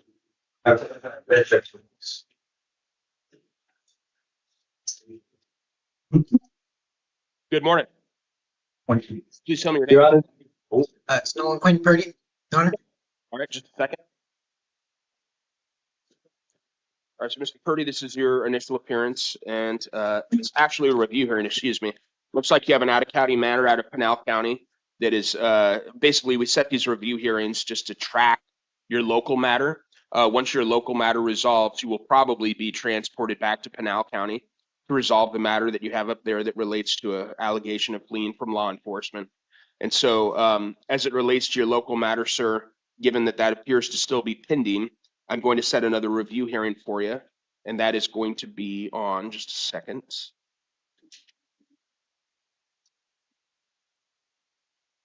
It's going to be on August 3rd at 9 a.m. And as far as that's concerned, sir, if your local matter wraps up before that, then you'll probably be transported back to Pinal County before that hearing on August 3rd. So the court date here will just go away if that remains the case, if that happens. However, if it doesn't, then you'll be back here for another review hearing. We'll check the status on things on your local matter. Does that make sense, sir? Yes, sir. All right, thank you. Have a good day. Yes, sir. Your Honor, Jail here. Yes, sir. Just so that the court is aware, Ms. Brooks has refused to come to court today. All right. In light of that, I am inclined to continue her tonight. Ms. Costick, do you need to be heard on that? No, Your Honor, this is her first IA, scheduled IA, and given her declination, I'm guessing she's just not feeling quite well. I can try and counsel her to show up tonight once I'm done. No problem. Given that information, the court is going to continue Ms. Brooks to this evening, where she'll be seen. Hopefully she's able to make it then. And thank you for that info from the jail.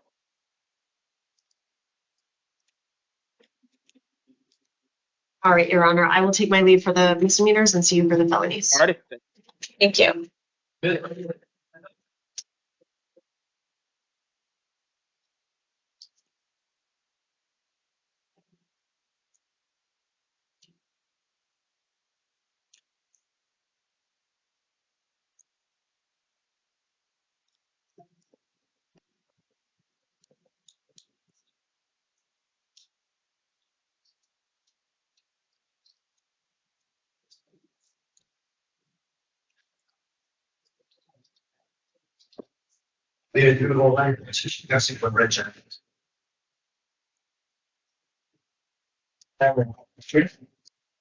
morning, ma'am. Could you please tell me your name?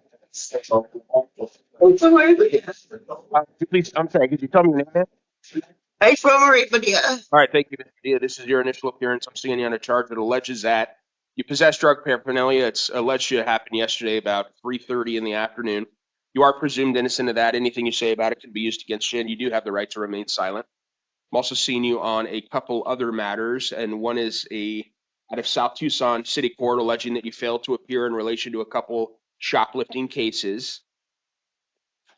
And starting with the shopliftings at a Tucson City Court, I'm going to release you onto those and set your next court date. It's going to be on July 14th at 10 a.m. Okay.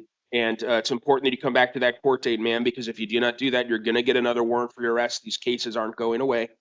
I'm going to order that you possess or consume no alcoholic beverages or illegal drugs. Do not go back to the incident location where the shopliftings are alleged to have happened. And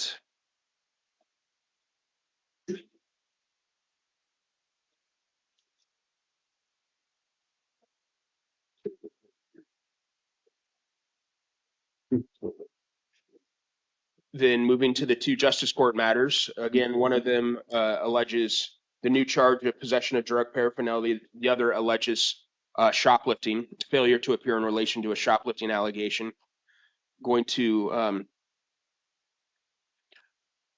release you on the justice court matters as well. Set your next court date for an arraignment. That's going to be on July 28th. So you're going to get paperwork that says this as well. Your arraignment on July 28th in justice court. So you need to come back to justice court for that hearing. If you don't do it, you're going to get a warrant for your arrest again.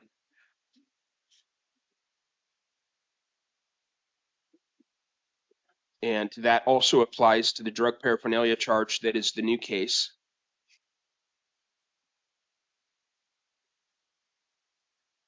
And so that takes care of it, ma'am. But again, just to stress the point, you need to come back to court. You're going to get a warrant, and these cases aren't going away, all right? So please come on back to court. You're going to get paperwork that tells you when all this is. So hang on to that paperwork. If you have a phone, put it in your phone. Also, when you get released from the jail, ma'am, if you're interested in pursuing this opportunity, right outside the jail, there's a place called the Transition Center that may be helpful as far as helping you get back on your feet as you get out of the jail and reemerge to the community. They can help you out with things like a bottle of water, potentially a phone if you need that, things like that, all right?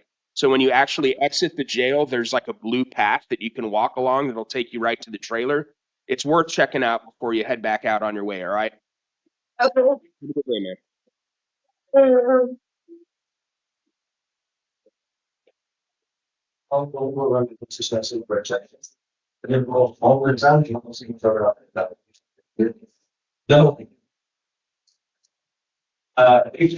morning. Good morning. Please tell me your name. Holly Bond. Vaughn, this is your initial appearance. I'm seeing you on a allegation that you failed to appear in relation to a shoplifting case that's out of Sahuarita Municipal Court.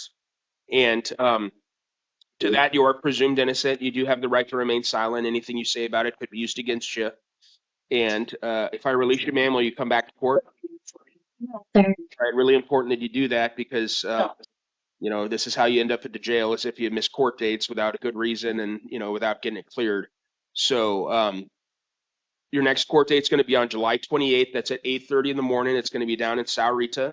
So you got to be there for that. You're going to get paperwork that says this. I'm also ordering that you not go back to the incident location where the shoplifting is alleged to have occurred and no alcoholic beverages or illegal drugs, all right? Yes, sir. Thanks, ma'am. Have a good day. You too.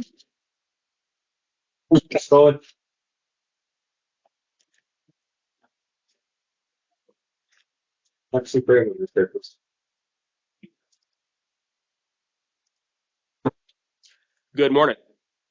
Morning. Please tell me your name. Nicole Cohen. All right, Ms. Cohen, this is your initial appearance. I'm seeing you on a charge that alleges that you failed to comply with a court order as alleged to be an act of domestic violence. You are presumed innocent of that. Anything you say about the matter could be used against you, and you do, of course, have the right to remain silent as it relates to it. So it looks like the alleged victim, Miss Mankel, or Mankel, I'm probably saying that wrong, was contacted, and she says that she does not want further contact with you. However, she's okay with your release from custody. Given that information and the other information I have, I am going to release you, ma'am, with the order that you have no contact at all with the alleged victim. Are you willing to do that? Yes. Is that a shared residence that you have there, or do you live somewhere else?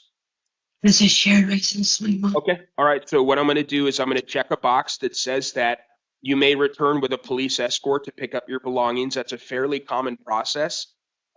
So basically what you need to do is you need to contact probably the sheriff's department. Don't call 911, but either go into a substation or contact their non-emergency line and ask to have a deputy accompany you to go back and get whatever belongings you need to get out of the property. And then that'll take care of that. You understand that, ma'am? Okay. And so you're going to be released with the next court date of July 28th at 9 a.m. And that's going to be in Pima County Justice Court. You're going to get information, paperwork that says all this, where the courthouse is, when you need to be there, all that good stuff. Please hang on to it and come on back to that court date, because if you do not do that, ma'am, a warrant could issue for your arrest. You could find yourself in custody back at the jail, okay? Do you have any questions for me, ma'am? Nope. All right, thank you. You're excused.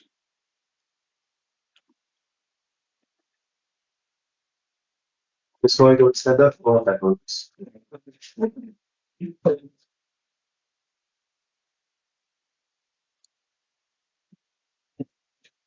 Good morning. Morning. Please tell me your name. Hey, anyways. All right, Miss Elias, I'm seeing you on 3 different matters, one out at South Tucson City Court and then 2 out at Justice Court. At a South Tucson City Court, I'm seeing you in relation to a failure to appear in relation to a theft or shoplifting case, a criminal trespass case. And just a second.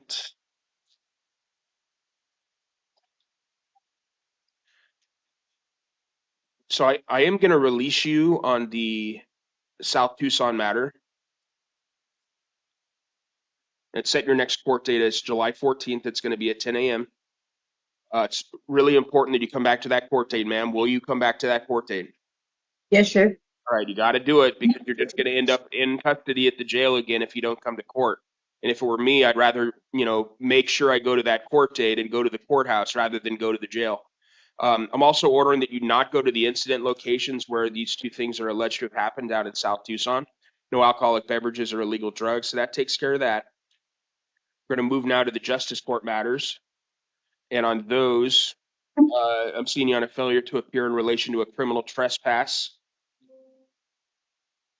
and also a possession of drug paraphernalia. It looks like the drug paraphernalia is the new case. So I'm going to release you on those as well. But again, same story. You got to come back to court. You're going to have a different court date in a different courthouse. So it's important to hang on to the paperwork that you get, put it somewhere where you remember, and make sure you come back to court. July 28th at 9 a.m. is going to be that next court date. Ordering that you not go to the incident location where the theft or shoplifting is alleged to have happened on the Justice Court matter. And that's going to take care of that. And just a second.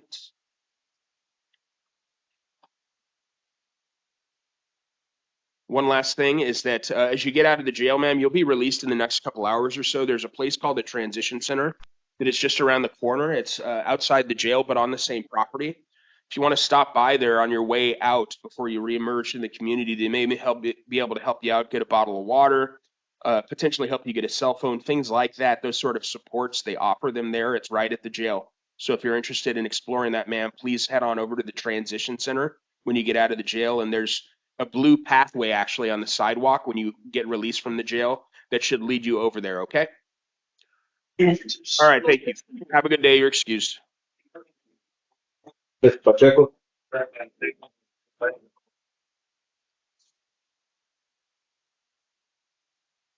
Good morning. Morning. Please tell me your name. Orlando Pacheco. All right, Mr. Pacheco, this is your initial appearance. Just a second. All right, I'm seeing you on 3 different matters out of 3 different courthouses. One of which alleges that you failed to appear out of Sahuarita on a shoplifting allegation. Another is out of, Nogales Municipal Court, alleging that you committed some Title 28 violations. It looks like one may be related to driving on a suspended license. And those are from 2024, 2024 at some point. And then I'm also seeing you on a new matter out of Pima County Justice Court. Just a second.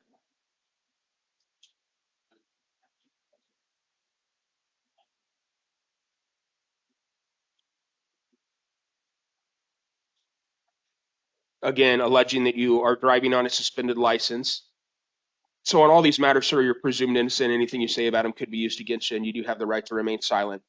If I release you on these matters, sir, will you, number one, come back to court, and will you, number two, not drive without a valid driver's license? Are you willing to do those two things, sir?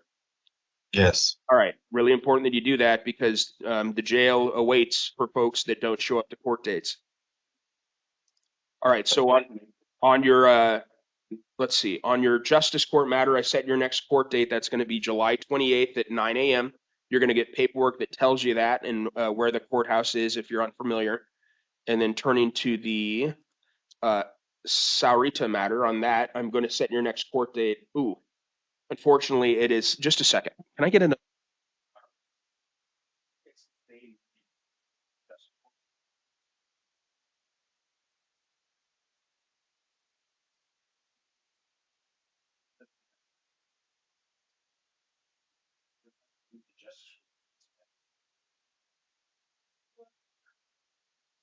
So it's in a rain.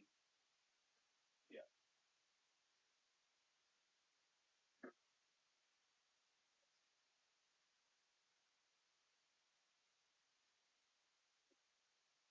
Yeah.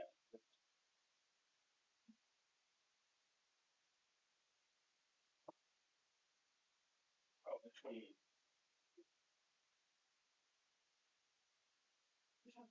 Okay. All right. So I just had to put the court date real quick on something. So on the Saurita matter, your court date is going to be on July 21st at 8:30 in the morning. So you'll get paperwork that says that as well.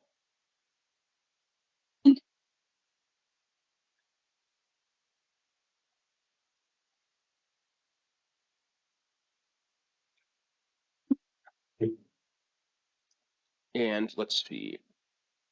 Then on the Nogales matter, just a second. The Nogales matter, you're going to have an arraignment on the 21st as well. So this is sort of confusing. All right. So what you're going to need to do is you're going to need to either get your Saurita matter continued off of the 21st or the Nogales matter continued off of the 21st. You can do that by filing a simple motion with the courthouse. It's something you can probably do online or call down there and get one of those two court dates moved because you can't be at the same place at the same time in two different towns. Does that make sense, sir? Yeah. All right. So without all of that said, you are excused, sir, and you should be out of the jail in the next couple hours or so. Thank you. Yep. Chicago.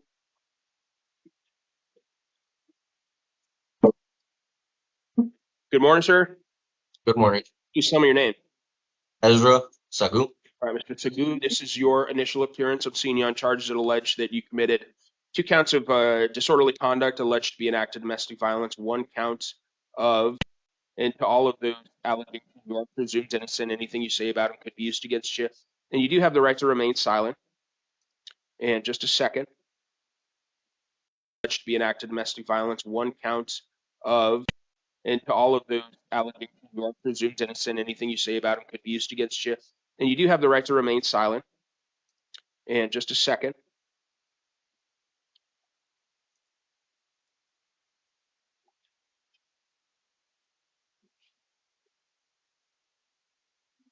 So I have reviewed the information from pretrial services. It looks like you are pending in 2 other misdemeanor domestic violence matters that are alleged to involve the same victim from the most recent matter. For that reason, I am going to hold you on a $1,000 cash or secured bond. And additionally, I'm going to order that you possess no firearms or weapons, no alcoholic beverages or illegal drugs, no contact with the alleged victim. Do not go back to the alleged victim's residence or place of work. And no contact means no contact. If you remain in custody at the jail, can't call her from the jail, no texting, no nothing. Do you understand that, sir? Yeah, so I'm not gonna get released today. You're not going to, unless you can post that $1,000 cash or secured bond, you are not going to get released today, sir. But I'm setting your next court date. That's going to be on July 6th at 1 p.m. For a video review. So if you're still in custody at that time, you'll be seen on video from the jail. If you're out of custody by then, you got to come to justice court for that court date on the 6th, because if you miss that court date or a future court date, you're going to get a warrant for your arrest. You will find yourself back in custody most likely. Okay. You understand? Yes. I have a question. Sure. So if I pay those $1,000, am I able to get out today? Yep, that's right. Okay. Yeah, and they can answer some of the logistical questions about that for you at the jail. But the way you would often do that is by calling a bondsman or having a relative handle that for you. But thank you, sir. You're excused. Thank you. Yep. Vasquez.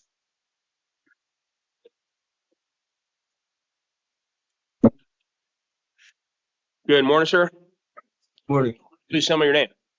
Josue Vasquez. Mr. Vasquez, this is your initial appearance. I'm seeing you on a few different things. So I'm seeing you on a failure to appear at a Pima County Justice Court alleging that you failed to appear in relation to a disorderly conduct charge allegation. And to that, you're presumed innocent. Also presumed innocent of these city court cases we got to talk about. And that involves allegations that you failed to appear in relation to 2 theft or shoplifting cases and 1 criminal trespass charge. And not only are you presumed innocent, but you do have the right to remain silent. Anything you say about these matters could be used against you. And so just a second. Looks like you have a probation hold as well. That's the information I'm seeing. So even if I were to release you on the misdemeanor matters, then you're still going to be held.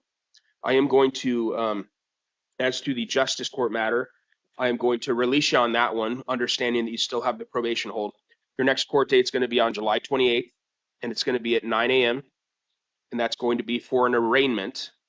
You'll get paperwork that says all this, ordering that you have no contact with the alleged victim of that disorderly conduct, and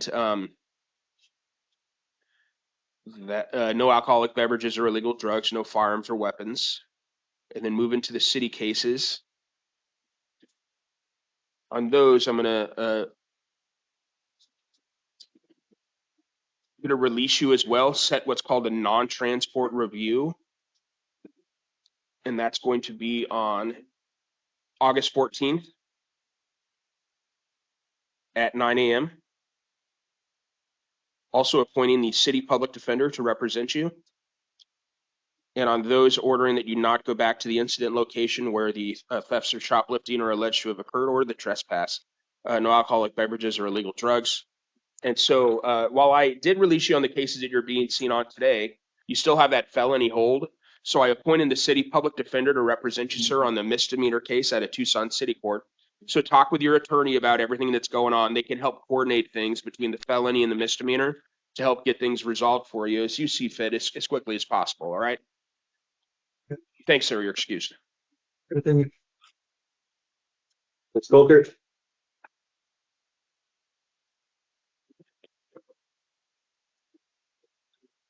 Good morning.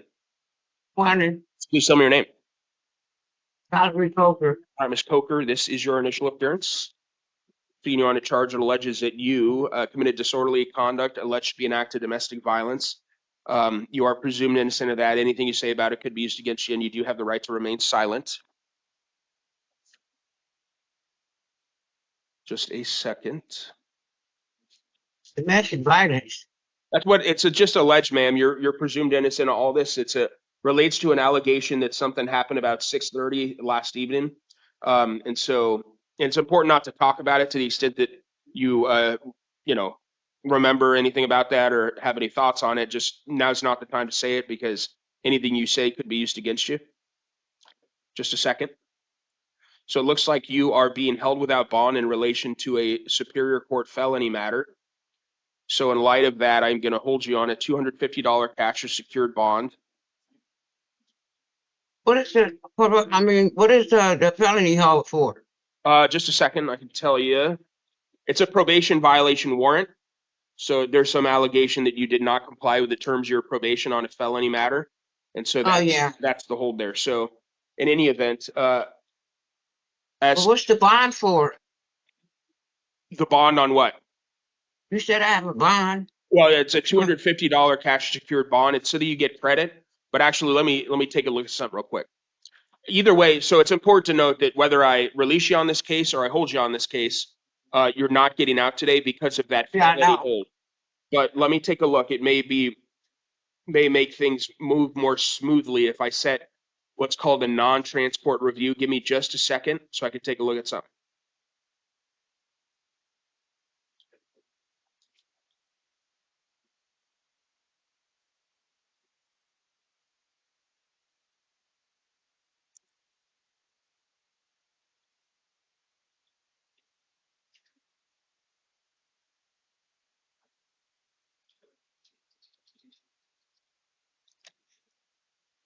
Okay, so I will actually release you on the city court matter, but again, you're gonna stay put because of the felony hold on that probation matter.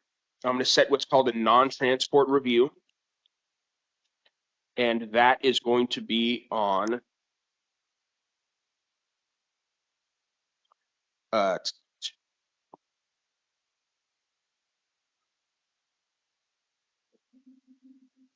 August 3rd. August 3rd at 9 a.m. It's going to be with Judge Maldonado. Second.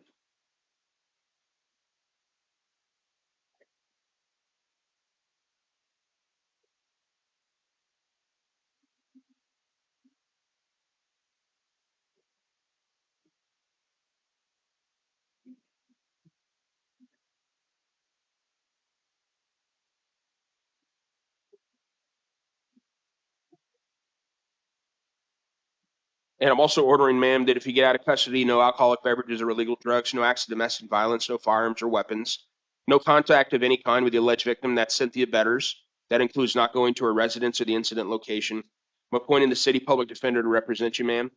And one last thing I got to tell you is that if you do get out of custody, it's important that you come back to future court dates, because if you do not do that, you're going to get a warrant for your arrest, and you'll find yourself probably back in custody at the jail. And also, trial could go forward in your absence on the city court matter. So if you didn't show up for the trial and you were convicted at the trial and couldn't be sentenced within 90 days of that conviction because you were not present to be sentenced, you'd lose the ability to appeal the conviction. Do you understand that? The trial on what? So the trial on the new domestic violence charge that you have just were seen on. So no trial has been set yet, but if it were to progress to the point where Ms. Betters or the state insists on taking it to trial, then you got to come back to court for that, because if you don't, things could happen when you're not present and you could lose the ability to appeal a conviction if you were convicted. All right? Yeah, all right. All right. Have a good day. Thanks.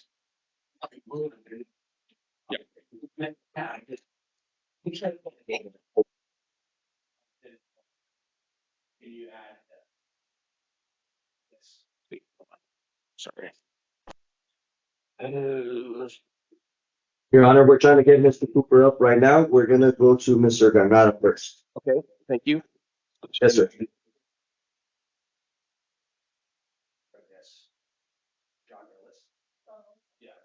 Yep. Good morning, sir. Could you please tell me your name? Carlos Gandara.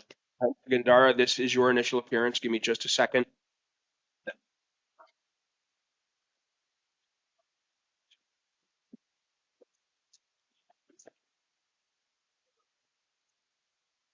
All right, so I am seeing you on charges that allege that you committed 3 counts of contributing to the delinquency or dependency of a minor, 2 counts of disorderly conduct alleged to be acts of domestic violence, 2 counts of disorderly conduct not alleged to be acts of domestic violence, 1 count of aggravated assault on a minor, 1 count of assault alleged to be an act of domestic violence.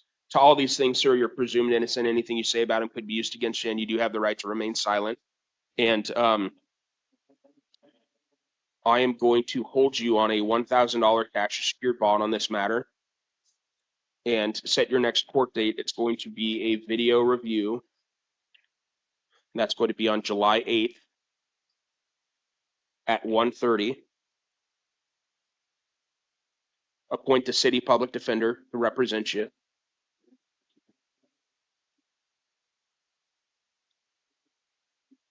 Order that if you get out of custody, no alcoholic beverages or illegal drugs, no acts of domestic violence. Give me just a second.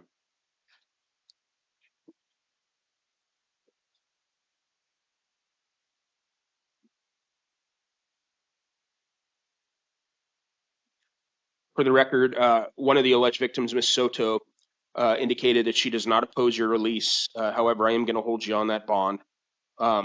So you may have contact with her. She said that she's okay with your contact with her.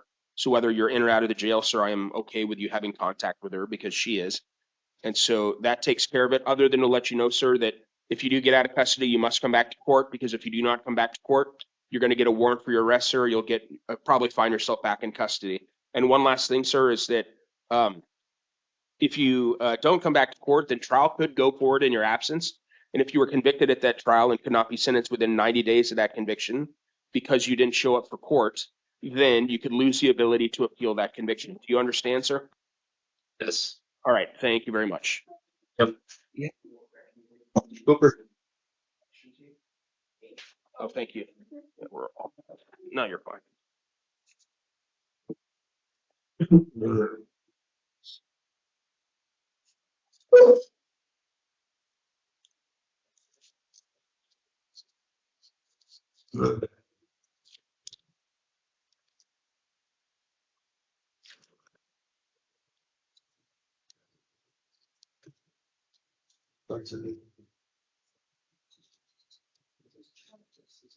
Yes.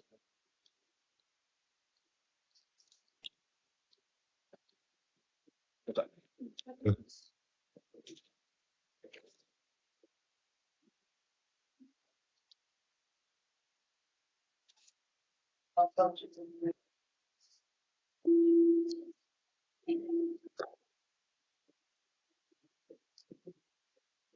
Thank you.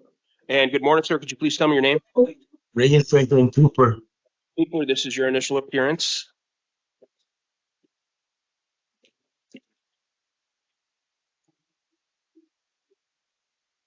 I'm seeing you on charges that allege that you possessed drug paraphernalia, criminal trespass in the third degree, and committed theft or shoplifting. The theft or shoplifting and criminal trespass are failures to appear in relation to those. On those, sir, all of these things, you're presumed innocent. Anything you say about them could be used against you. You do have the right to remain silent. If I release you on this matter, sir, will you come back to court? Yes, I will. You really need to do that Your Honor. because the jail awaits folks that don't come back to court dates because you're going to get a warrant for your arrest. So you're going to get Your Honor. paperwork that tells you when your next court date is. Please hang on to it, commit it to memory, whatever you need to do to be in court on August 14th at 9 a.m. Please do it. You'll be thankful that you did. And just a second.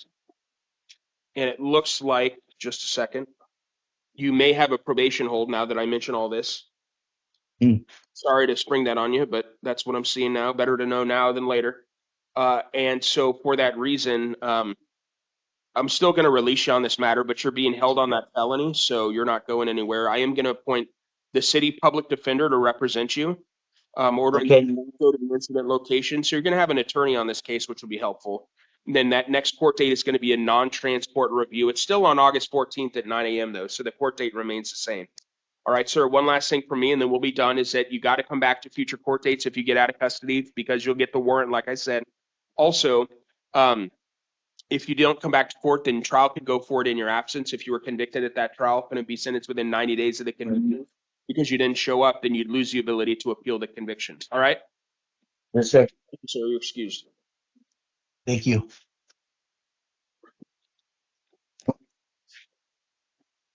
Yeah.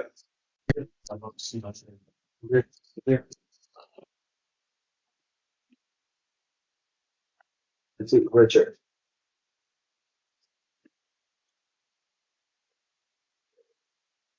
Good morning, sir. Good morning, sir. Please tell me your name. Could you please tell me your name, sir? Juan Carlos Garcia Hermosillo, sir. All right, thank you. Just a second.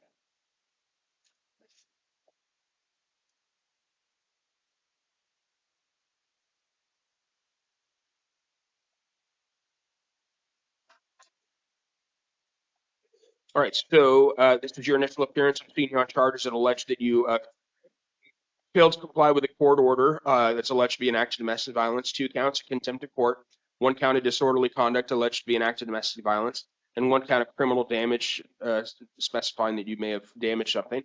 And to all those allegations, sir, you're presumed innocent. Anything you say about them could be used against you, and you do have the right to remain silent. And based on the information from pretrial that I'm reviewing right now, it does appear that you are pending in a justice court matter involving DV allegations with the same victims involved. Looks like there may also be some orders of protection in place. So in light of everything that's before the court, I'm going to hold you on a $2,000 cash secured bond, sir, and going to order that you have no contact of any kind with the alleged victims. And that means, let's see, Mr. Garcia, Ramses Garcia,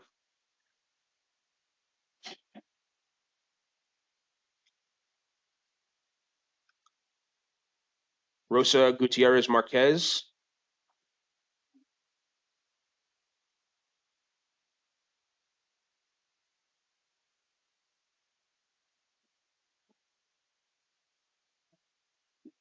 Carla Santiago.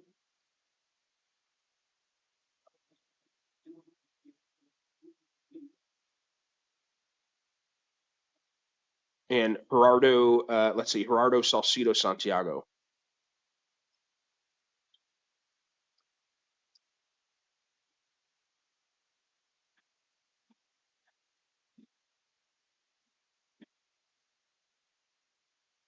And also ordering that you possess or consume no alcoholic beverages or illegal drugs, possess no firearms or weapons, commit no acts of domestic violence.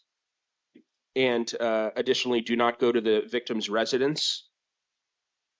And do you share a residence with any of the alleged victims that I named, officer? No, sir. Okay. All right. So that helps. So do not go to the victim's residence or place of work. I'm going to appoint the city public defender to represent you, sir.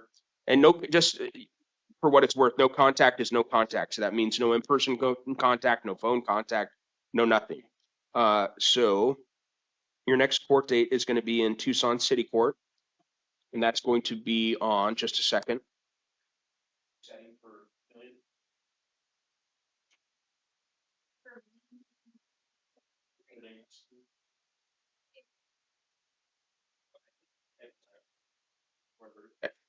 So your next court date is going to be a video review. That's going to be on July 8th, 1:30 in the afternoon. If you're still in custody, you'll be seen on video. If you're out of custody, you got to come back to court for that hearing, because if you don't, you're going to get a warrant for your arrest, sir. And also, trial could go forward in your absence. If you were to not show up for future court dates, it could progress to the point where trials happens without you being there. And if you were convicted without being there and couldn't be sentenced within 90 days of that conviction, you would lose the ability to appeal the conviction. Do you understand? Yes, sir. All right, thank you. Have a good day. You too.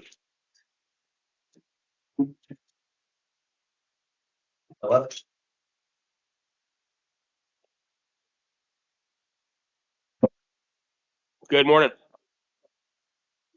Would you please tell me your name? All right, Ms. Lovato, this is your initial appearance.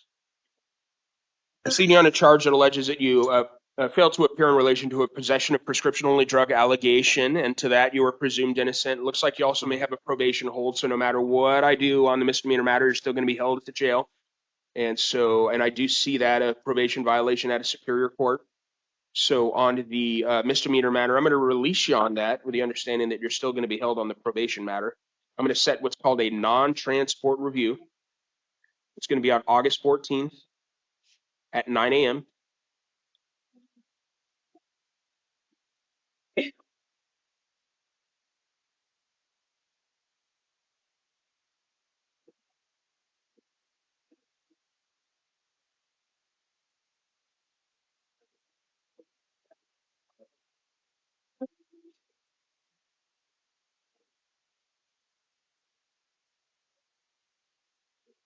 Also ordering that if you do get out of custody, no alcoholic beverages or illegal drugs. I'm going to appoint the city public defender to represent you.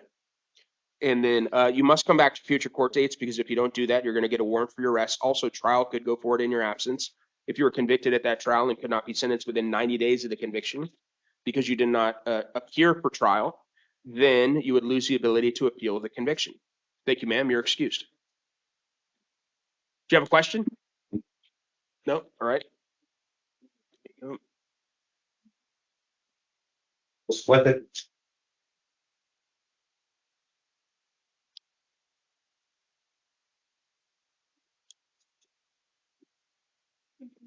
Yes. Hello.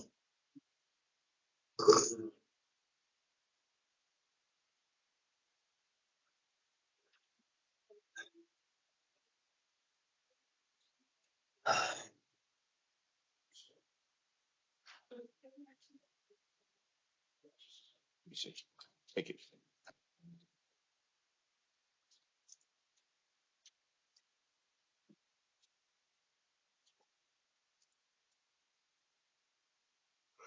I'm okay with contact. So, yeah, I did what it. I'm okay with return too. Yeah, thank you. All right, so good morning, sir. Could you please tell me your name? Marcos Francisco Puente. All right, Mr. Puente, or Francisco Puente. Let's see. This is your initial appearance. I'm seeing you on a variety of different things. I've got a bunch of different files for you. alleging that you failed to appear in relation to multiple counts of possession of drug paraphernalia, multiple counts of prescription-only drug possession, multiple counts of camping in a park, Yeah. yeah, and that essentially covers it. To all these matters, you're presumed innocent, sir. Anything you say about these matters could be used against you, and you do have the right to remain silent. Given the number of files that you have and the failure to appear history, I'm going to hold you on a $2,000 cash-only bond. I'm going to set your next court date. That's going to be in front of Judge Blue, and it's going to be on July 10th at 1:45.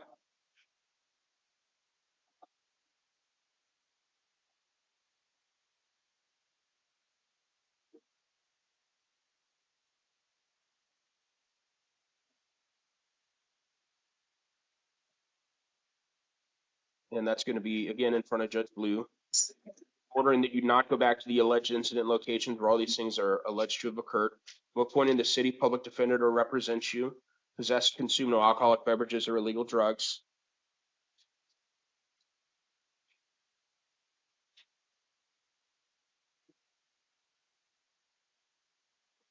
And last thing I got to tell you, sir, is that if you don't come back to future court dates, you're going to get a warrant for your arrest. And you will probably get arrested on that warrant at some point if that happens. Also, trial could go forward in your absence on one or more of these city cases. And so if trial went forward in your absence and you were convicted at that trial and could not be sentenced after the trial because you were not present to be sentenced, you could lose your ability to appeal that conviction if you couldn't be sentenced within 90 days of trial.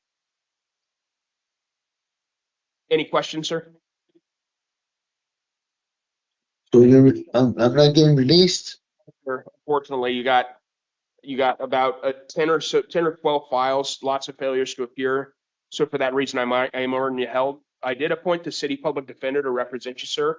So you have an attorney to speak to and help you navigate this process. They may be able to help you get released maybe next week, but for now, I'm holding you. All right. Have a good day.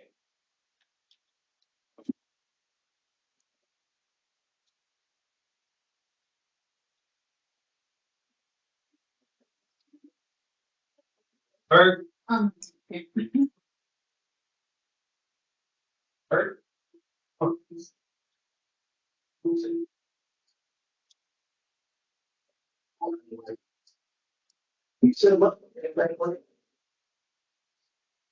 Berg, go around the partition and see. Good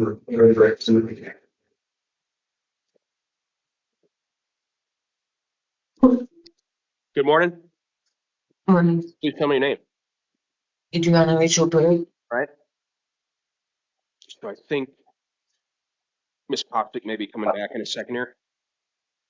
Just a second. Okay. Adriana Rachel Berg.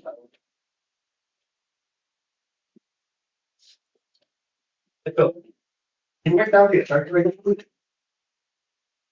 I think that's right.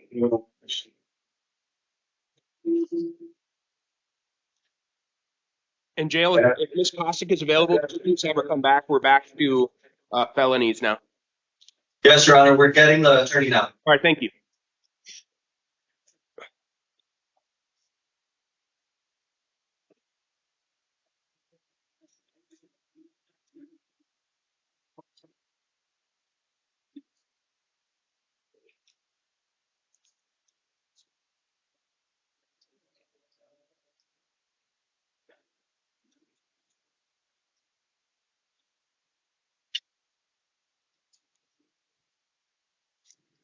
All right, so Ms. Berg, could you tell me your name again, please? Adriana Rachel Berg. This is your initial appearance. I'm pleading on a charge that alleges that you committed weapons misconduct, specifically being a prohibited possessor, possession of a dangerous drug, and possession of drug paraphernalia. As to all these allegations, you are presumed innocent. Anything you say about them could be used against you, and you do have the right to remain silent. You also have the right to be represented by an attorney. I'm appointing the Pima County Legal Defender's Office to represent you. Ms. Kostick is going to help out for this morning's sake. And in order to prepare for this hearing, I reviewed pretrials info, the interim complaint, and the state's recommendation, which is that I hold you on a $2,500 cash secured bond. Mr. Taylor, anything further? Your Honor, simply that because of her felony history and also her risk of failure to appear, I believe a bond is appropriate. All right, thank you. Ms. Costick? Your Honor, I would ask the court to consider release to pretrial services given the nature of the offense. It is personal possession, along with the prohibited possessor. She has limited criminal history with 2 felony histories. So I would ask the court to consider release at this time. All right, thank you. The court is going to impose a $1,000 cash secured bond. The court notes that Ms. Berg does present as a 5 out of 6 on the failure to appear scale presented by pretrial services. Going to set your next court date as a preliminary hearing. That's on July 13th, 1:30 in the afternoon. Please stay in contact with your attorney at the legal defender. They can talk to you more about the preliminary hearing and everything else that's going on with your case. Also ordering no alcoholic beverages or illegal drugs, no firearms or weapons. And that should take care of it, ma'am. Other than to let you know that you got to come back to future court dates, because if you do not do that, you're going to get a warrant for your arrest, all right? Judge, I just wanted to make sure that the record was clear. I'm looking at a 5 and a 5 on the scale, not a 5 and a 6. And so the failure to appear is actually not a 6, it's a 5. Yeah, no, I said 5 out of 6. I didn't say that. Oh, I apologize. Yeah, Thank you for the clarification. Yeah, no worries. I shouldn't have said it that way because usually it's said the way you said it. But in any event, Ms. Berg, that takes care of it. You're excused. Thank you. Ms. Berg, an attorney is going to be to see you, okay?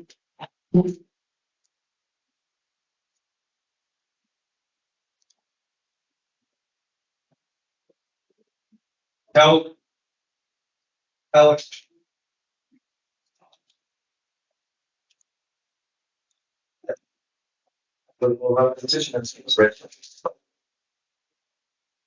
Hello. Hi, good morning. Good morning. Tell me your name. Sarah Howard. Tell me, this is your initial appearance. Just I am suing you on charges that allege that you committed child counsel waive reading on the interim. Yes, Your Honor. Okay, going to waive reading of that. Defense counsel notes the charge. She can alert you as to what it is as necessary. And so as to that charge, you are presumed innocent. Anything you say about the matter could be used against you. And you do have the right to remain silent. You also have the right to be represented by an attorney. I'm going to appoint the Pima County Legal Defender's Office to represent you. And let's see. In order to prepare for the hearing and review the information in the interim complaint, the information from pretrial and the state's recommendation, which is that I hold you on a $7,500 cash or secured bond. Mr. Taylor, anything further? Your Honor, I would note Ms. Hellwig's criminal history, which includes DV misdemeanor convictions, and additionally, Your Honor, a felony level. So, Your Honor, given that and the nature of the allegations here, I think the bond is appropriate. All right, thank you very much, Ms. Kostick. Your Honor, I would ask the court to consider release to pretrial services. Those misdemeanor DVs are older and not related to the same victim. Her felony criminal history dates all the way back to 2010, and she has not had felony arrests since then, it appears. I note that a government agency is involved with the safety of the child at this time, and it is going to be quite difficult for Ms. Hellwig to engage in programming services and reunification from the jail. So given that she will also have secondary support from a dependency attorney, plus the support of the programming and counseling through the family court case, I would suggest that we release her and give her an opportunity to meaningfully engage in programming. All right. Thank you for that. So, Ms. Hellwig, if I release you, are you willing to follow these directives, specifically that you consume no alcohol or illegal drugs, you do not drive without a valid driver's license, and you comply with any directive from that government agency that Ms. Kostick alluded to? Are you willing to do those 3 things? Yes, sir. All right. In light of that, I'm willing to give you an opportunity at release. Your next court date is going to be a preliminary hearing. That's going to be on July 22nd at 1:30 in the afternoon. And so please stay in contact with your attorney at the legal defender because they can talk to you about that and more and what else going on. Also ordering no firearms or weapons. And let's see. Your Honor, would the court consider related to contact with the alleged victim that it be at the discretion of DCS? Yes, I'm going to include that as well. Thank you for that clarification. I'm including comply with any and all DCS directives. This includes matters pertaining to the minor child. Thank you, Your Honor. Yep. And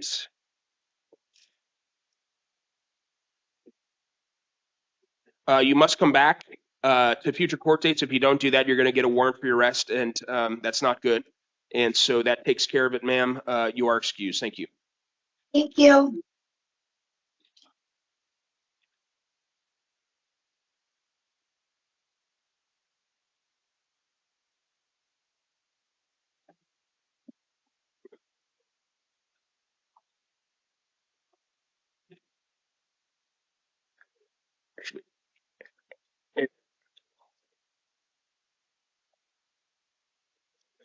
And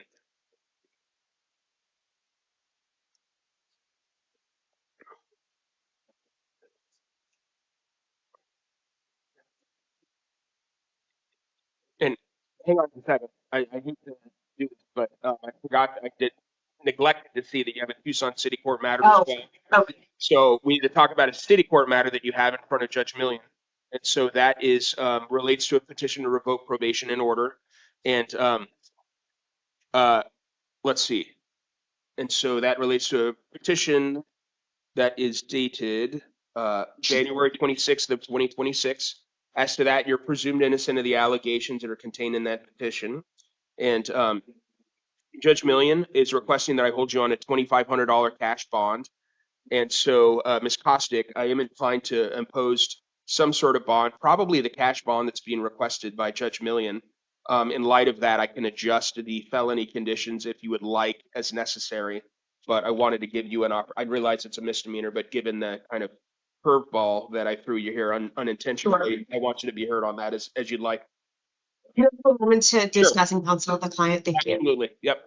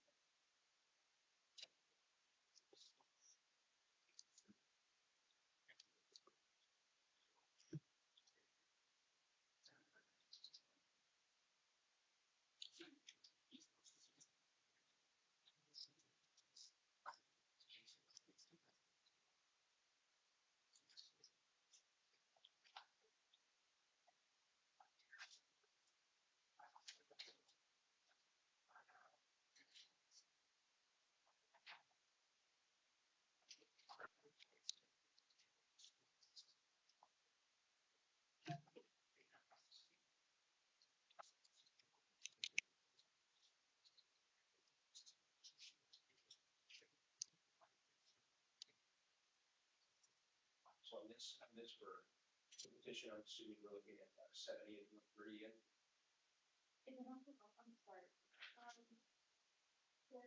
It just shows, yeah, just nice.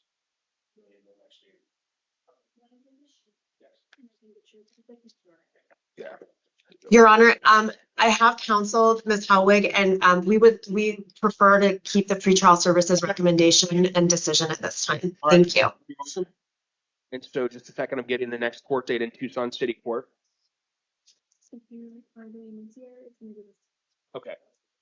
I just moved back in 5 days ago.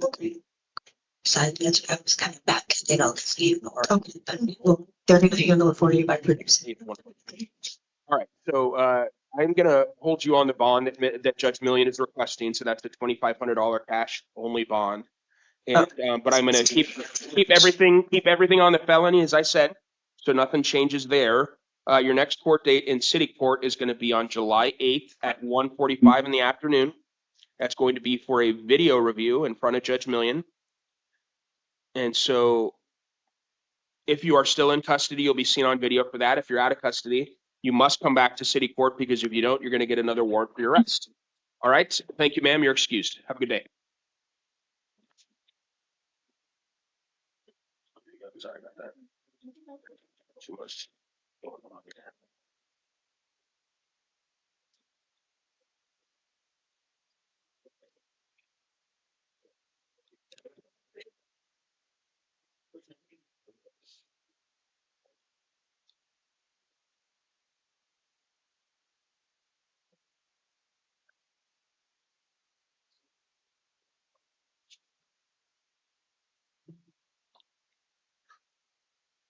All right, fellas, button that up.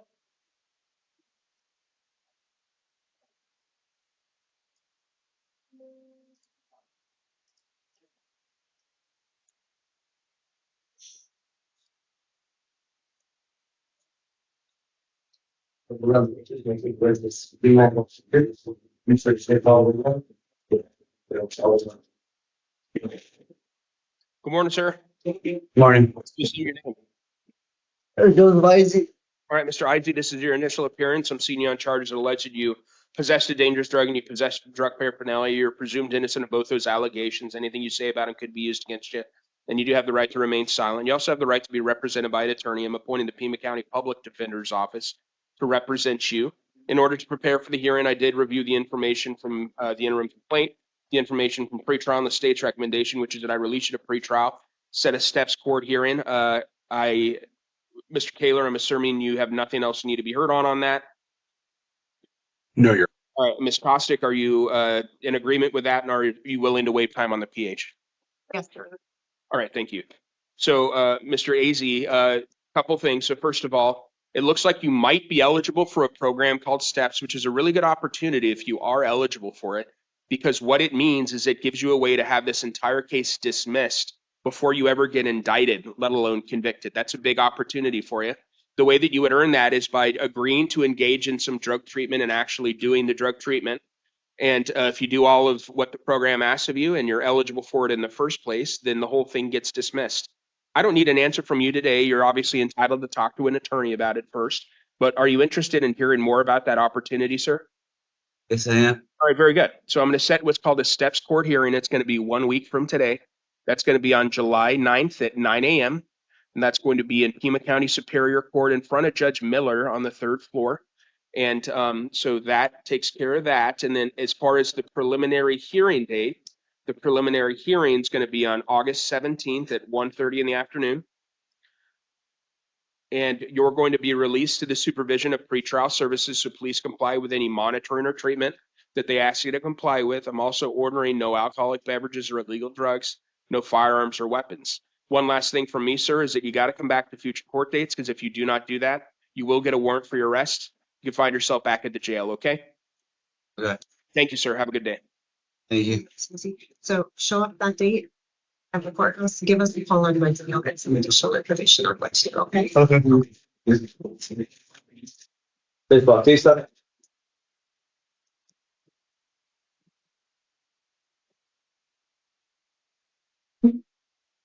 Good morning. Great. Please tell me your name. Sheila Batista? All right, Ms. Batista, this is your initial appearance. I'm seeing you on a few different matters.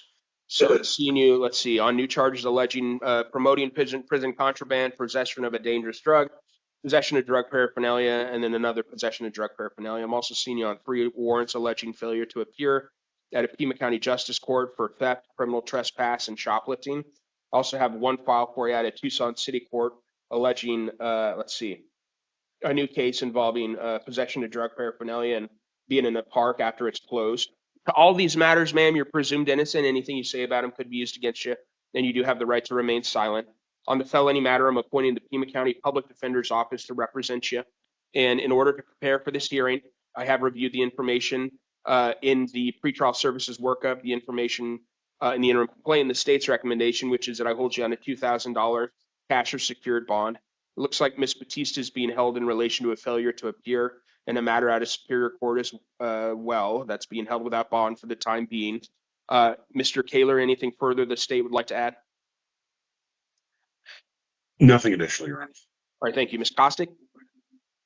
Your Honor, I would ask for some sort of nominal bond to allow for pretrial credit, given that she is being held on this 2025 matter.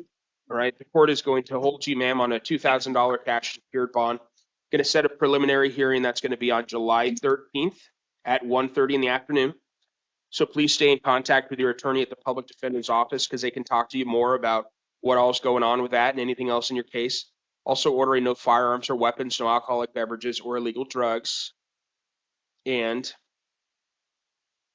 got to move on to the other matters now. So we're going to talk about the 3 Justice Court failures to appear. On those, I'm going to hold you on a $500 cash or secured bond. in just a second. It's going to be one bond across all three of those cases. So it's one concurrent bond, and I'm going to include that on the paperwork. I just got to type it in real quick.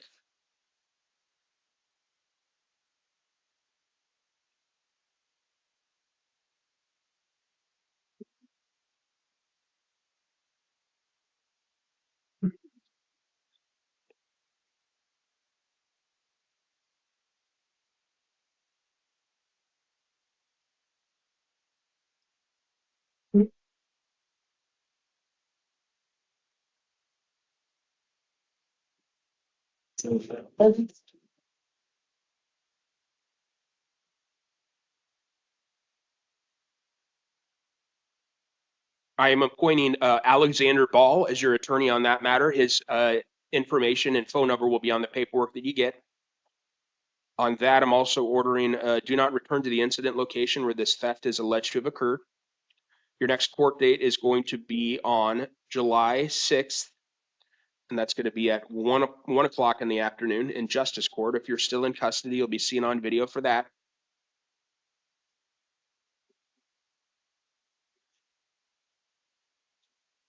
Just a second.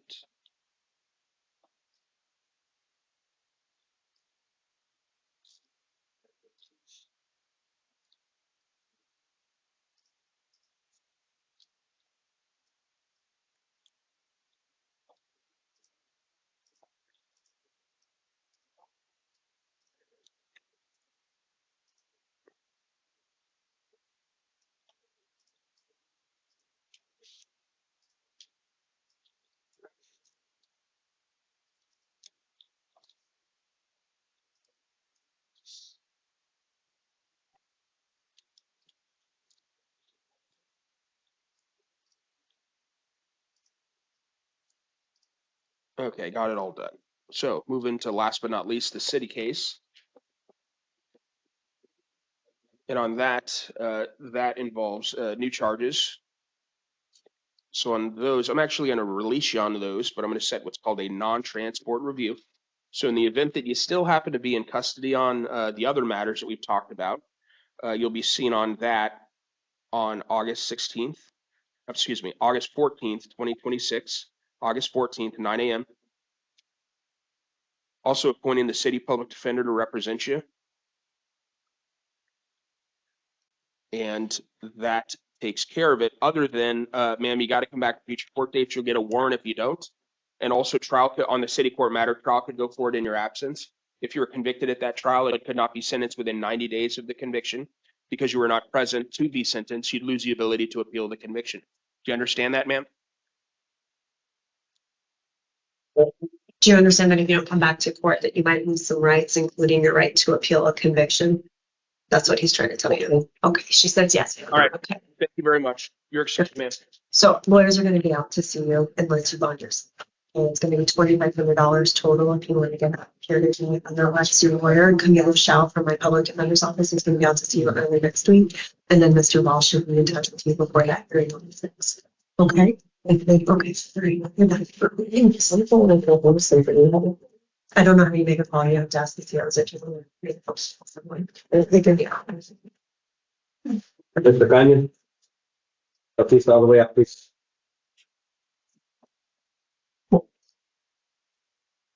Morning, sir.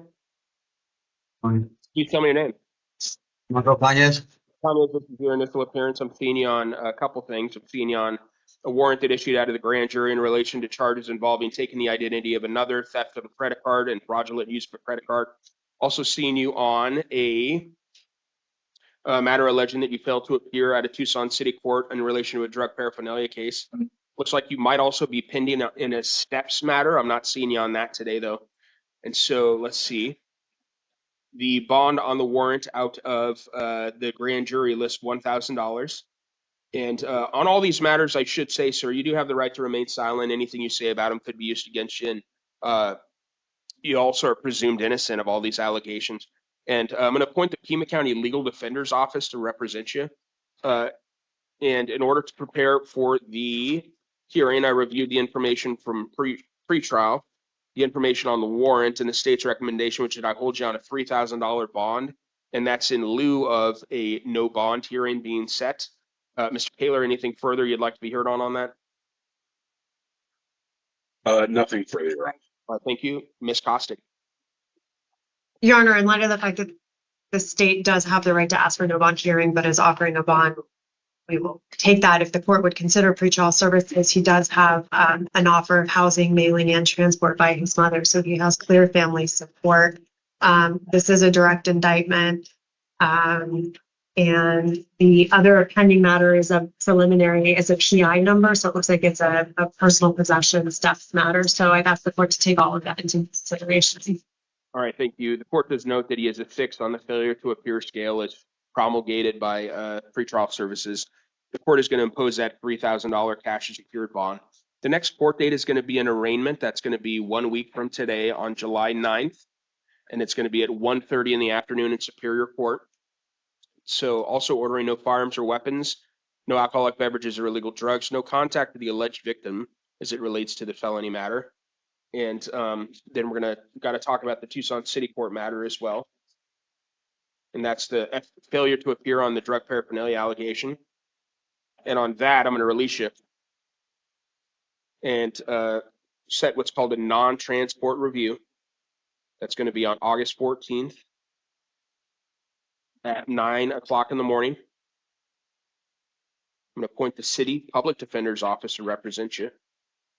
They can help kind of coordinate things with what you got what you have going on the felony cases. And that takes care of it, sir. One last thing is that you must come back to future court dates. If you don't do that, you will get a warrant for your arrest and you'll find yourself back in custody. And on the city court matter, they could actually take you to trial on that and convict you in your absence if that happened and you couldn't be sentenced within 90 days of the conviction because you were not present. You could lose the ability to appeal your conviction. Do you understand, sir? Yes. All right, thank you. Stay,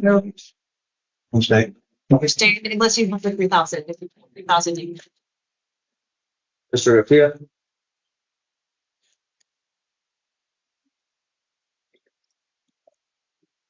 Good morning. Morning. Please tell me your name. Stephen Paul Garcia. Garcia, this is your initial appearance. I am seeing you on charges alleging that you possessed a narcotic drug, possessed drug paraphernalia, and committed criminal trespass in the 3rd degree. These are all things that are alleged to have happened yesterday. I'm also seeing you on 3 warrants alleging failure to appear out of Tucson City Court. And I'm also, just a second. Yeah, that covers it. So to all these things, sir, you're presumed innocent. Anything you say about them could be used against you. And you do have the right to remain silent. And you also have the right to be represented by an attorney. And I'm appointing the Pima County Legal Defender's Office to represent you. And so in order to prepare for the hearing, I reviewed the interim complaint, the state's recommendation, which is that I release you to pretrial services and set a steps hearing. Ms. Kostick, any objection to that with a waiver on the PH as well? No, Your Honor, I'm sure Mr. Garcia would welcome the opportunity to get it. All right, very good. So in light of that, sir, what I'm going to do is I'm going to release you to the supervision of pretrial services. I'm going to set a preliminary hearing that's going to be on August 17th, and that's going to be at 1:30 in the afternoon. I'm also setting what's called a steps hearing. It looks like you might be eligible for a program called Steps. Assuming that you're eligible for it, sir, it's a good opportunity, sir. What it does, if you're eligible for it, is it gives you a way to get the whole case dismissed before you ever get indicted, let alone convicted. The way you'd get it is by agreeing to participate in drug treatment and following through and doing the treatment. If you do that and you're eligible for the program, then the whole thing gets dismissed. Don't need a final answer from you today, but are you interested in learning more about that opportunity, sir? All right, very good. So we're going to set a court date for that. It's called a steps hearing. It's going to be 1 week from today. It's on July 9th at 9 o'clock in the morning. That'll be in front of Judge Miller on the 3rd floor in Superior Court. It's important that you come back to that hearing, sir, because if you don't, you could not only get a warrant for your arrest, but you can lose the ability to participate in that STEPS program. And so in any event, it's important that you come on down to Superior Court next Thursday at 9 a.m. Also ordering the conditions that you consume or possess no alcoholic beverages or illegal drugs, possess no firearms or weapons. That takes care of the felony matter. And then turning to the misdemeanor, there's one out of Justice Court that I neglected to mention. That's for the criminal trespass. It looks like it's tied into the same incident that the felony charges relate to. On that, I'm going to release you on your promise to appear. The one complication from this is that it's going to mean that you have another court date in another courthouse. So on that, your arraignment will be on July 28th at 9 a.m. in Pima County Justice Court. The only thing I'm ordering on that is that you don't go back to the incident location where this trespass is alleged to have happened. And then we got to talk about the two city matters real quick, and then we'll be done.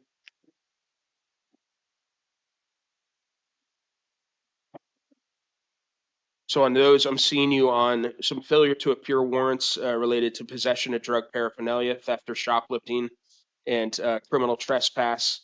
Just a second. I am going to release you on these, sir, as well. But what you're seeing today, one of the things that has you at the jail is these warrants. So it's important that you come back to future court dates. I don't mean to lecture you and say the same thing repeatedly, but what this will turn into is you getting arrested again if you don't come back to court. All right. So let's see. Your next court date on those in Tucson City Court will be on August 3rd, and that's at 2 p.m. And on those, I'm ordering that you not go back to the incident locations where the theft or shoplifting is alleged to have happened, or the trespass for that matter. And that takes care of it.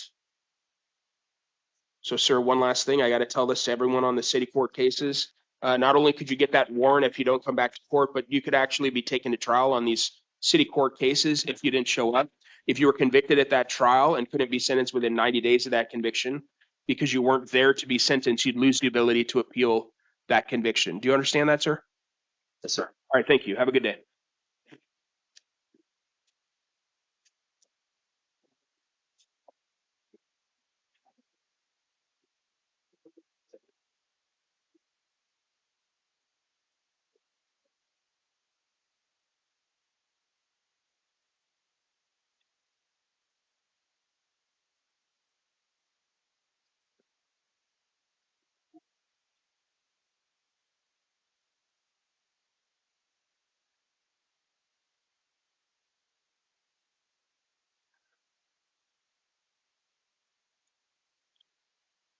Good morning.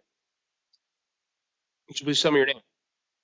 Joseph Gonzalez. Mr. Gonzalez, this is your initial seeing you on a charge that alleges that two charges. One, that you possessed or transported a narcotic drug for sale, and that you possessed drug paraphernalia.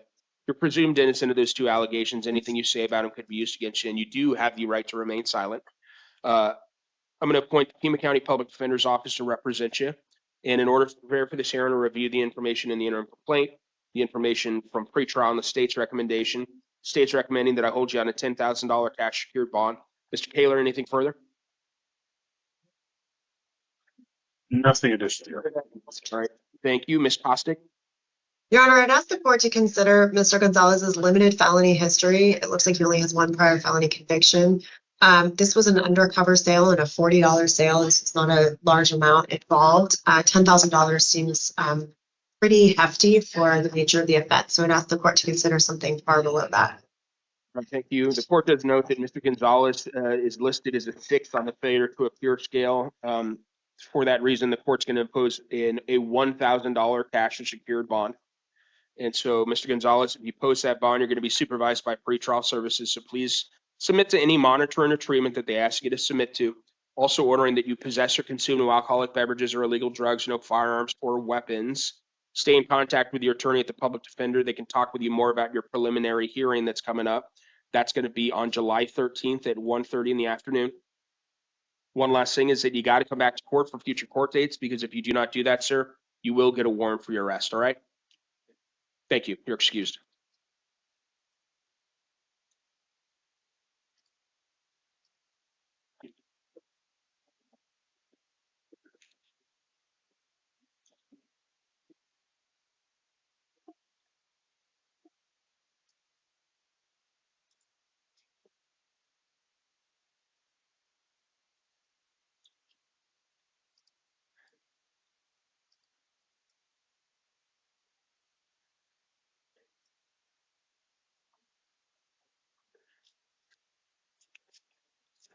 Mr. Reeves.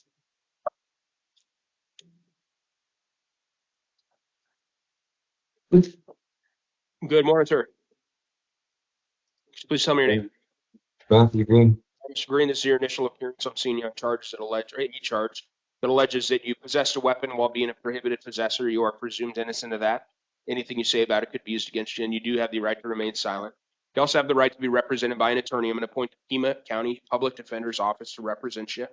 I did review the information in the interim complaint, the information from pretrial, and the state's recommendation that is requesting a $2,500 cash secured bond. It does appear that you have a federal hold, sir.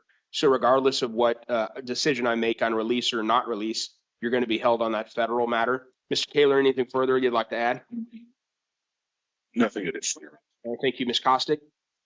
Your Honor, I'd ask for a bond no more than $1,000 to secure pretrial credit for him. I'd ask the court to consider the fact that his last felony history dates back to 2019, other than the pending federal matter now, and that I could not see any apparent failures to appear on the felony matters based on the pretrial services work. So I'd ask the court to consider all of that. All right, thank you. I will impose that $1,000 cash or secured bond. And so I'm going to set your next court date. It's going to be a preliminary hearing. That's on July 13th, 1:30 in the afternoon. And so please stay in contact with your attorney at the public defender. They can talk with you about that more. You're probably not getting out of custody, sir, but if you happen to do that, then no firearms or weapons, no alcoholic beverages or illegal drugs. And also, if you're out of custody, you must come back to future court dates, sir, because if you do not do that, you're going to get a warrant for your arrest. You'll probably get arrested, find yourself back at the jail, okay? Good. Thank you. Have a good day.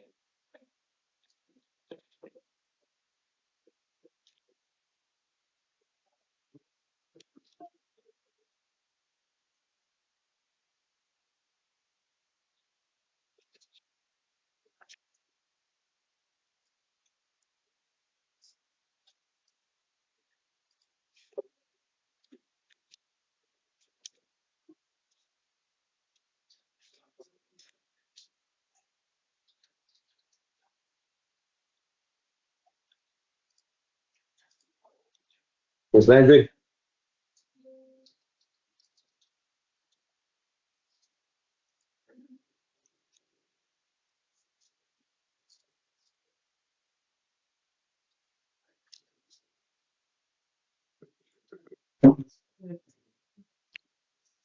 Good morning. Come on. Please tell me your name. Jordan Landry. All right, Ms. Landry, this is your initial appearance. I'm seeing you on a charge of you possess drug paraphernalia. On both those charges, you are presumed innocent. Anything you say about these matters could be used against you, and you do have the right to remain silent on them. And you also have the right to be represented by an attorney. I'm going to appoint the Pima County legal defender to represent you.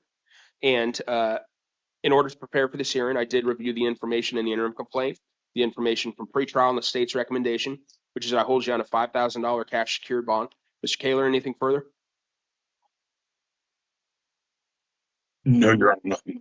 All right, thank you. Ms. Costick? Your Honor, I would request release to pretrial services. Ms. Landry is a 1 and a 1 on the PSA. She has no felony criminal history. Her time in Tucson was verified by her father, who does reside out of state, but he was reached and was able to verify her time here. This was, again, an undercover approach with a $40 deal. In light of all of that, I would ask the court to release. All right, thank you, Ms. Landry. I'm going to release you to the supervision of pretrial services, so please comply with any monitoring or treatment that they ask you to comply with.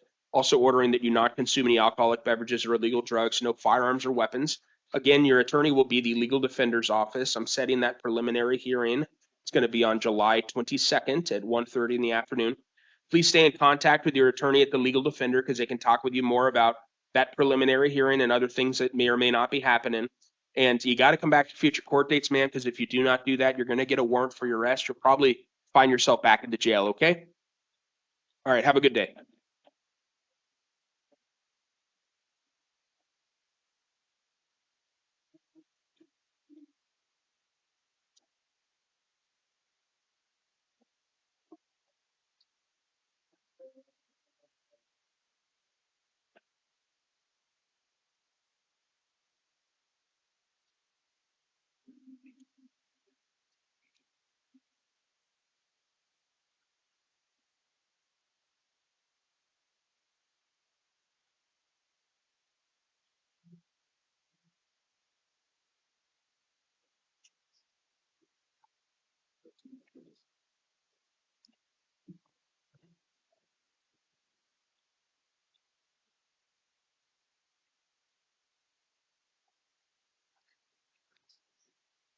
Mr. Lopez.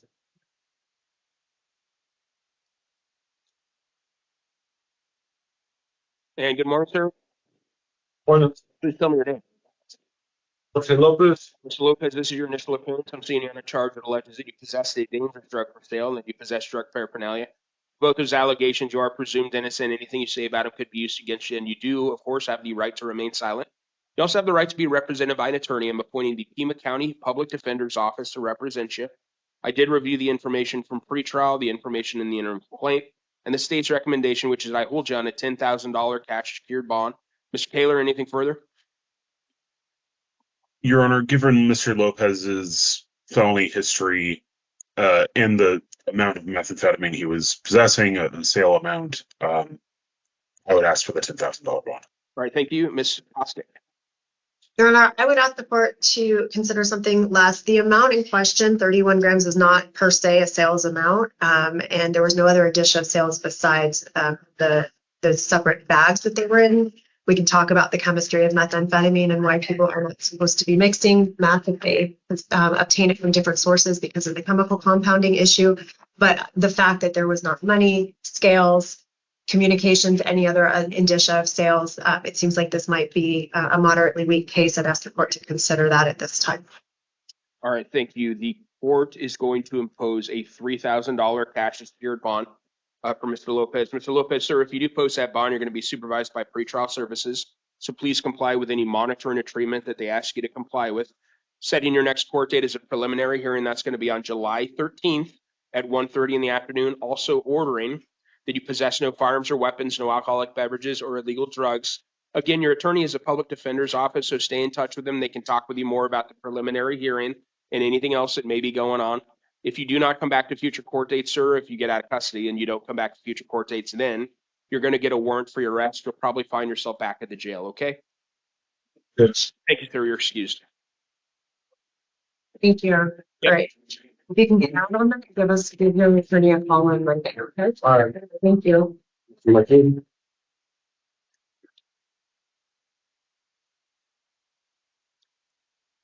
Good morning, sir. Good morning.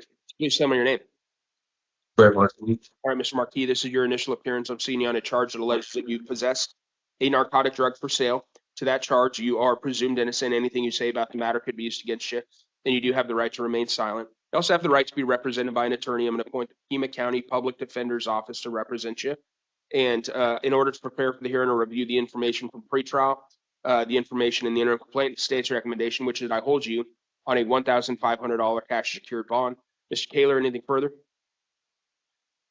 Nothing additional, Your Honor. All right, thank you. Ms. Costick? Your Honor, I'd ask for release to pretrial given the number of factors, including that he's a 2 and a 3 on the scale, recommended level 1 services from pretrial services. He only has 1 prior felony arrest, it appears, but it was designated a misdemeanor in 2005. This is a gentleman who understands his obligations to the court and his need to come back, and he has clearly stayed out of trouble for the better part of 2 decades. At least on felony matters. So given that, and the fact that this was a 2-pill sale allegation for $5, I would ask for release. All right, sir, I am going to release you to the supervision of pretrial services, so please comply with any monitoring or treatment that they ask you to comply with. I'm setting your next court date. It's going to be a preliminary hearing. That's going to be on July 22nd at 1:30 in the afternoon. Also ordering no firearms or weapons, no alcoholic beverages or illegal drugs. Please stay in contact with your attorney at the public defender because they can talk with you more about that preliminary hearing date and anything else that they need to talk with you about. Also, you must come back to future court dates, sir, because if you do not do that, you're going to get a warrant for your arrest, all right? All right, sounds good. Thank you, sir. You're excused. Thank you. Give us a call Monday afternoon or Tuesday morning. We're not going to be able to have an attorney assigned until then because of the holiday weekend. Okay, so just get out, get settled. Call them in. Go. Thank you. You're welcome. Yes, ma'am.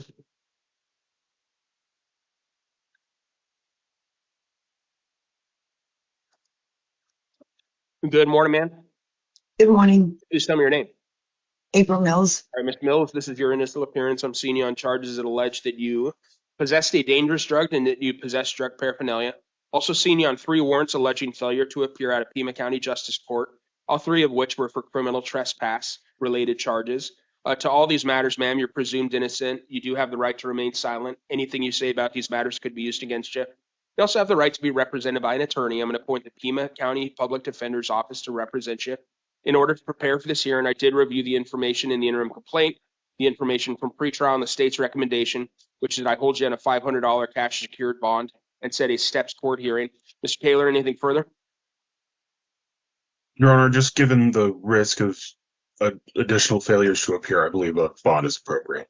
All right, thank you. Ms. Costick, for what it's worth, I am inclined to hold on some type of bond, not terribly great, but a bond nonetheless, given the failure to appear history. She does present as a 6 on the failure to appear scale, plus the other warrants we got to talk about.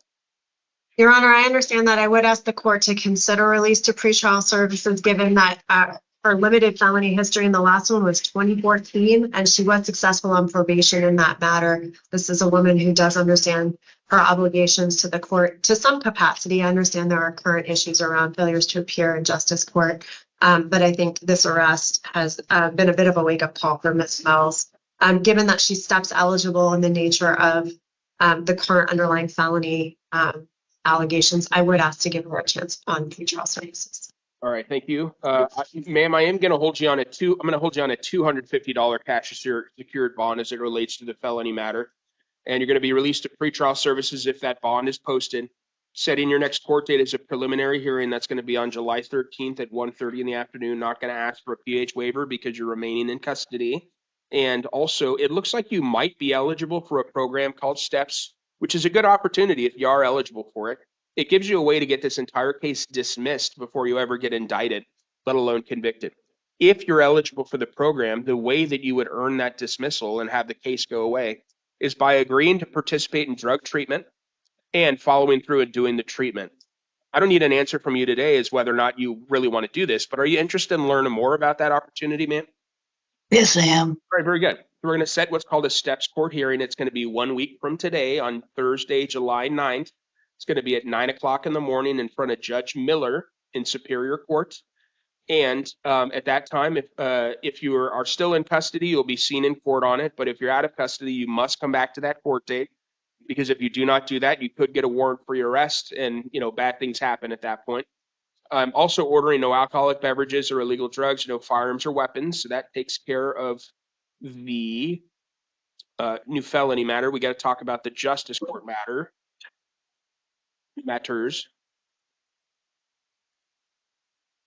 And on those, I'm going to hold you on a $100 bond, and that's one $100 bond for all 3 cases. It's concurrent. So I just got to type this in real quick.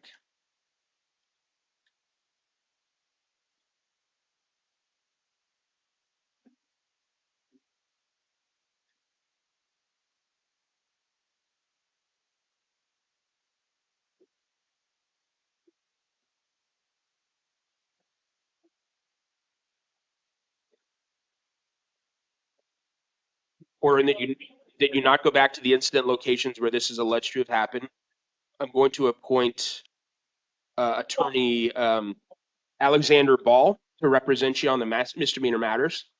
His information will be on the paperwork that you get. And I'm setting your next court date on the justice court matters for a pretrial on July 6th. That's Monday at 1 p.m.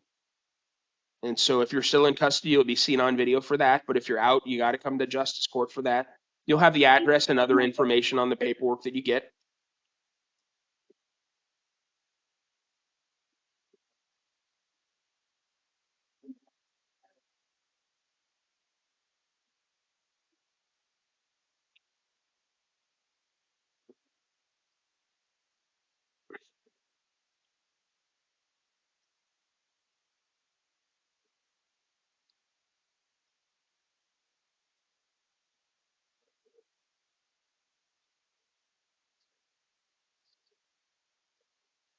All right, so that takes care of all that, ma'am. You are excused. Thank you.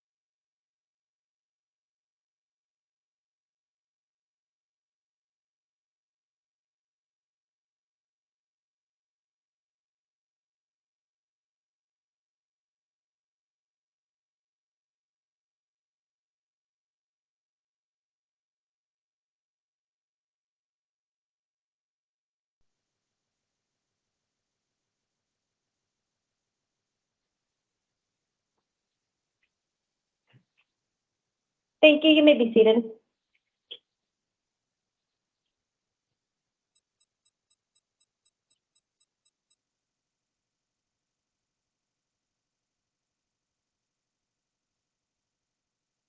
Good morning. Do I have a Spanish interpreter on the line?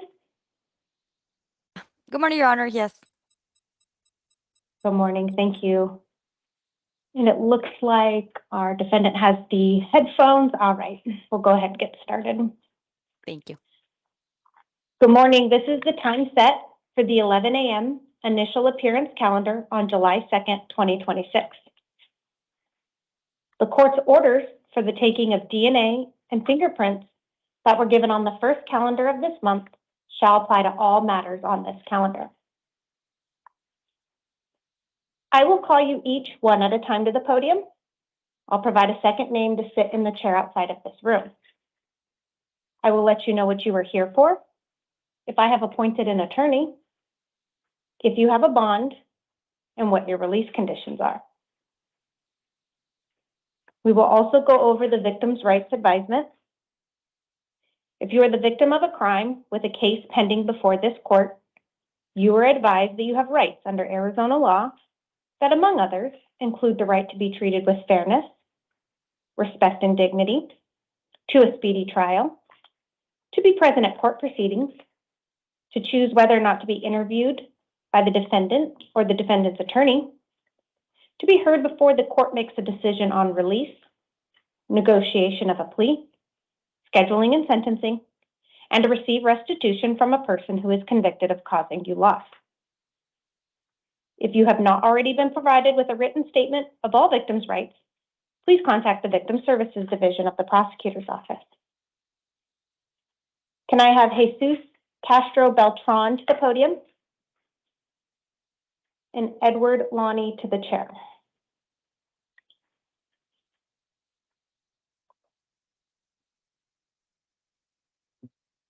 May I get your name and date of birth? Jesus Castro. Jesus Castro. Enero 12, January 12, 1990. January 12, 1990. And can I confirm on your date of birth, are you born in 1990 or 1980? 1980. 1980. Thank you, sir. And can I get the state's appearance? Morning, Your Honor. Attorney Ashley Marshall on behalf of the Attorney General's Office. Thank you, Ms. Marshall. We are here today on a new case. It is for one count of conspiracy, a Class 2 felony, and one count of transporting narcotic drugs for sale, a Class 2 felony. We're going to discuss whether or not there has been probable cause, if there is probable cause, if you have any release conditions, a bond, and any future hearings. But first, Ms. Marshall, I reviewed the Form 4, and based on the information currently in the Form 4, I'm not inclined to find probable cause. Is there any additional information you could provide to the court? Is that based on the testing, Judge? I apologize, Ms. Marshall, I couldn't understand you. Is that based on the lack of lab testing by chance? That, along with, they indicated small, round, blue pills with no further description. The Form 4 further went on to say, based on their training and experience, however, failed to provide what that training and experience is the reason the court is not willing to find probable cause based on the current information.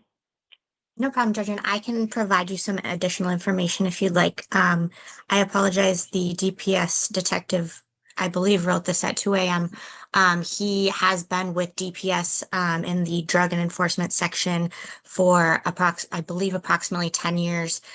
He also worked with was a narcotics drug dog handler.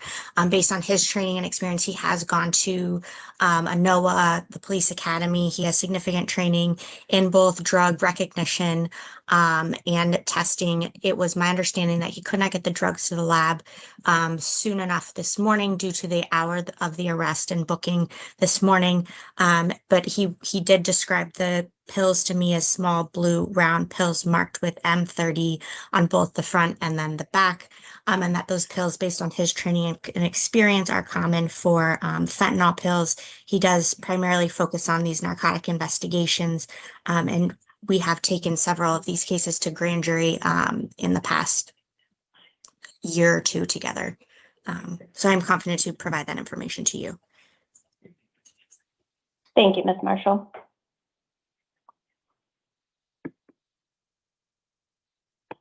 And so, Mr. Castro Beltran, what we were discussing is a form was provided to the court with information about the incident or the allegations that the police have alleged against you.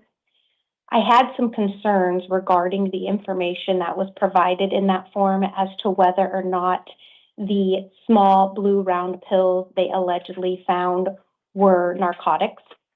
However, Ms. Marshall has provided me some updated information here in court today that you just heard, which she did indicate that they were marked with M and 30 on these blue pills, which are typically known to be fentanyl, a narcotic drug.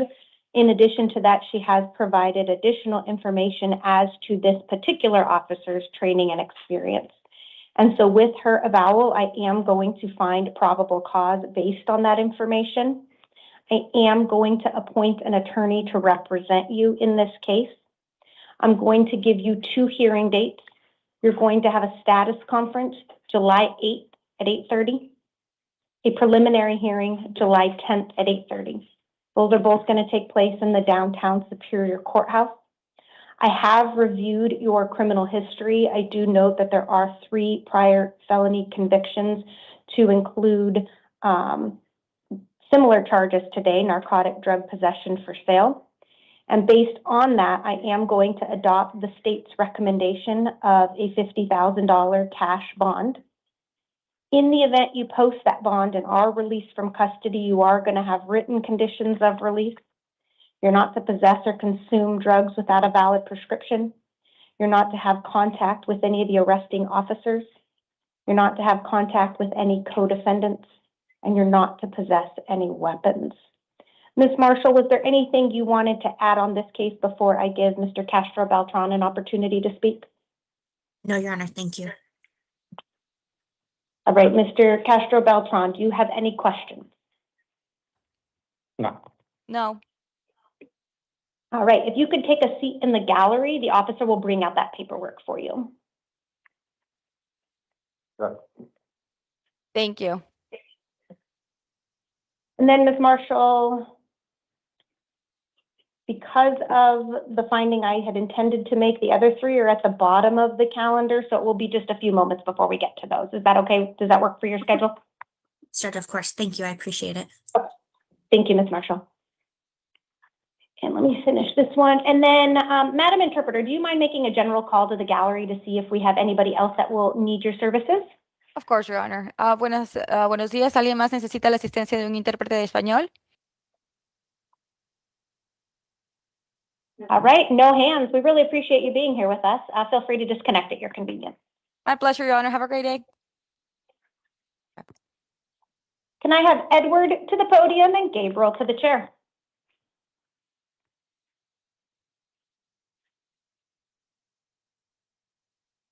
Can I get your name and date of birth? Edward Lowney, 6/14/1967. Thank you, sir. You are here today on a new case. You are here on 1 count of aggravated assault, a Class 3 felony, and 1 count of possession of a weapon by a prohibited person, a Class 4 felony. Probable cause has been found, and I'm appointing an attorney to represent you. You're going to have a status conference July 8th at 8:30 and a preliminary hearing July 10th at 8:30. You do have a secured appearance bond in the amount of $75,000. In the event you post that bond and are released from custody, you do have written conditions. You're not to return to the scene of the alleged crime. No contact with any alleged victim, complainant, or witness. You're not to possess any weapons. It's also my understanding that you reside at this location. You can contact law enforcement for 1 civil standby to collect your belongings. This will be in your paperwork, sir. Did you have any questions? No, ma'am. If you'll take a step to your left, the officer will get that for you. Gabriel Martinez to the podium. Alexander to the chair.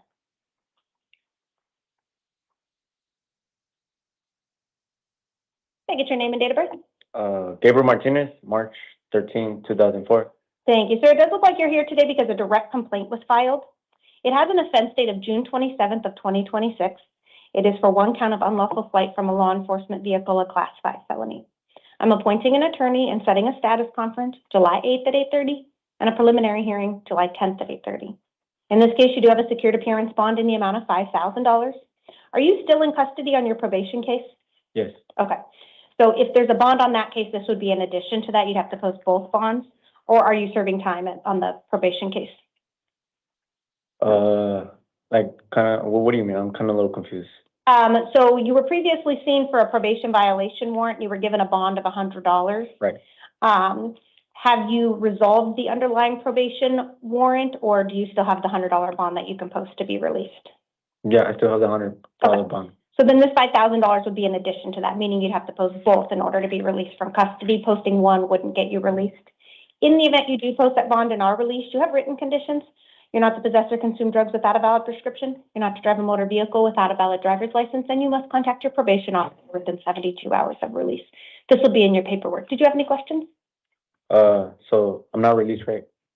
Right. So, like I said, you were previously seen about 5 or 6 days ago on June 27th. It looks like it was related to this unlawful flight for law enforcement vehicle and your probation case.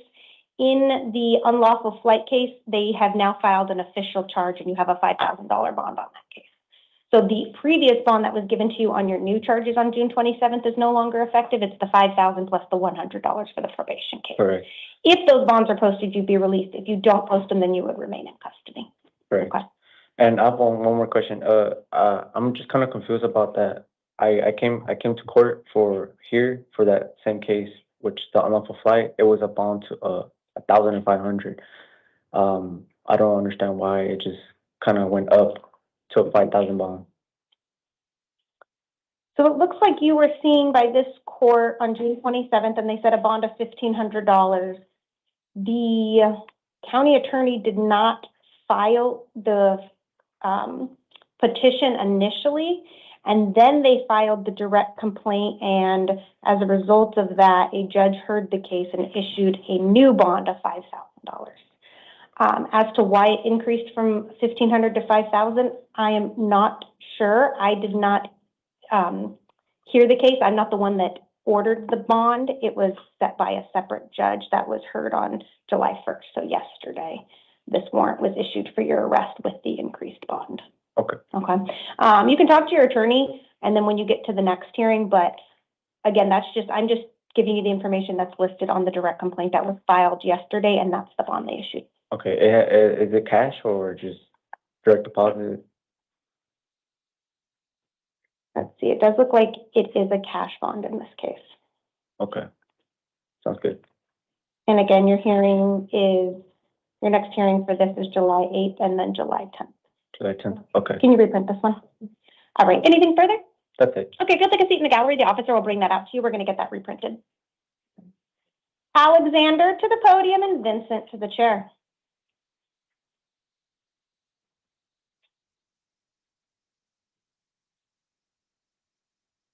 Can I get your name and date of birth? Alexander Conrad, 12/5/96. Thank you, sir. It does look like you are here today on a failure to appear bench warrant that was issued for you. I'm going to affirm the attorney previously appointed to represent you and give you some new hearing dates. You are going to have a status conference July 8th at 8:30. In this case, you do have a secured appearance bond in the amount of $1,000. In the event you post that bond and are released from custody, you do have written conditions. You're not to possess or consume drugs without a valid prescription. You're not to drive a motor vehicle without a valid driver's license. This will be in your paperwork. You also need to ensure that you attend all of your future hearings. If you were to fail to appear, another warrant would issue, and then you'd also forfeit the bond you posted.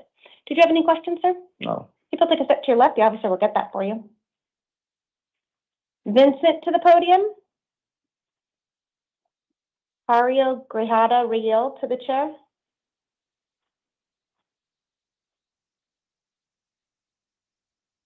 May I get your name and date of birth? Vincent Festa, 11/24/97. Thank you, sir. You are here today on a failure to appear bench warrant that was issued for you. Does look like you have an underlying charge for aggravated assault and disorderly conduct. I'm going to affirm the attorney previously appointed to represent you and give you some new hearing dates. You're going to have a status conference July 8th at 8:30 and a preliminary hearing July 10th at 8:30. In this case, you have a secured appearance bond in the amount of $500. In the event you post that bond and are released from custody, you do have written conditions. You're not to possess any weapons. You're not to possess or consume any drugs without a valid prescription. You also need to ensure that you attend all of your future hearings. If you fail to appear, another warrant would issue and you'd forfeit any bond that you've posted. Did you have any questions, sir? I'm not allowed to be on the, it was something about a personal recognizance, before. So they released you last time to pretrial services, so you weren't required to post a bond, and they gave you hearing dates. And then when you failed to appear, a warrant issued, and now there's a bond that has to be posted in order to be released this time. Oh, okay. If you post the bond again, you'll be released, but then it'll be your responsibility to ensure you attend those hearings to avoid another warrant and forfeiture of that bond. Is there a way, do you have like bond, I'm not from Arizona, do you have like bond hearings or anything like that? Can you explain what the question is for? So I don't have anybody to sign me out. I have no family here. I went to the pretrial office and they said something about 72 hours before they were going to see if they wanted to charge me. And I wasn't fully explained, what exactly that meant. And so I had a misinterpretation and just thought that they were saying, hey, we're not going to pick up charges because it was the weekend coming up. And I talked to them on the phone and tried to turn myself in. And then my lawyer had advised to wait until he could schedule to quash the warrant. So I just didn't really understand because I'd been on the phone with pretrial and my attorney this whole time before I got arrested last night. So just let me take a look.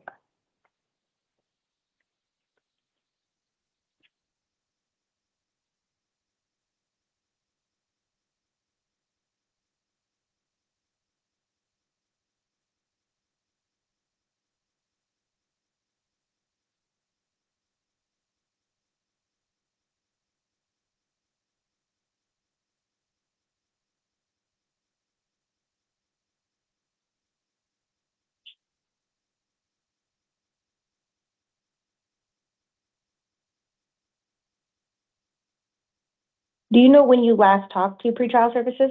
about 2 days ago, they told me I had to call my lawyer to get him to see if he would quash the warrant, so that way I could readmit back in pretrial just because of that misconception.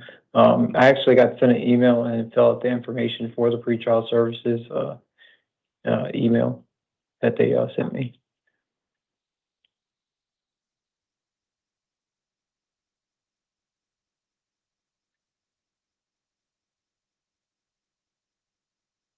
Yeah, the day I got released, I went up there and in the court where you take the phone and talk to him.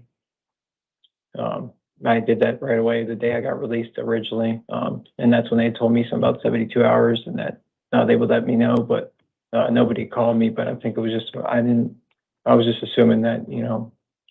Do you have a phone number they could contact you at? Yeah. I gave it to my lawyer and them, I believe.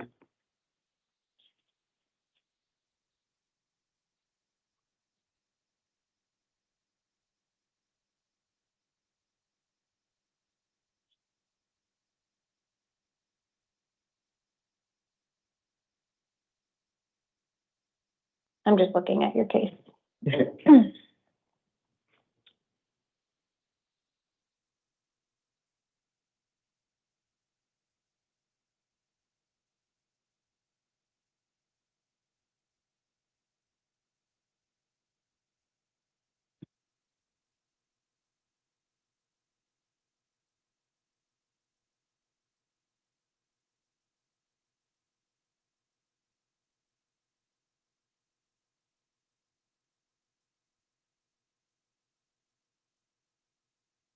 Okay. So it looks like you did speak to pretrial services. I see some notes in here that they recently put. I can't tell whether or not you spoke to your attorney or not. They haven't filed a motion to quash yet. Okay. But it doesn't look like, I'm just taking a look at your criminal history. It doesn't look like you have anything, no prior felony convictions or anything of that nature. It looks like it's just this case that you currently have pending. So what I'm going to do is I'm going to release you back to the supervision of pretrial services. Okay. which means it's going to change your hearing dates. You're going to have a status conference July 16th at 8:30 Okay. and a preliminary hearing July 20th at 8:30. Okay. So you must go to those hearings, though. Yes, The petition has been filed. The charges are pending. Yes, ma'am. If you fail to appear again, they'll issue another warrant, and then they will hold you on that bond. So make sure you go to those hearings. If you've already been in contact with your attorney and you talked to him about a motion to quash, contact that attorney and let him know that you were picked up on the warrant. These are your new hearing dates, okay? They'll get notice of it, but it's a good idea for you to reach out to them and let them know, okay? And the first one was July 16th. Your first hearing is July 16th, yes, sir. So it looks like about 2 weeks from today. And then, so now I'll just be able to just sign myself out and they'll just release me. Right? Well, it's a long process to get released from custody. It takes about 4 to 6 hours, but they will take you through that process and you'll be released from custody, okay? Yes, ma'am. Thank All right, if you'll take a seat in the gallery, we need to get that reprinted. Mr. Rael to the podium and Amanda to the chair. Can I get your name and date of birth? Jairo Grajeda Real. My date of birth is 0307-1997. Thank you, sir. It does look like you are here today on 3 cases. They're all probation violation warrants with allegations that you violated terms 6, 7, and 12. I am appointing an attorney and setting a probation revocation hearing July 9th at 8:30. That date and time does apply to all 3 cases. It looks like you have a secured appearance bond of $100 in each case for a total bond of $300. In the event you post that bond and are released from custody, you do have written conditions. You're not to possess weapons or alcohol, and you must contact your probation officer within 72 hours of release. This will be in your paperwork, sir. Did you have any questions?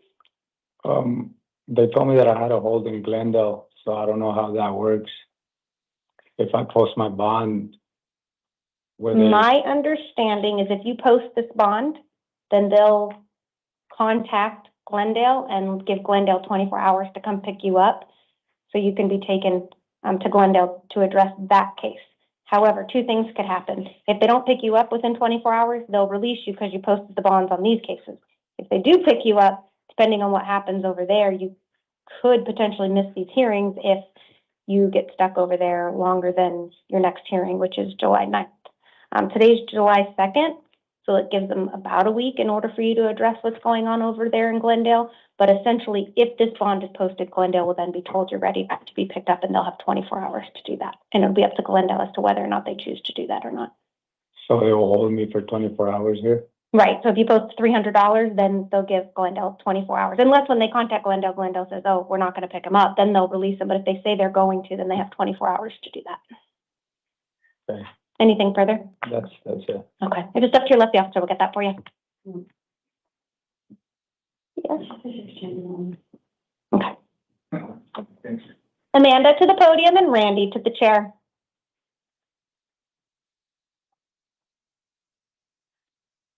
Can I get your name and date of birth? Amanda Esposito, 8/12/83. Thank you, ma'am. You are here today on a probation violation warrant with allegations that you violated terms 3 and 5 of your probation. I'm appointing an attorney and setting a probation revocation hearing July 9th at 8:30. I am going to release you today to the supervision of the Adult Probation Department, but you do have written conditions. You're not to possess any weapons. You're not to possess or consume any drugs without a valid prescription, and you must contact your probation officer within 72 hours of release. Okay. That'll be in your paperwork, ma'am. Did you have any questions? I get out today. It takes about 4 to 6 hours to be released if this is the only thing you're here on.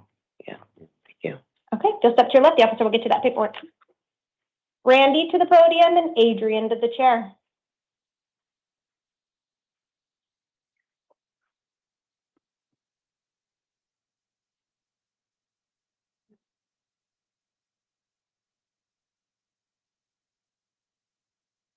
Can I get your name and date of birth? My name is Randy Sewell, 12/19/74. Thank you, sir. It does look like you are here today on a new case. It is for 1 count of obstructing criminal investigation, a Class 5 felony, 1 count of aggravated assault, a Class 6 felony, and 1 count of resisting arrest, a Class 6 felony. Probable cause has been found, and I'm appointing an attorney to represent you. You're going to have a status conference July 16th at 8:30 and a preliminary hearing July 20th at 8:30. I am going to release you today to the supervision of pretrial services, but you do have written conditions of release. You're not to possess or consume drugs without a valid prescription. You're not to drive a motor vehicle without a valid driver's license. With your paperwork, you're going to get an envelope. In that envelope, you'll need to read the instructions in there and make sure that you contact pretrial services within 72 hours of your release. Did you have any questions, sir? Am I being released today? You are being released. It takes about 4 to 6 hours to be processed out of custody. You'll step to your left. The officer will get that paperwork for you. Adrian to the podium and Anthony to the chair.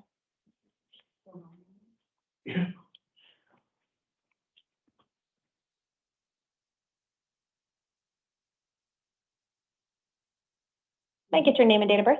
Yeah, Adrian Vigil, 11/14/93. Thank you, sir. You are here today on a new case that is for 1 count of criminal damage, a Class 4 felony, and 2 counts of aggravated assault with a serious physical injury, a Class 3 felony. Okay. For purposes of today's hearing only, I am not finding probable cause for the 2 counts of aggravated assault. I don't have enough information based on the report I was provided today. Okay. That doesn't mean that the charge is dismissed. I just don't have enough information today, so I'm not finding probable cause. I am finding probable cause on the criminal damage charge. Okay. I'm appointing an attorney and setting a status conference July 16th at 8:30 and a preliminary hearing July 20th at 8:30. Okay. I am going to release you today to the supervision of pretrial services, but you do have written conditions. You're not to return to the scene of the alleged crime, no contact with any alleged victim, complainant, or witness. You're not to possess or consume alcohol, and you're not to drive a motor vehicle without a valid driver's license. With this paperwork, you're going to get an envelope. You need to read the instructions in the envelope and contact pretrial services within 72 hours of release. Okay. Did you have any questions, sir? No, miss. Please take a step to your left, and the officer will get that paperwork for you. Thank you. Anthony to the podium and Gabriel Lopez to the chair.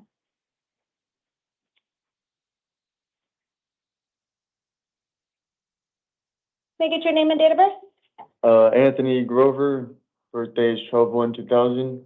Thank you. It does look like you are here today on 2 cases. You're here on a new case, and you're also here because a direct complaint was filed. Your new charges are for 1 count of narcotic drug possession, a Class 4 felony, and 1 count of drug paraphernalia possession, a Class 6 felony. The direct complaint that was filed has an offense date of, I got to double check this. It looks like it says June 30th of 2023. So it's 3 years ago. The warrant issued in 2024. It is for 1 count of narcotic drug possession, a Class 4 felony, and 1 count of drug paraphernalia possession, a Class 6 felony. I'm finding probable cause on your new case. I'm appointing an attorney to represent you in both. You're going to have 2 hearings coming up, and they apply to both cases. You have a status conference July 16th at 8:30, a preliminary hearing July 20th at 8:30. I am going to release you today to the supervision of pretrial services, but you do have written conditions.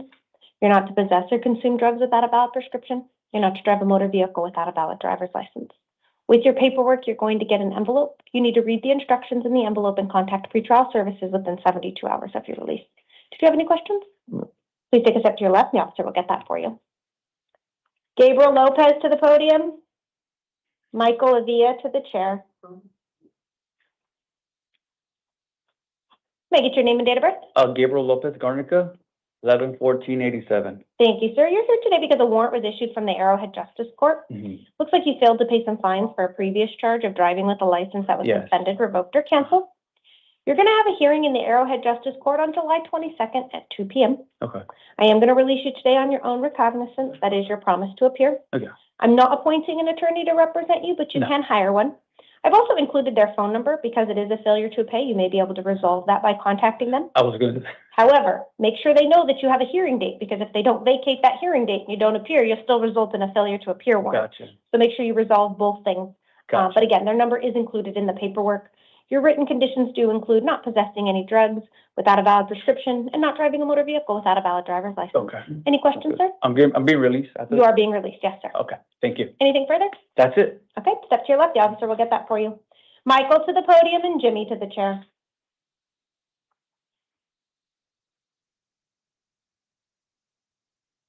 May I get your name and date of birth? Michael Avila, August 25th, 2005. Thank you, sir. You are here today on a new case. It is for 1 count of criminal damage, a Class 1 misdemeanor, and 1 count of disorderly conduct, a Class 1 misdemeanor. Probable cause has been found. I'm not appointing an attorney at this time, but you can hire one if you would like. You're going to have an arraignment hearing in the Goodyear Municipal Court on July 22nd at 1 p.m.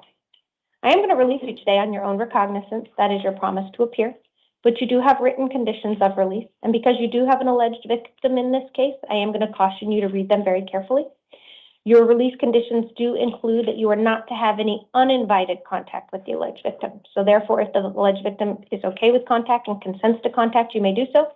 But if they do not, then you are not to have contact with that person. If you live with that person and they don't consent to contact, you may contact law enforcement for one civil standby to collect your belongings. This will be in your paperwork. Did you have any questions? No. If you'll step to your left, the officer will get that for you. Jimmy to the podium and William to the chair.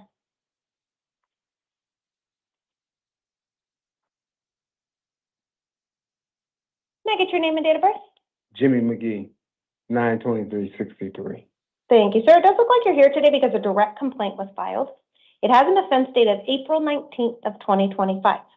It is for 2 counts of aggravated DUI, wrong way driving, a class 4 felony, 2 counts of aggravated DUI with there was an interlock, class 4 felony, 1 count of DUI, class 1 misdemeanor, 1 count of DUI with a BAC of .08 or more, a class 1 misdemeanor, 1 count of extreme DUI, a BAC of .15 to .20, a class 1 misdemeanor, and 1 count of extreme DUI with a BAC of .20 or more, a class 1 misdemeanor. I am appointing an attorney and setting a status conference July 16th at 8:30 and a preliminary hearing July 20th at 8:30. I am going to release you today on your own recognizance. This is your promise to appear at these hearings, but you do have written conditions. You're not to possess or consume drugs without a valid prescription. You're not to possess or consume alcohol, and you're not to drive a motor vehicle without a valid driver's license. You'll also need to ensure that you attend all of your future hearings. If you fail to appear, a warrant will issue for your arrest, and then you'll be held on a bond. Did you have any questions, sir? No, ma'am. If you'll step to your left, the officer will get that for you. Thank you. William to the podium and Curtis to the chair.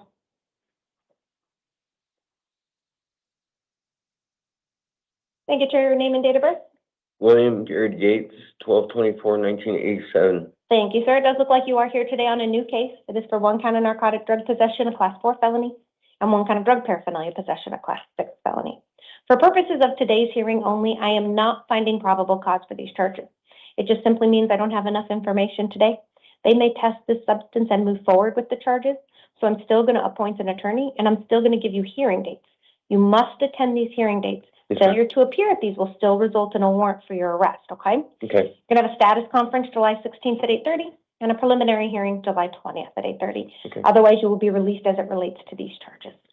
Any questions? No, ma'am. Please take a step to your left, and the officer will get that for you. Curtis to the podium.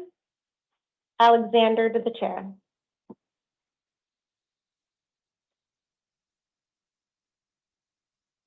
May I get your name and date of birth? Curtis Hafer, March 2nd, 1967. Thank you, sir. It does look like you are here today on a new case. It is for 1 count of DUI, 1 count of DUI with a BAC of .08 or more, 1 count of extreme DUI with a BAC of .15 to .20, and 1 count of extreme DUI with a BAC of .20 or more. All of these are class 1 misdemeanors. I am not finding that you are indigent, so I'm not appointing an attorney to represent you, but you may hire an attorney at your own expense if you would like. You're going to have an arraignment hearing. That's going to take place in the University Lakes Justice Court on July 21st at 1:30 p.m. I'm going to release you today on your own recognizance. This is your promise to appear at this hearing, but you do have written conditions. You're not to possess or consume alcohol. You're not to drive a motor vehicle without a valid driver's license. You'll also need to ensure that you attend this hearing. If you fail to appear, a warrant will issue for your arrest, and then you'd likely be held on a bond at that next hearing. Did you have any questions? Yes, I'm an airline pilot and I travel for a living. I base out of Houston. Is that going to be a problem? That will not be a problem. These are misdemeanor charges, so you can leave the state. However, I can't change this hearing date, so you will need to make sure you're available in person. If that becomes an issue, I did include their phone number in the paperwork for you. However, it will be completely up to University Lakes Justice Court as to whether or not, if that date becomes a problem, and or whether or not they allow virtual appearance. That will be up to that court. So for now, I'd plan on being here in person and then kind of going from there. But as it relates to leaving the state of Arizona, this is a misdemeanor charge, and so you are welcome to do that. Anything further? I don't think so. Okay, if you'll step to your left, the officer will get that for you. I will be there. Thank you.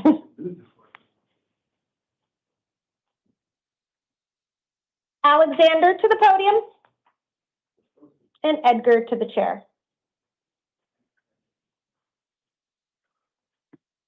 Can I get your name and date of birth? Alexander Sanchez, 3/25/1996. Thank you, sir. It does look like you are here today on a new case. It is for one count of driving with a license that was suspended, revoked, or canceled, a Class 1 misdemeanor, and one count of failure to stop on a police command, a Class 2 misdemeanor.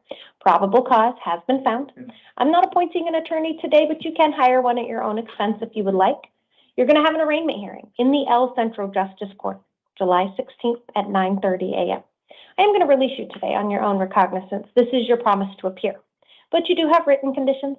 You're not to possess or consume drugs without a valid prescription. You're not to drive a motor vehicle without a valid driver's license. This will all be included in your paperwork. Sir, did you have any questions? No. Let me just double check something. All right, can you reprint this one? It had an extra term of condition I need to remove. All right, we're going to reprint that. I had an extra condition I don't want on there. So if you'll take a seat in the gallery, they'll bring that up to you, okay? But I'm still gonna get released? Yeah, nothing, that won't change. Okay, I am going to, all right, can I have Edgar to the podium and Sergio to the chair? Oh, May I get your name and date of birth? Edgar Urias, January 1st, 2005. Thank you, sir. And can I get the state's appearance? Good morning, Your Honor. Attorney Ashley Marshall on behalf of the Attorney General's office. Thank you, Ms. Marshall. And Mr. Torres, we are here today on a new case. It Yes. is for one count of conspiracy, a Class 2 felony, and one count of narcotic drugs being transported and or for sale, a Class 2 felony. Did you previously hear the hearing I had with your co-defendant? Yeah. Okay. So I just want to recap on that. Ms. Marshall had provided some additional information that was not provided in the original police report, providing information as to the training and experience of this officer, along with additional details as to the items that were allegedly found. So with that, the court is going to find probable cause based on the avowal from Ms. Marshall in addition to this Form 4. I am also going to appoint an attorney to represent you in this case. Next, we're going to need to discuss any bond and or release conditions that you may have. Ms. Marshall did submit a written recommendation. Ms. Marshall, was there anything that you wanted to add or place on the record as it relates to this case? No, Your Honor. Thank you. Thank you. All right, so Mr. Torres, you are going to have a status conference July 8th at 8:30, a preliminary hearing July 10th at 8:30. In this case, you do have a $10,000 cash bond. In the event you post that bond and are released from custody, you do have written conditions of release. Some of those things include no contact with the initiating arresting officers, no contact with any co-defendants. You're not to possess or consume any drugs without a valid prescription. This will all be included in your paperwork, but did you have any questions? Yeah, so I can't get released today until I get the 10,000 bond, or? That is correct. So if you post the bond, you'll be released from custody, but if you're unable to post the bond, then you'll remain in custody. Once the bond is posted, it takes about 4 to 6 hours to get processed out of custody, and then it would be your responsibility to get yourself to these hearings. And failing to appear at any of the hearings would result in a warrant being issued for your arrest. And it's all on the paper, right? Like the dates and? Yeah, so everything I've said on the record is going to be in the paperwork we're going to Okay, hand just you. to be clear, I need the full 10,000, right? I can't do the 10%. That is correct. Yours is a cash bond, so it would be the full 10,000. Anything further, sir? No, ma'am. Okay, so take a step to your left. The officer will get that for you. Sergio to the podium. Mr. Soto to the chair.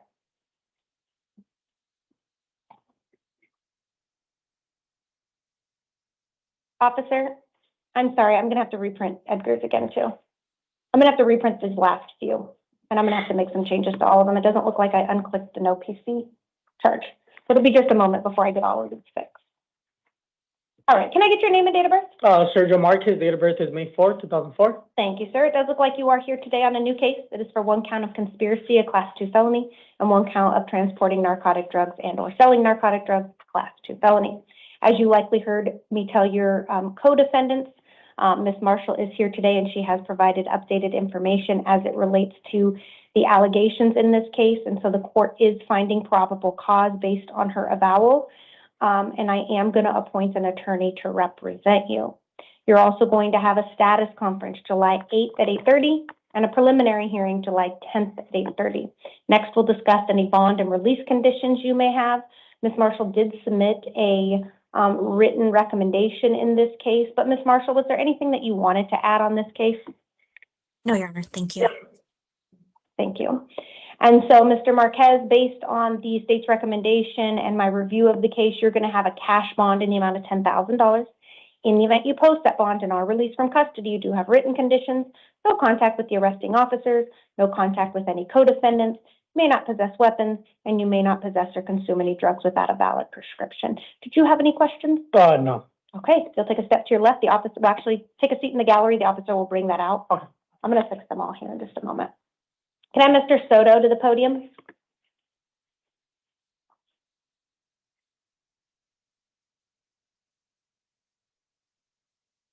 Get your name and date of birth. January 31st, 2006, Taciel Soto.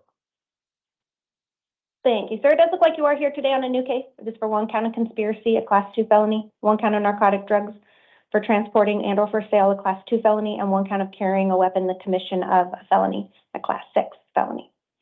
As you probably heard me tell your co-defendants, based on the information that Ms. Marshall has provided here today as an avowal, in addition to the Form 4 that was previously provided, the court is going to find probable cause. I am going to appoint an attorney to represent you in this case. I'm going to set a status conference on July 8th at 8:30 and a preliminary hearing July 10th at 8:30 in this case. Ms. Marshall did provide a written recommendation to the court, but first I wanted to see if Ms. Marshall had anything she wanted to add in this case. I do not, Your Honor. Thank you. Thank you, Ms. Marshall. I have reviewed the allegations in this case along with your criminal history, which does appear to not have any criminal history. And so based on that, I have set a cash bond in the amount of $10,000. In the event you post that bond and are released from custody, you do have written conditions. You're not to initiate contact with the arresting officers, no contact with any co-defendants. You're not to possess weapons. You're not to possess or consume drugs without a valid prescription. This will all be in your paperwork. Did you have any questions? I just wanted to know how like the bond thing works. I don't really fully understand it. So the officers are going to take you to processing here in a little bit, and they're going to give you some more instructions on how to do it. But essentially, yours is a cash bond, meaning you have to post the full $10,000. They'll give you instructions on how to get that posted. They'll give you access to telephones if you want to contact family or friends. If that bond is posted, they will release you from custody. Then it will be your responsibility to ensure that you comply with all your written conditions and attend all of your future hearing dates. If you were to fail to appear at a hearing date, a warrant would issue for your arrest. You'd lose the $10,000 bond that you posted. But if you're unable to get the bond posted, then you would remain in custody and they would transport you to these hearings. Okay. And you'll meet with the attorney I've appointed to represent you at your hearing on July 8th. July 8th? Yes. Okay. Anything further? I believe that's all. All right. Thank you. If you'll take a seat in the gallery, we'll get this printed and bring that out to you. All right. Thank you, Your Honor. All right. And Ms. Marshall, does that conclude the cases you intended to appear on? It does, Your Honor. May I please be excused? Absolutely. Thank you for being here. Thank you and happy holidays. All right, and I'm just going to take a moment to write these ones, and then I will move forward. Next will be Jacob.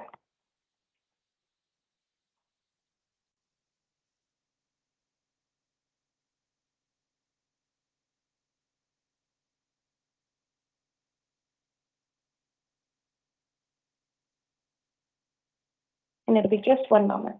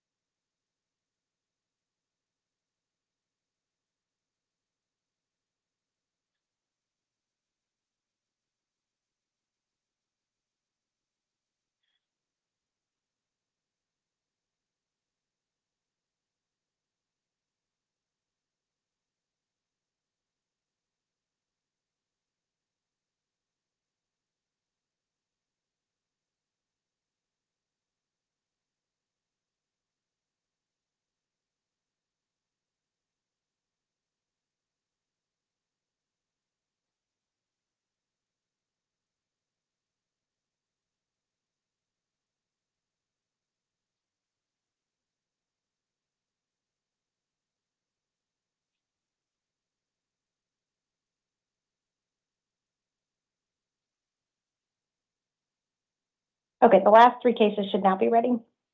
All right, can I get your name and date of birth? Jacob Rochard, 1/31/1998. Thank you, sir. It does look like you are here today on two cases. You're here on a new case as well as a warrant from the Ironwood Justice Court. Your new charges are for 4 counts of child abuse, a Class 3 felony, 3 counts of aggravated assault with a deadly weapon or dangerous instrument, a Class 4 felony, 2 counts of possession of a weapon by a prohibited person, a Class 4 felony, and 3 counts of endangerment, a Class 6 felony. On your new charges, probable cause has been found, and I'm appointing an attorney to represent you. You're going to have a status conference July 8th at 8:30 and a preliminary hearing July 10th at 8:30. For this case, those hearings are going to be in the downtown Superior Courthouse at 175 West Madison Street. But I mentioned you have a second case, and that's a warrant from the Ironwood Justice Court. It looks like this warrant is actually for failing to pay some fines from a previous charge for driving with a license that was suspended, revoked, or canceled. Yeah, I could have sworn I paid. I mean, sorry, I didn't mean to interrupt, but I could have sworn. I don't have the information as to whether or not you did. They've indicated that they have a valid warrant as it relates to that. It looks like they've indicated it may be about $809, but you'll have to confirm that with the Ironwood Justice Court. I'm going to appoint an attorney, and you're going to have a hearing, but this hearing is going to be in the Ironwood Justice Court on July 9th at 8:30 in the morning. So you do have hearings 3 days in a row next week, but I got work. Hold on, that middle hearing date is going to be at a different location than the other 2 hearings. With that being said, on your new case, you do have a secured appearance bond in the amount of $150,000. In your failure to pay case, you have a bond of $50. In the event you post that bond and are released from custody, you do have written conditions. Ma'am, can I? Hold on one moment.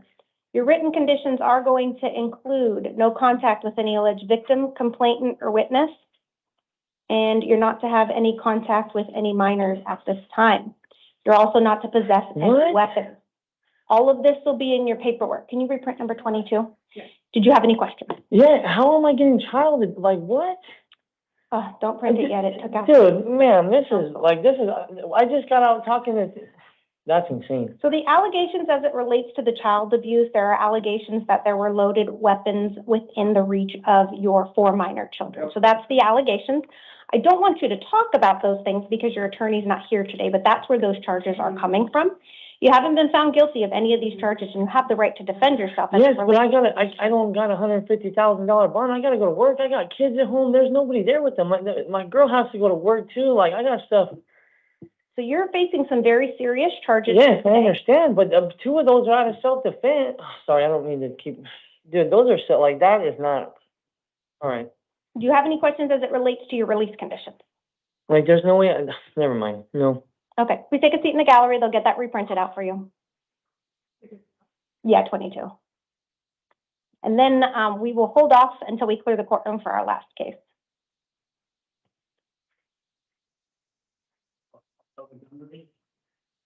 No.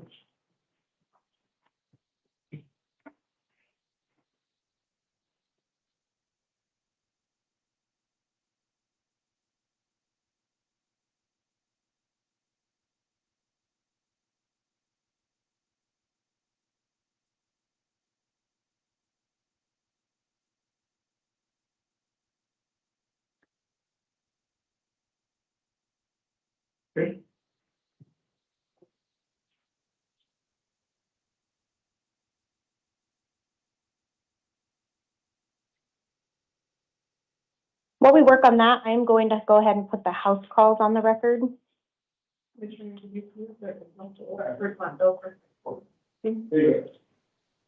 it's Glendale, that's still okay. Perfect. She's not serving time now? Not that I know. Okay. I'll ask her when I get back there, but the hold from Glendale is fine. All right, case number 13 and 31, Jeremy King, date of birth August 9th, 1989, will proceed as a house call due to being a danger to self and others. He is here today on one probation violation warrant and a direct complaint that was filed. The direct complaint has an offense date of November 10th, 2025 for 1 count of narcotic drug possession, a Class 4 felony. And the probation violation warrant is a term 1 violation based on that new direct complaint. I am appointing an attorney and setting some hearings. He's going to have a probation revocation hearing July 9th at 8:30, a status conference July 16th at 8:30, and a preliminary hearing July 16th at 8:30. Should those be the same date? Number 31, his status and preliminary are the same date.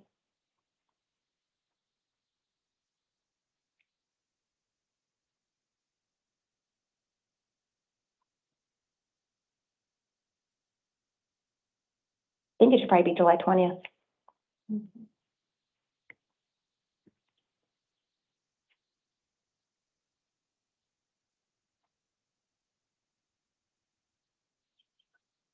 Okay, so his hearings will be a status conference July 16th and a preliminary hearing July 20th on the direct complaint, with a probation revocation hearing July 9th at 8:30. I am releasing him to the supervision of the adult probation department. He does have written conditions. He's not to possess or consume drugs without a valid prescription. He's not to possess any weapons, and he must contact his probation officer within 72 hours. All right, can I have Mr. Martin to the podium, please?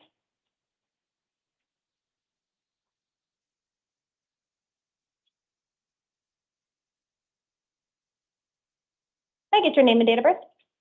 Samson Martin, July 6, 88. Thank you, sir. It does look like you're here today because a grand jury warrant was issued on June 30th of 2026. It is for one count of sexual conduct with a minor, a class 6 felony with an offense date of June 1st, 2015 to September 30th, 2015. And for that same time frame, a count of one count of sexual assault, a class 2 felony. I am appointing an attorney and setting an arraignment hearing on July 9th at 8:30. In this case, you do have a secured appearance bond of $100,000. In the event you post that bond and are released, you will be released to the supervision of pretrial services and equipped with electronic monitoring. You also have written conditions of release. You're not to return to the scene of the alleged crime, no contact with any alleged victim, complainant, or witness. This will all be in your paperwork. Did you have a question? Yeah, I do have a lawyer for will he be working on this same case? So you already have some charges pending that you have an attorney for? Yeah. Okay, then they'll likely just assign this case to him as well, or her as well. Okay. Okay. Yeah. Anything further? No, Okay. Your Honor. If you'll take a seat in the gallery, the officer will bring you that paperwork. And our last house call will be 15 and 16, Leslie Mescalero, date of birth March 4th, 1959. She is here today on 2 warrants, both from Peoria Municipal Court. The first one is a pre-adjudication warrant for theft of a shopping cart. The second one is also a pre-adjudication warrant for theft of a shopping cart. I'm not appointing counsel today, but she can hire one at her own expense if she would like. She's going to have a hearing in the Peoria Municipal Court on July 21st at 9 a.m. I am going to release her on both cases on her own recognizance. That is her promise to appear. She does have written conditions. She's not to possess or consume drugs without a valid prescription. She's not to drive a motor vehicle without a valid driver's license. This will all be included in her paperwork. If anything changes after I meet with either of the parties that I am doing house calls, I will update the written record. This does conclude the 11 a.m. calendar, and we will now stand in recess until 2 p.m.